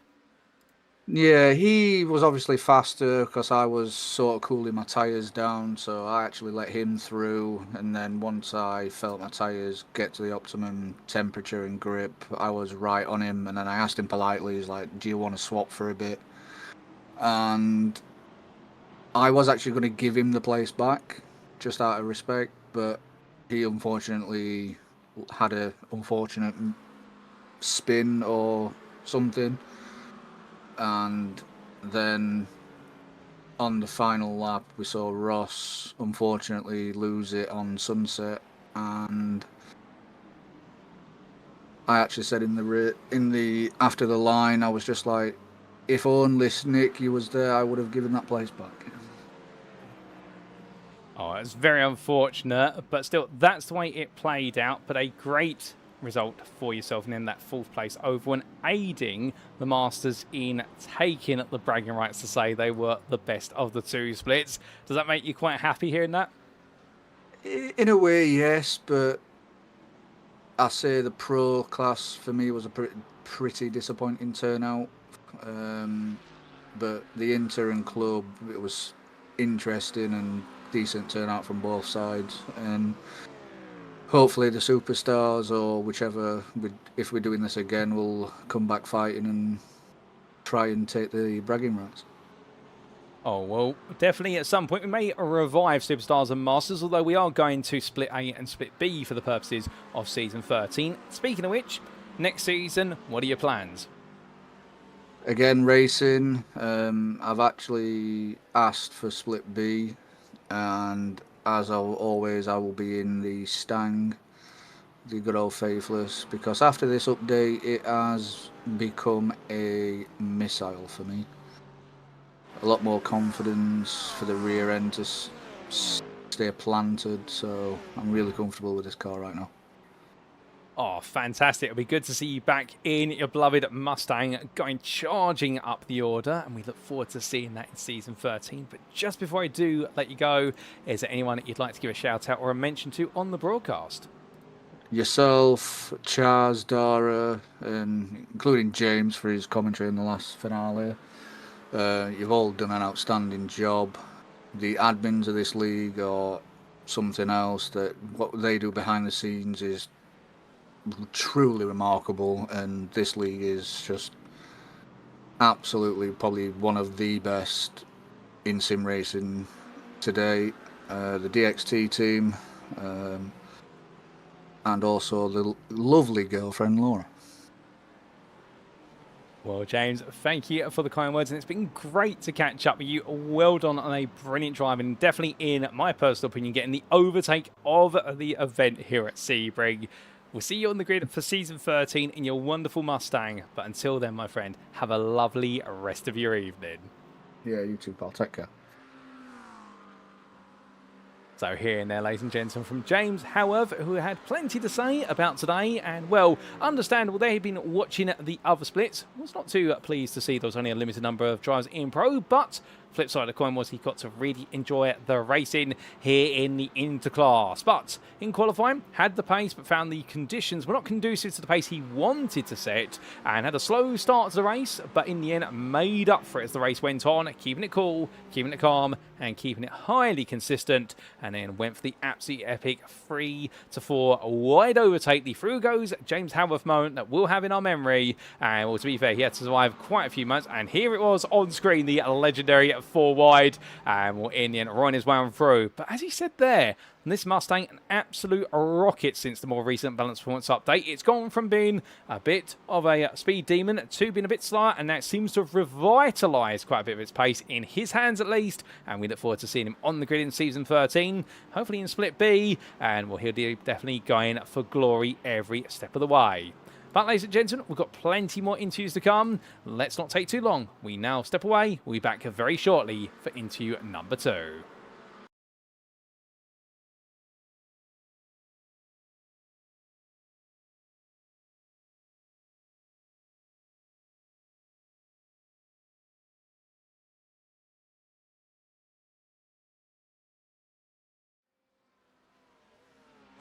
And, well, ladies and gentlemen, we remain on the theme of interclass drivers, but we now have joined us in the interim none other than Jared Love, your winner of the Inter race. Jared, good evening to you. And, well, for a man who may not have made the grid to making the grid and enjoying plenty of racing action in the interclass, a win and a well-fought one in the end. Yeah, a bit of a sour taste. I think that was 100% on me, the instant look there. So yeah, it doesn't really feel great. I absolutely would have let him pass if he hadn't towed. But yeah, still nice to get a win. I wasn't intending on racing. I'd done zero practice other than I had 45 minutes before the quali started, if that, and found a wee bit of pace. Obviously, it's Sebring, so I've ran it plenty of times, but never in the Ferrari. But it felt quite good. Well, it was very impressive from yourself, no doubt about it, with only a limited amount of practice. And we did see you put together that brilliant second place in qualifying. I suspect, was there the pace out there to try and match Luke's lap? Yeah, I was up on my last lap, and then I can't remember what corner it was. I think I took too much curb on, is it Le Mans? Where you really try and open up the corner, and yeah, that was kind of that. I think it isn't Le Mans. I'm talking nonsense here. Yeah, 16 Le Mans. Took too much curb, car just got a bit unsettled, ran a bit wide, and just lost it. I was up, I think, 2 tenths, which would have put me in front of Luke. But yeah, we sit very similar on pace, as you can see by up until I decided to take him out. We were right there. The gap was staying at 0.2, 0.3, 0.4 the whole time. Oh, indeed. The two of you were so close together in terms of pace all the way through. And it was unfortunate, the contact, but still, afterwards, you're able to keep drilling in the laps time and time again. And we also did see on your Ferrari for this event, the DC Motorsport livery being brought out. Is that the livery all set and ready to go then? Yeah, I don't think we'll be. I've kind of always ran it in officials anyway. That's kind of the first team as much as I'm in DDK as well. But I think I had the league set to have a different paint, and obviously we're in a new league, so I just forgot to change it. But yeah, that will be well, unless Peter decides to dip into some new paint and get some new cars, that will be livery for next season. If I go with Ferrari.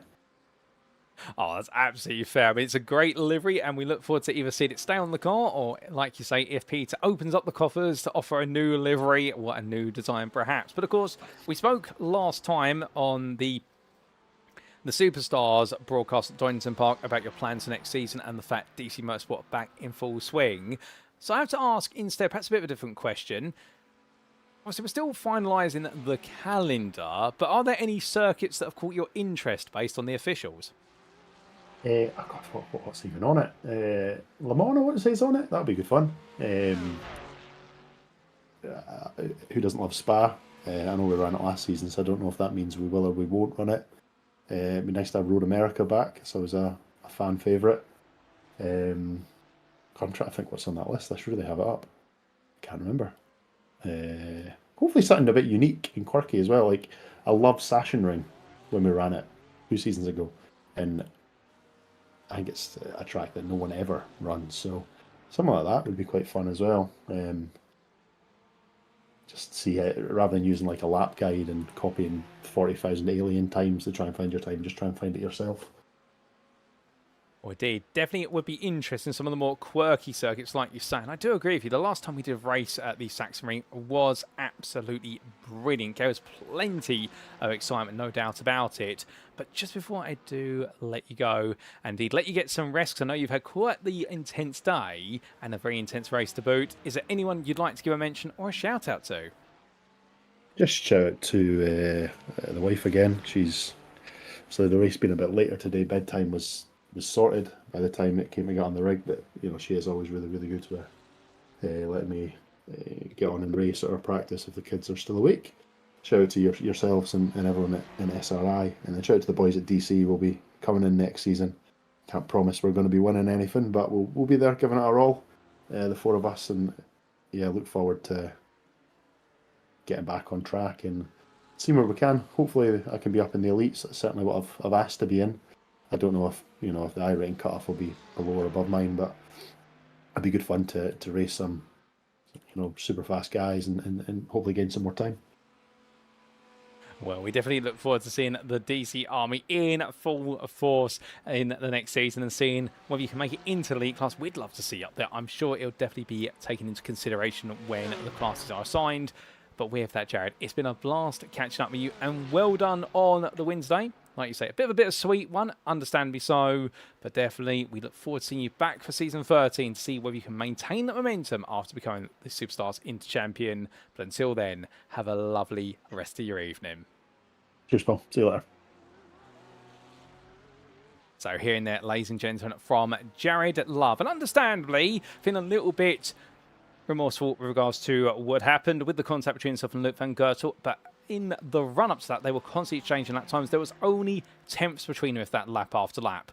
Mentioned in qualifying the fact that limited practice he had meant he was still learning as he went, but felt as though the time was there. But it was Le Mans corner, turn number 16, that cost him the time to put himself on pole, and he was finding that time very quickly. Such a capable driver, such a quick learner as well. And that translates, and I do like the way when he talks about the calendar that he would like to see some quirky circuits with regards to the next season calendar, which is being worked on, and it will be revealed, we believe, don't quote me on this, but we believe it will be coming by the end of this week, so by the end of Sunday. And well, if so, it'll be definitely interesting to see what goes on there, because there's quite a mix available this season based on the GT3 officials. But for Jared, looking for quirky circuits which require you to just put your foot a little bit out there more and go away from the norm. And well, he'll be going away from the norm if he joins the elite class, but to be fair, I think he'll be very quick if he goes into elite in season 13. But either way, we look forward to seeing Jared and the DC Motorsport team all out there giving it their all. It'll be good to have them all back in the wonderful orange and white liveries. But ladies and gentlemen, more interviews still to come. We'll be right back for our next one very shortly.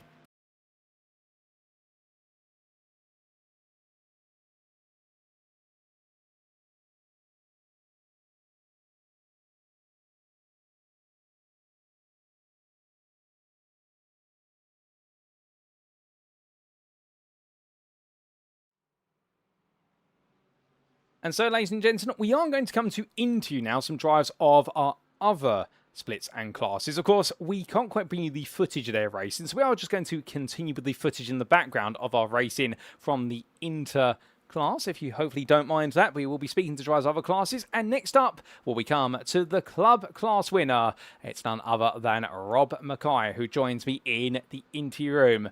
Rob, good evening to you, and well, what a club race that was. Third in qualifying, but when it mattered most, taking the win. I mean, you were absolutely pleased with that one, I suspect. Absolutely over the moon. I've no idea how I managed to get it into P3 in quali, let alone finally. I say finally, it was fairly early on in the race, but alongside Adam for what felt like an entire lap, side by side, and it was amazing to be part of. Oh, indeed, absolutely incredible. But before we got to the incredible side-by-side action between yourself and none other than your rival, of course, there's the question of qualifying third in qualifying, but there's a lot more pace in the race. Was it a poor qualifying session? Yes, I was still getting used to the new feel of the Merc. It's the first time driving it since the update on Tuesday. So it was playing around with traction and ABS and trying to get the car to feel how it used to feel. So it took a bit of work, and I was pleased with my lap, but I didn't expect it to be that high up the order. Well, very pleased in that, no doubt about it, and a bit of a surprising one. So in the end, when we went racing, I mean, we saw you have a good start. You moved quite quickly into second. I mean, were you expecting at that point, okay, the pace is just getting quicker and quicker? I was concerned. I'd never driven against Adam before, so I had no idea on his braking points, his turning, how aggressive he would be. And it was the first lap or so was trying to gauge where he might be vulnerable and line up a move later on in the race. But as we came into sunset at the end of either lap 1 or 2, he went a little bit wide, which gave me the chance to go for the cutback. And then we were side by side, as you saw on stream, for all the way down to the hairpin. And hats off to Adam. He drove brilliantly to keep it side by side, no contact anywhere. I see he did come over a little bit as we were approaching the hairpin, but then moved back over to open the corner up. And I just decided at that point I've got to go late on the brakes and make it stick. And then once I'd got through, it wasn't like I pulled away on him. He stuck with me all the way. It was less than a second gap for pretty much the rest of the race. Oh, indeed. It was an absolutely epic side-by-side between the two of you all the way through. I mean, everyone's absolutely loving it. And in the end, like you say, once you cleared him, you were able to gradually break away. But were you able to focus on the road in front of you, or were you having to keep an eye on your mirror every so often? I was constantly looking in the mirror to see where he was and if he was lining something up to send something, or I'd make a couple of mistakes, poor exit from a corner, and he'd close the gap up. So I was never comfortable in the lead. I was always looking behind to see where he was. And I had the DXT lads in the chat discussing their race whilst I was trying to concentrate on mine. We're definitely a little bit busy in the DXT voice chat tonight, no doubt about it, but all of you having a great time. And, I mean, looking ahead now to, of course, season 13, what's the plan for next season? To try and keep performing the same as we have, keep putting the practice in where we can and keeping it clean and tidy, and trying to pick up some good results and hopefully be able to challenge for a team's title this year or this season. Oh, it'd be fantastic to see yourself and the team challenge for that team's title. Indeed, they're always so tricky to get, given there's such a spread in the field. And, well, we wish you all the best in your preparations. And just before I do let you go as well, one final question. Is there anyone you'd like to give a mention or a shout out on the broadcast today? I'm going to say thank you to you, first of all, for the commentary tonight. It's been brilliant to watch the pro and inter races and listen to you find something to talk about through the pro race that was a bit dead, but you kept us all entertained, and then through the inter race, well, they clearly kept you busy. So thank you for doing 3 back-to-back races. Shout out to James for sorting out all the results and standings quickly after the races, so we had a live update of where everyone stands in the Masters versus Superstars. And just a shout out to all the Masters drivers who put on an absolute brilliant performance tonight to take the bragging rights. Well, bragging rights definitely coming the way of Masters, and yourself being a huge part of that with the win in the club class split. Rob, it's been great to catch up with you, and well done with a brilliant performance. Indeed, a memorable side-by-side battle between yourself and none other than what was Adam Lynch, one that we're going to remember for quite some time. But until season 13, savour it, rejoice. It has been a brilliant end to the season, and we'll see you again very soon. See you soon, Paul. So hearing there, ladies and gentlemen, from our club class winner, Rob Mackay for Dexterous Motorsports Thunder, and well, what a race for him. And of course, that footage, sadly, we can't show you on screen for the purposes of these interviews due to a bit of a technical limitation, but talking about there, that brilliant side-by-side with Adam Lynch that ran for half a lap, and neither driver wanted to give up until in the end it went the way of Rob, and in the end, well, he will be smiling with that one. It was absolutely incredible, and really summarising what Rob has been all about. Not the quickest driver out there, but definitely one of the most committed drivers and able to find the pace and the confidence, and saying in qualifying he was so shocked to be third. He did not expect to be up there, and in suddenly to have the pace to change to win and run away with it after his battle with Adam Lynch, which just goes to show you Rob going from strength to strength, and in season 13 wanting to be a big part of Dexterous Motorsports' attempt to take that team's crown at what would be their 13th time of trying. But with that, ladies and gentlemen, we've got a couple more interviews to go. We're staying in the club class. We'll be right back.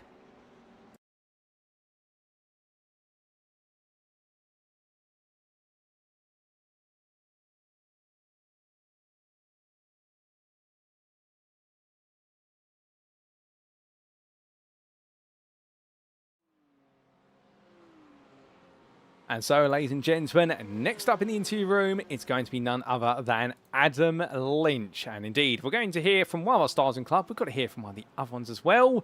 And he does join me now in the interview room. Adam, how was that for you? And on a scale of 1 to, well, not 1 to 10, on a scale of comparison between chasing that win at Donington Park at the end of Superstars versus battling hard with Rob Mackay and trying to beat him for the overall club bragging rights, which one got your heart racing even more? Probably that one, to be honest, today. It was an amazing fight, you know, straight away, lap 2, we were side by side for near enough the whole lap, coming around the end of the lap into the straight and then into sunset, all the way up to the hairpin. It was one of the best fights that I've had on iRacing, you know, unbelievable driving from Rob. Yeah, it was just unbelievable.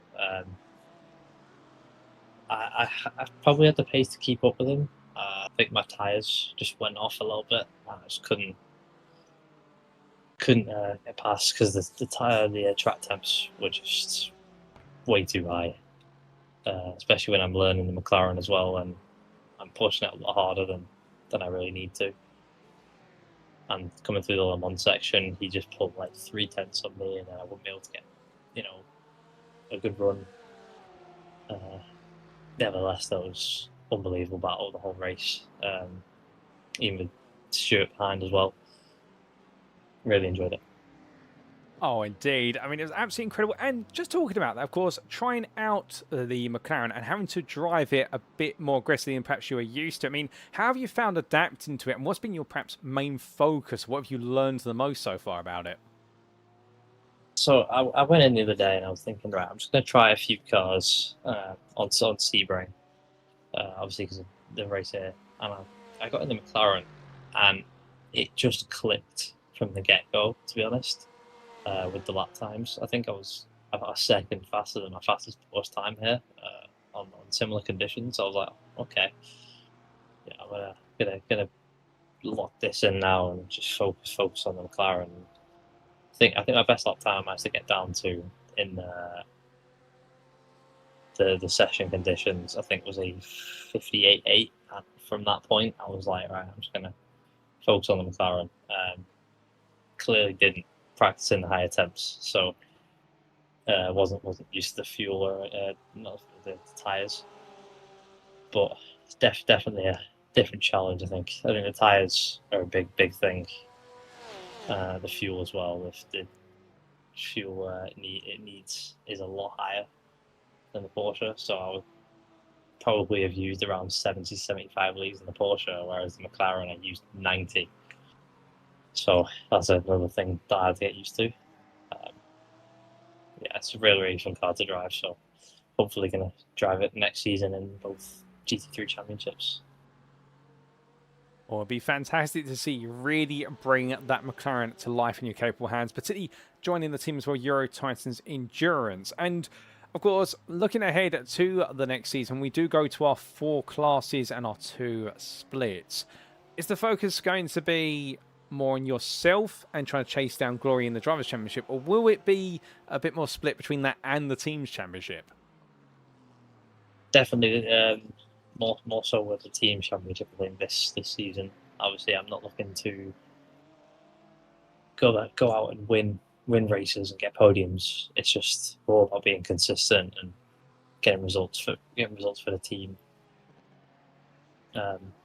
Obviously, if I get results myself, that'd be great. But obviously, being consistent and maybe getting just the top 10 target every race. Obviously, if I get more than that'd be great. But if I can just target those top 10s, get the points for the team, and hopefully go one better than they did this season and win the thing. So, yeah. Well, it definitely would be huge if they could go one better and you would be an integral part of it, which I'm sure you will be, to be fair. And, of course, just before we do let you go, is there anyone that you'd like to give a shout out or a thank you to live on the broadcast? Mostly just Rob. It's unbelievable racing from him.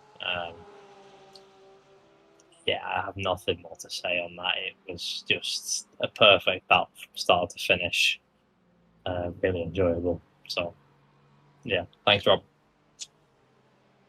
Well, I'm sure he'll appreciate the shout out, as we've massively appreciated you joining me in the interview. Adam, congratulations once again. Not quite the win, but definitely a well-earned second place in that brilliant battle with Rob. A huge highlight of the day. We'll see you on the grid for season 13 to see how you shape up in a whole new car, plus also with the Euro Titans Endurance team. But until then, have a lovely rest of your evening, and thank you once again. Yeah, thanks, Paul. So hearing there from Adam Lynch, ladies and gentlemen, very happy with his performance today. And we're talking about the fact, as we've shown you a close battle on screen between Jan Osberg and Hussein Sarakadessa, just to give you a similar picture of how close the battling was throughout. Not quite, of course, as close as perhaps the battle between Lynch and Mackay for that hard for lap, but really enjoyed it. He wanted to dedicate a shout out to Rob for what an incredible fight it was. But also talking about the fact, learning the McLaren, and to learn essentially about the fact the car a bit different on its tyre and fuel consumption, and also the way the car drives. But he's really gelling with the McLaren, and that's the intriguing part. And this has really been a huge litmus test for Adam, and he's used this event very well. And I think going into season 13, given the pace we've seen here and how he's, if he can nail down those little challenges on pace and consistency, I think Adam's going to be one to watch in whatever class he's assigned to. I suspect he will be going to either what would be Pro or Premier. He'll be on the border between the two. It'll be interesting to see where he goes. But even when he goes to, he will be a force in that McLaren. And Euro Titans Endurance will be very happy to have him contributing towards their season finale scores. But ladies and gentlemen, we've got a couple more interviews still to come. We'll be right back because we've spoken to drivers in Inter, we've spoken to drivers in Club. There's only one place we can go now. It's over to Pro.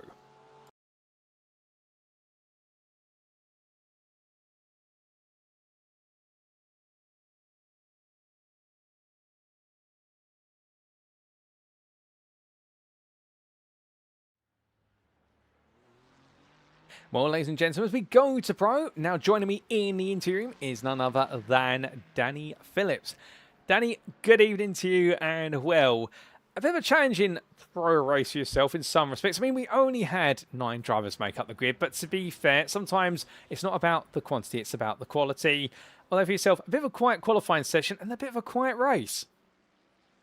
Good evening, first off, Paul. But yeah, not the best of races and not the best qualifying for me, really.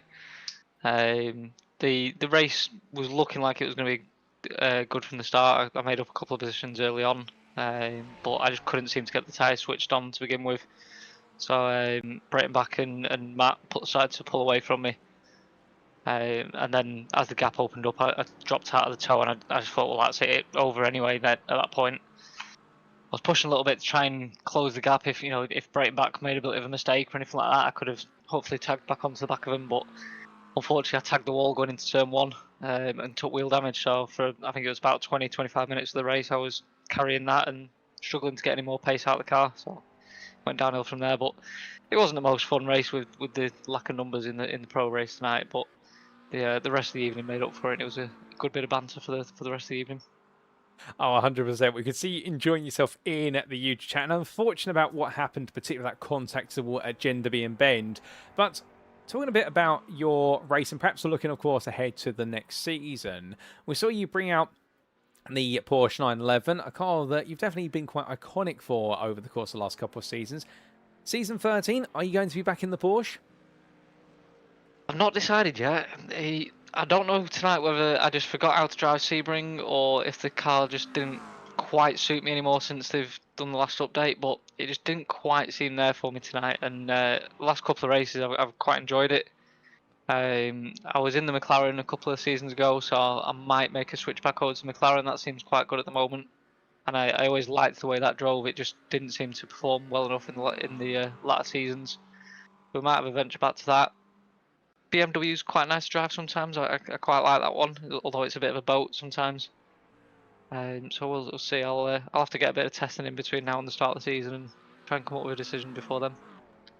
Oh, interesting. I mean, you've got it between 3, which is always not a bad place to be. But I guess the question many would ask, and perhaps you're asking yourself, what do you look for in a car when you race a GT3? Stability more than anything. I've got a bit of a lead foot, so traction can be a bit of a problem, which is a bit weird considering I liked the McLaren, because that's not exactly known for its traction coming out of the corners. But I could balance the McLaren quite well, and obviously the turning from the McLaren was really nice, so I did get on well with that. But I think spending a season or 2 in the Porsche, I might struggle to get the traction out of the McLaren, because it's does so well out of the slow corners. You can be a bit guilty of just planting your foot a little bit and letting the traction control take control. So not sure really. Like I say, I do quite like the BMW. I ran that for a couple of seasons in the officials, so I'm not really sure. Just I suppose a balanced and easy to handle car is more than anything.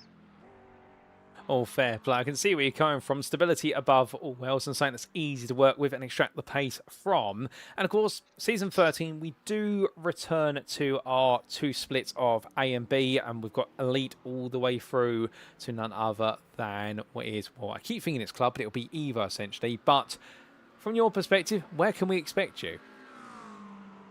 I'm hoping for Pro next season. I've tried to challenge myself in what was Elite and then Pro for this season. And as fun as the challenge has been, it's been a bit of a struggle to get any decent results. I've had a couple where it's just fell my way, but it's been more luck of the draw than it has been on pure pace. So I put my name down for Pro for next season. Hopefully then I can start challenging for some podiums and hopefully for a couple of wins, and maybe put at least a challenge in on the championship. And hopefully from the DXT point of view, help put some more team points on the standings, because putting myself up into the top tiers, I've not contributed to the team very much, because it's the results have been more fighting for a top 10 rather than fighting for a podium. Whereas we've got some of the other teams, or some of the other drivers rather, fighting for podiums, so they're putting the team effort in. Whereas I'm more just propping us up for numbers more than anything. Oh, I see. Well, I'm sure you'll get the opportunity to naturally contribute more going into the next season. I can see where you're coming from on that. And well, I'm sure the Dexterous Motorsports team will be grateful for your aspirations to contribute even more points to the crown of the Team's Championship. But just before we do let you go, Danny, is there anyone that you'd like to give a mention or a shout out to? Yeah, I'd just like to say thanks to yourself, Chaz and Dara, for the commentary throughout the season. It's been really good fun watching the streams back and really good, really entertaining. Appreciate the missus for allowing me the time to actually come and spend some evenings in the rig and dedicate the time to the season. The DXT lads, the banter's always good in the voice chat, and we're all supportive of each other and helping each other throughout every single race. So, and then thanks to the admins as well for putting on such a great league.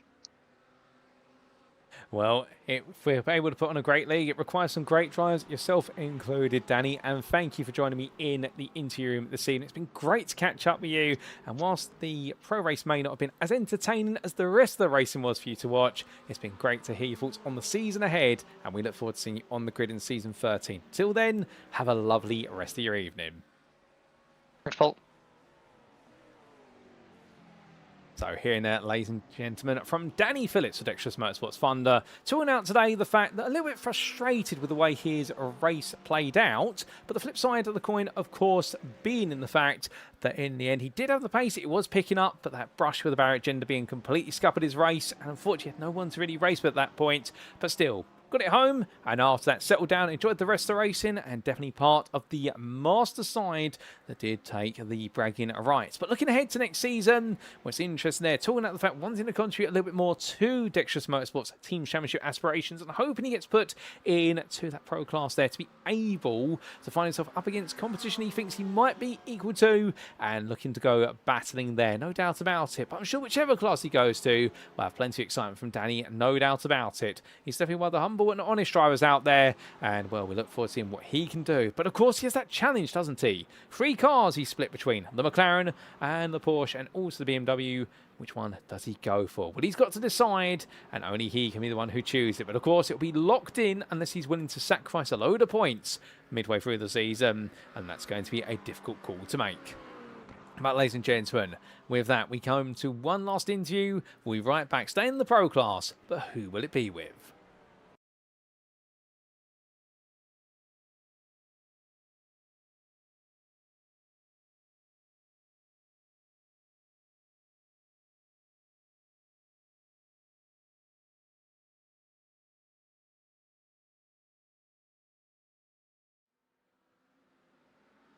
And as we come to our final interview of this broadcast, ladies and gentlemen, joining me now in the interview room, it's going to be none other than Richard Simnor. Richard, good evening to you. And well, we caught up with you last week after an absolutely intense Donington Park finale. But here today, a bit of a calmer race per se, although something tells me you still had to work hard to try and chase down Joris Peters' Veem. Yeah, it was really good fun. Nice to be at the front of the grid and ahead of some of my season-long rivals. But yeah, Joris was absolutely on the charge. It was enough just to sort of stay in his wake most of that race. It was really good fun. Really enjoyed it. I love Sebring. It's a really nice track. Works well for me. Works well with the car. I just get the feeling that Mustang just had a lot more on the straights than I could keep up or even compete with. But it was good fun, and nice to be nice and close and keeping the racing clean. And I gave him a few things to sort of think about nearer to the end, I think. Oh, 100%. Although I do have to ask, when you went onto the grid after qualifying, starting in 3rd place, I mean, the man lined up not alongside you, but the man you pretty much tried to challenge in turn 1 alongside was the man who almost stole the crown away from you in the Superstar split of Milton Thomas and Dennis. Did it feel as though it was Donington all over again, or was it sort of, you know what, we're not going to go full Kill Bill mode with the alarms blowing in the mind, just focus on enjoying the racing? Oh, I went full send. He went full send on me when we were at Sebring, and was trying to sneak on the inside at the start of the race, and I remember that one quite well because I sort of had to close that one off. to sort of discourage him from trying. But he left it quite wide, so I was like, okay, fine, I'm going for this. And yeah, I knew I could keep a nice line around the inside, and I got good grip on the exit, and it just breezed me into second place. And then I thought, ooh, Milton's going to want to have a bit of a go, isn't he? Let's be fair. But I always managed to get good exits out of all the corners. So I think he was just a little bit too far away for even for him to like go for a bit of an insane one. I don't think he's that sort of a driver. Not quite as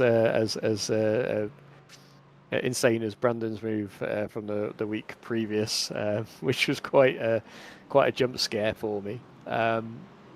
Yeah, that was good. So we had sort of almost had to have eyes in the back of my head the whole race, certainly for the first half. And I did watch the sort of commentary back and watched it after I got out of the car, and it was interesting to see the sort of your view of us two as drivers, and I think you get it very spot on a lot of the time, and you know with the focus on my sort of consistent building pace, which is sort of the strategy I employ, and sort of Milton's sort of penchant for being absolutely rapid out of the blocks. I thought the same. I thought, you know, he's going to be rapid out of the blocks. He's going to want to go for an early attempt to get back into second, and then run away with it with Joris. But Joris was just so quick, and I don't think either of us were going to catch. And then I saw it's so funny, is that you spend the whole season racing a guy and he makes not one mistake, and then in this race he spins behind me, and I just think, why couldn't he have done that a few times in this season? But I mean, what a great guy! He's fantastic, isn't he? And he's really quick and really consistent. But a rare error that I'm sure surprised you as much as it surprised me. But yeah, I just sort of looked back at one point. I was like, oh, he's gone. Just disappeared. But I got so close to Joris, I think about 5 or 6 laps from the end, and then I looked down and had a look at my fuel prediction, and I was like, oh, if it's going to go 21 laps, I just need to save from this point onwards. And so it kind of took the sting out of the race of those last few laps. Unfortunately, from my point of view, I just had to ease off. But Sebring being the track that it is, actually, you know, you're doing a lot of sort of fuel saving anyway, because it's actually the way to go quicker around there.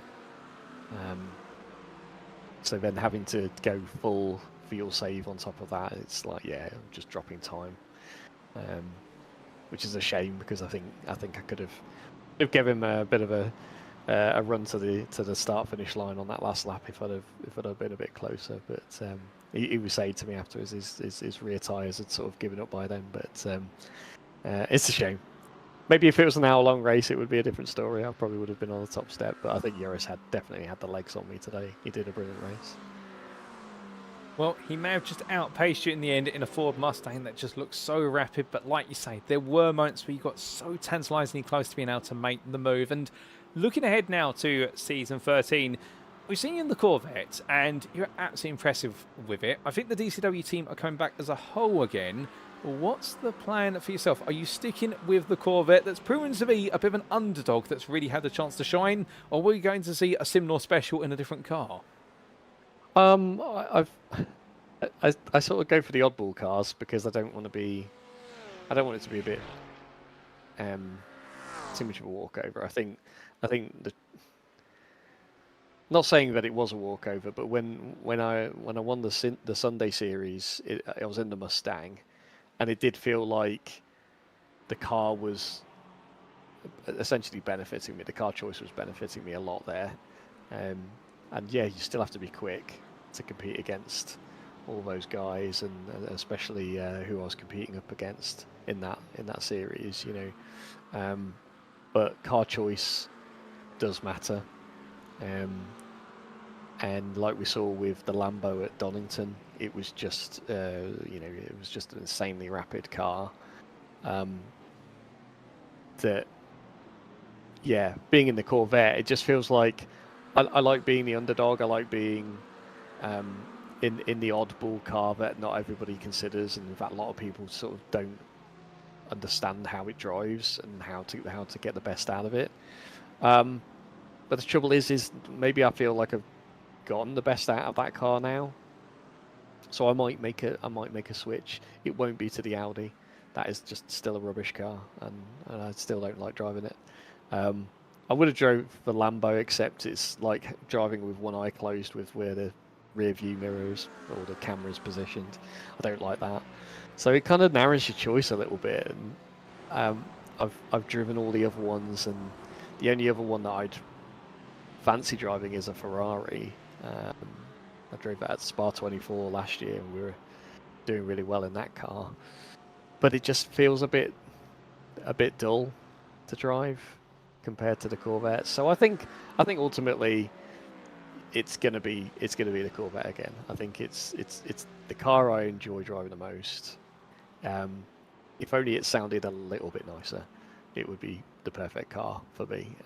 It does lack on the straights a lot of the time, but it's got great rotation mid corner, and you can really make it up in the corners, and the brakes as well. It's as good as the McLaren on the brakes. So, if you do get yourself into that rare and privileged position of being alongside somebody in a Mustang, you've got them in the braking zone, because the Mustang is absolutely terrible on the brakes compared to this car.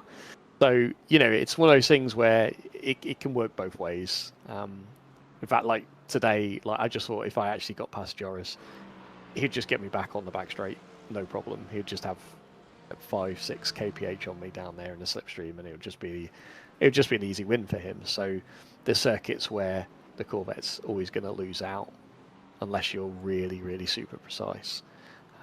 So it just feels like there is a bit of a challenge. It's gonna be fun next season. There's gonna be a lot more. I think the pros are going to be a lot more stacked at the top end. So I'm expecting to be mid-pack. I'm not expecting to be at the front. But if I do end up by the end of the season at the front, I'll know I've done a good job. Well, we do look forward to the prospect of you potentially bringing the Corvette back once again, if you do decide to stay with it. But whatever car you bring, it'll be interesting to see what you can bring to the table for season 13. And Richard, just before I do let you go, is there anyone you'd like to give a shout out or a thank you to live on the broadcast? You, Paul, you're absolutely brilliant. Keep up the good work. Keep up the absolute top quality broadcasts and fantastic commentary. And hopefully we'll get to meet at some point and share pleasantries and over a drink or two, and all the best for the future, and we'll see each other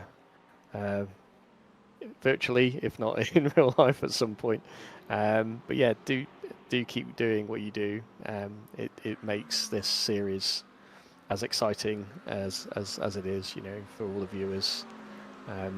It's an absolutely fantastic top quality broadcast that you produce. Oh, Richard, thank you. That means a lot, and it's my pleasure, and I'm sure we'll one day get the opportunity to share a drink in person, not just virtually, but until then, my friend. Congratulations today on a brilliant wrapping up of the season. A fast pursuit of your SP2 didn't quite work out, but you got to show us what you're all about in that Corvette, and we'll see you in season 13 for plenty more fun. But until then, have a lovely rest of your evening. Good night, Paul. Well, ladies and gentlemen, there we have it. Our final interview, Richard Simnott. And talking about here today, the fact that whilst the pro race may have only had a few drivers in it, he definitely got to have plenty of fun. In qualifying, we found himself just being outpaced by both Milton Tomlinson Dennis and Joris Petersveen, but in the race, straight away, going all in for it. And well, as he said, if Milton was going to go for it, I'm going to go for it. And the two of them enjoyed a good scrap, but he moved to second and then went hunting after Joris Petersveen and couldn't quite find a way to pass that Mustang. Just mention the fact the Mustang was just too quick on the straights, while meanwhile Richard's Corvette was quicker in the corners. And it's interesting to hear him there. It reflects on the fact that in the race day, we saw Milton Tomlinson Dennis having the spin and saying, why couldn't he have had that spin when he needed to have it in the championship? But that's the way it goes. And also reflecting on his choice of car for next season, and does seem to be very likely leaning towards the Corvette. It seems to be the perfect car for him, if only the engine note or the internal engine note was a little bit more to his liking. But still, he's looking very comfortable in that car, and with the BOP changes, he's still looking increasingly comfortable with it. And could we see him go for another crown? Well, we've only got a few weeks to find out, and when we do see Richard Simnor and the DCW team turn up, I'm sure they're going to give it plenty of a go in that Corvette or any car they bring, and they're going to be ones to watch out for, like Richard has been all the way through this season. But with that, ladies and gentlemen, that concludes our interviews for this evening, and let's give you a quick recap of who exactly we've spoken to. And well, we've spoken to plenty of drivers today. We've spoken to 6 in total, and we're going to split them across 2 screens. We started off, of course, in the interclass, only appropriate because the interclass drivers are raced the latest, and therefore they get to be interviewed first. And we spoke to James Heller for Dexterous Motorsport Sign with that incredible 4-wide overtake through Sunset onto the start for the straight, and also to talk about what has been a happy end to his season and the thought of bringing the Mustang once again going into next season. Then we came to Jared Love, and well, an unfortunate bit of contact between himself and Luke Van Goertel, seeing him take the win, but the flip side of the coin being he's enjoyed himself this season and back next season for DC Motorsports, and very likely bringing the formidable Ferrari once again. And then we spoke to Rob Mackay in the club class for that brilliant run from 3rd to 1st in the club race, taking on in particular Adam Lynch, and just not looking back after going side by side with him for the whole half of the lap, and we absolutely enjoyed every moment of it. Then we went on to what was Adam Lynch. We spoke to our superstar driver in the club class, and he absolutely enjoyed that battle with Rob Mackay and dedicated his shout out to him, and is looking forward to it next season. And talking about, of course, a car choice as well, the McLaren, and he's been working hard on it and really getting the most out of it here today at Sebring. He's looking very happy of it. Then we came to the pro class drivers. We couldn't forget about them. They were the first to race. Danny Phillips we spoke to first, talking about his ideal car and the fact he is split between 3 different cars, the BMW, the Porsche, and also the McLaren, not knowing which one to go for. After it was a bit of a frustrating race with a brush with the barrier at Gender B, and it spoiled his chances of anything higher than 6th. And then we came to Richard Simnor for DCW Racing Blue, the driver in the M, who really enjoyed himself out there, enjoying fighting with old rival Milton Tomlinson Dennis, and also looking to chase down Joris Peters Veem 9 in his Corvette. He's going to find a way to magic up a bit more pace to bring down the top speed likes of the Mustang, but also looking forward to the season and seeing what exactly awaits him. And well, we should just briefly correct that P1 that's listed there. Of course, it was a P2, ladies and gentlemen, and we do apologise for the slight graphical error right at the end there, but those do happen every so often. And well, in the end, it was 2nd place for Richard Simnor, but still, he enjoyed himself, and that's what it's all about. But with that concludes our interviews, and well, we've had 3 incredible races. We're very grateful to all 6 of our drivers for offering the time to be interviewed, and we had even more drivers put themselves aside for interviewing, and we do want to give a quick shout out to those we didn't interview this evening. We would love to have interviewed them all, but we do need to unfortunately wrap up this broadcast with the amount of time, and indeed we can't quite catch them all, and we need to give a shout out to Andy Shell and Danny Weir for offering up their time as well, and we will catch them for interviews in season 13. We can definitely promise you that. With that, it is now time for us to wrap up. Thank you very much for watching, and if you have enjoyed today's show, and perhaps you're sat there right now wanting to know what we've got in store here at SimRacing International, because we have now formally wrapped up Season 12 of the GT3 Championship on Thursdays. Well, we've got Season 13. It's just around the corner. It's only a couple of weeks away, and we'll be publishing all the calendar very soon, and it is already filled out. We've got all of our sign-ups completely reserved, although if you do want to get yourself on the reserve list, you're more than welcome to get yourself signed up.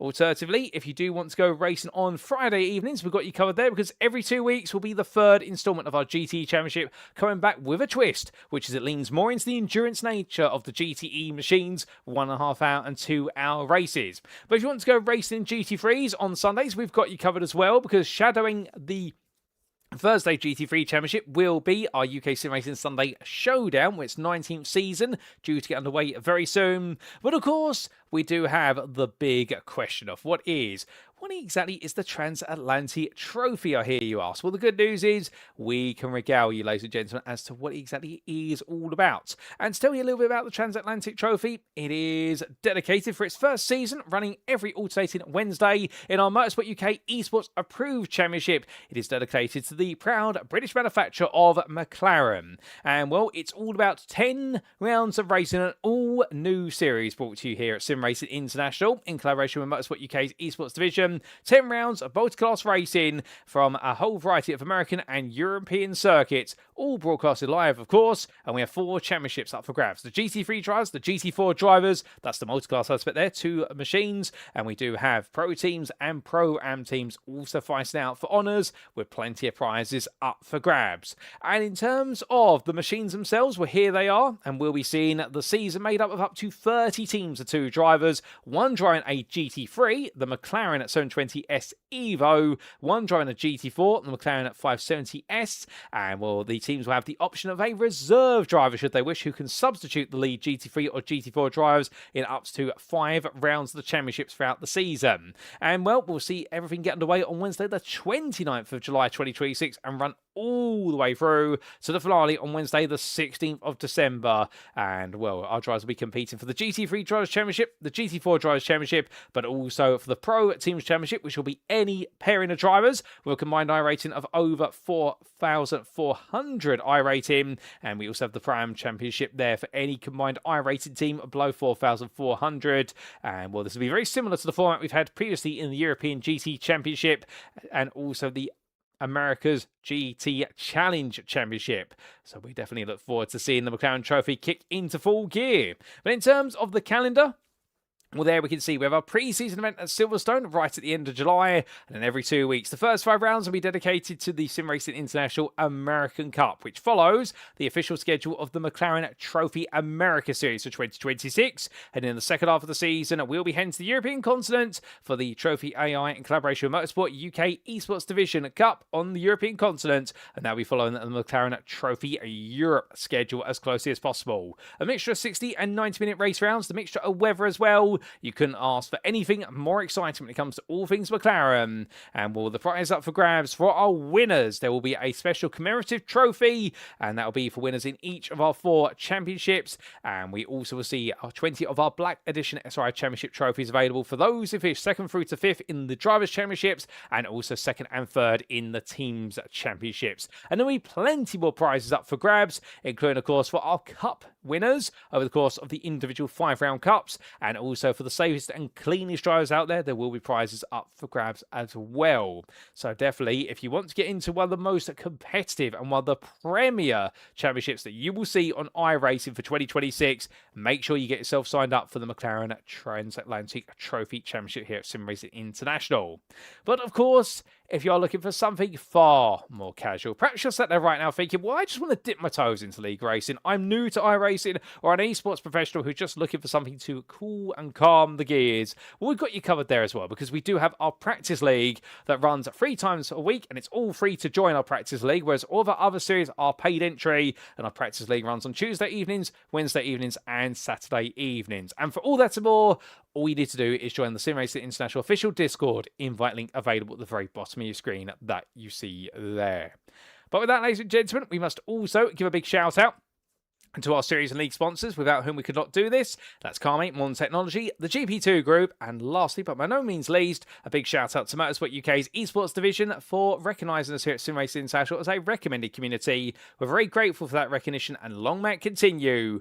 And well, with that, ladies and gentlemen, all that leaves me to say is we now look ahead, because on Thursday, the 25th of June, 2026, we will be back for the start of Season 13 of the SimRacing International Thursday GT3 Championship. 2 splits, 120 drivers in total. We are returning to our 4 classes of what will be Elite, Pro, Premier, and Evo. And in fact, you know what? We can quickly fill you in on some of the key details. And indeed, we can see that new season coming back. The A split and the B split make their infamous return. But what exactly do you need to know? Well, there it is in terms of our classes, and indeed the approximate I-rated splits 10 rounds, 4 classes, 40 trophies to be won in total. And both splits will be broadcasted live from the circuit side. I'll be very happy to see you back in the commentary booth, bringing all the racing action from Split B. And you'll have the brilliant combination of Joe Glass, who returns after his sabbatical, and none other than Darren Thacker covering the racing in Split A. And, well, we will have our 4 classes. We'll have one Team's Championship, 120 drivers out there, all going for glory. Our calendar has yet to be published, of course. That's being worked on currently. We are basing it on, of course, the iRacing officials, but with some twists here and there, as we do at SimRacing International. But we will see the top 5 in each of our driver classes, bringing on home trophies there. And also, we'll see the Team's Championship for the top 5 teams. All their drivers will be taking home trophies in all. So it means 40 trophies up for grabs. And those much coveted trophies there, they include your team and your car livery and logo. Well, there's nothing quite better than having that on the mantelpiece after a brilliant season of racing. So make sure you don't miss out. And remember, ladies and gentlemen, save the date where we bring you all the racing action live from the pre-season event. And now we Thursday, the 25th of June, 2026. But until then, this has been the Masters vs Superstars Showdown event for Season 12. We will be retiring Masters vs Superstars, at least for now, but it could come back in the near future. It's been a great experiment, and it's worked out very well. But the Masters reigned supreme here today at Sebring. But of course, there'll be plenty of bragging rights up for grabs in Season 13, and we've only got a couple weeks before we do get to them. But until then, we've been SimRacing International. I've been your host and commentator, Paul Walsh, and until next time, ladies and gentlemen, remember to stay safe, stay well, stay smiling, and most importantly, as always, remember to stay on track. Good night.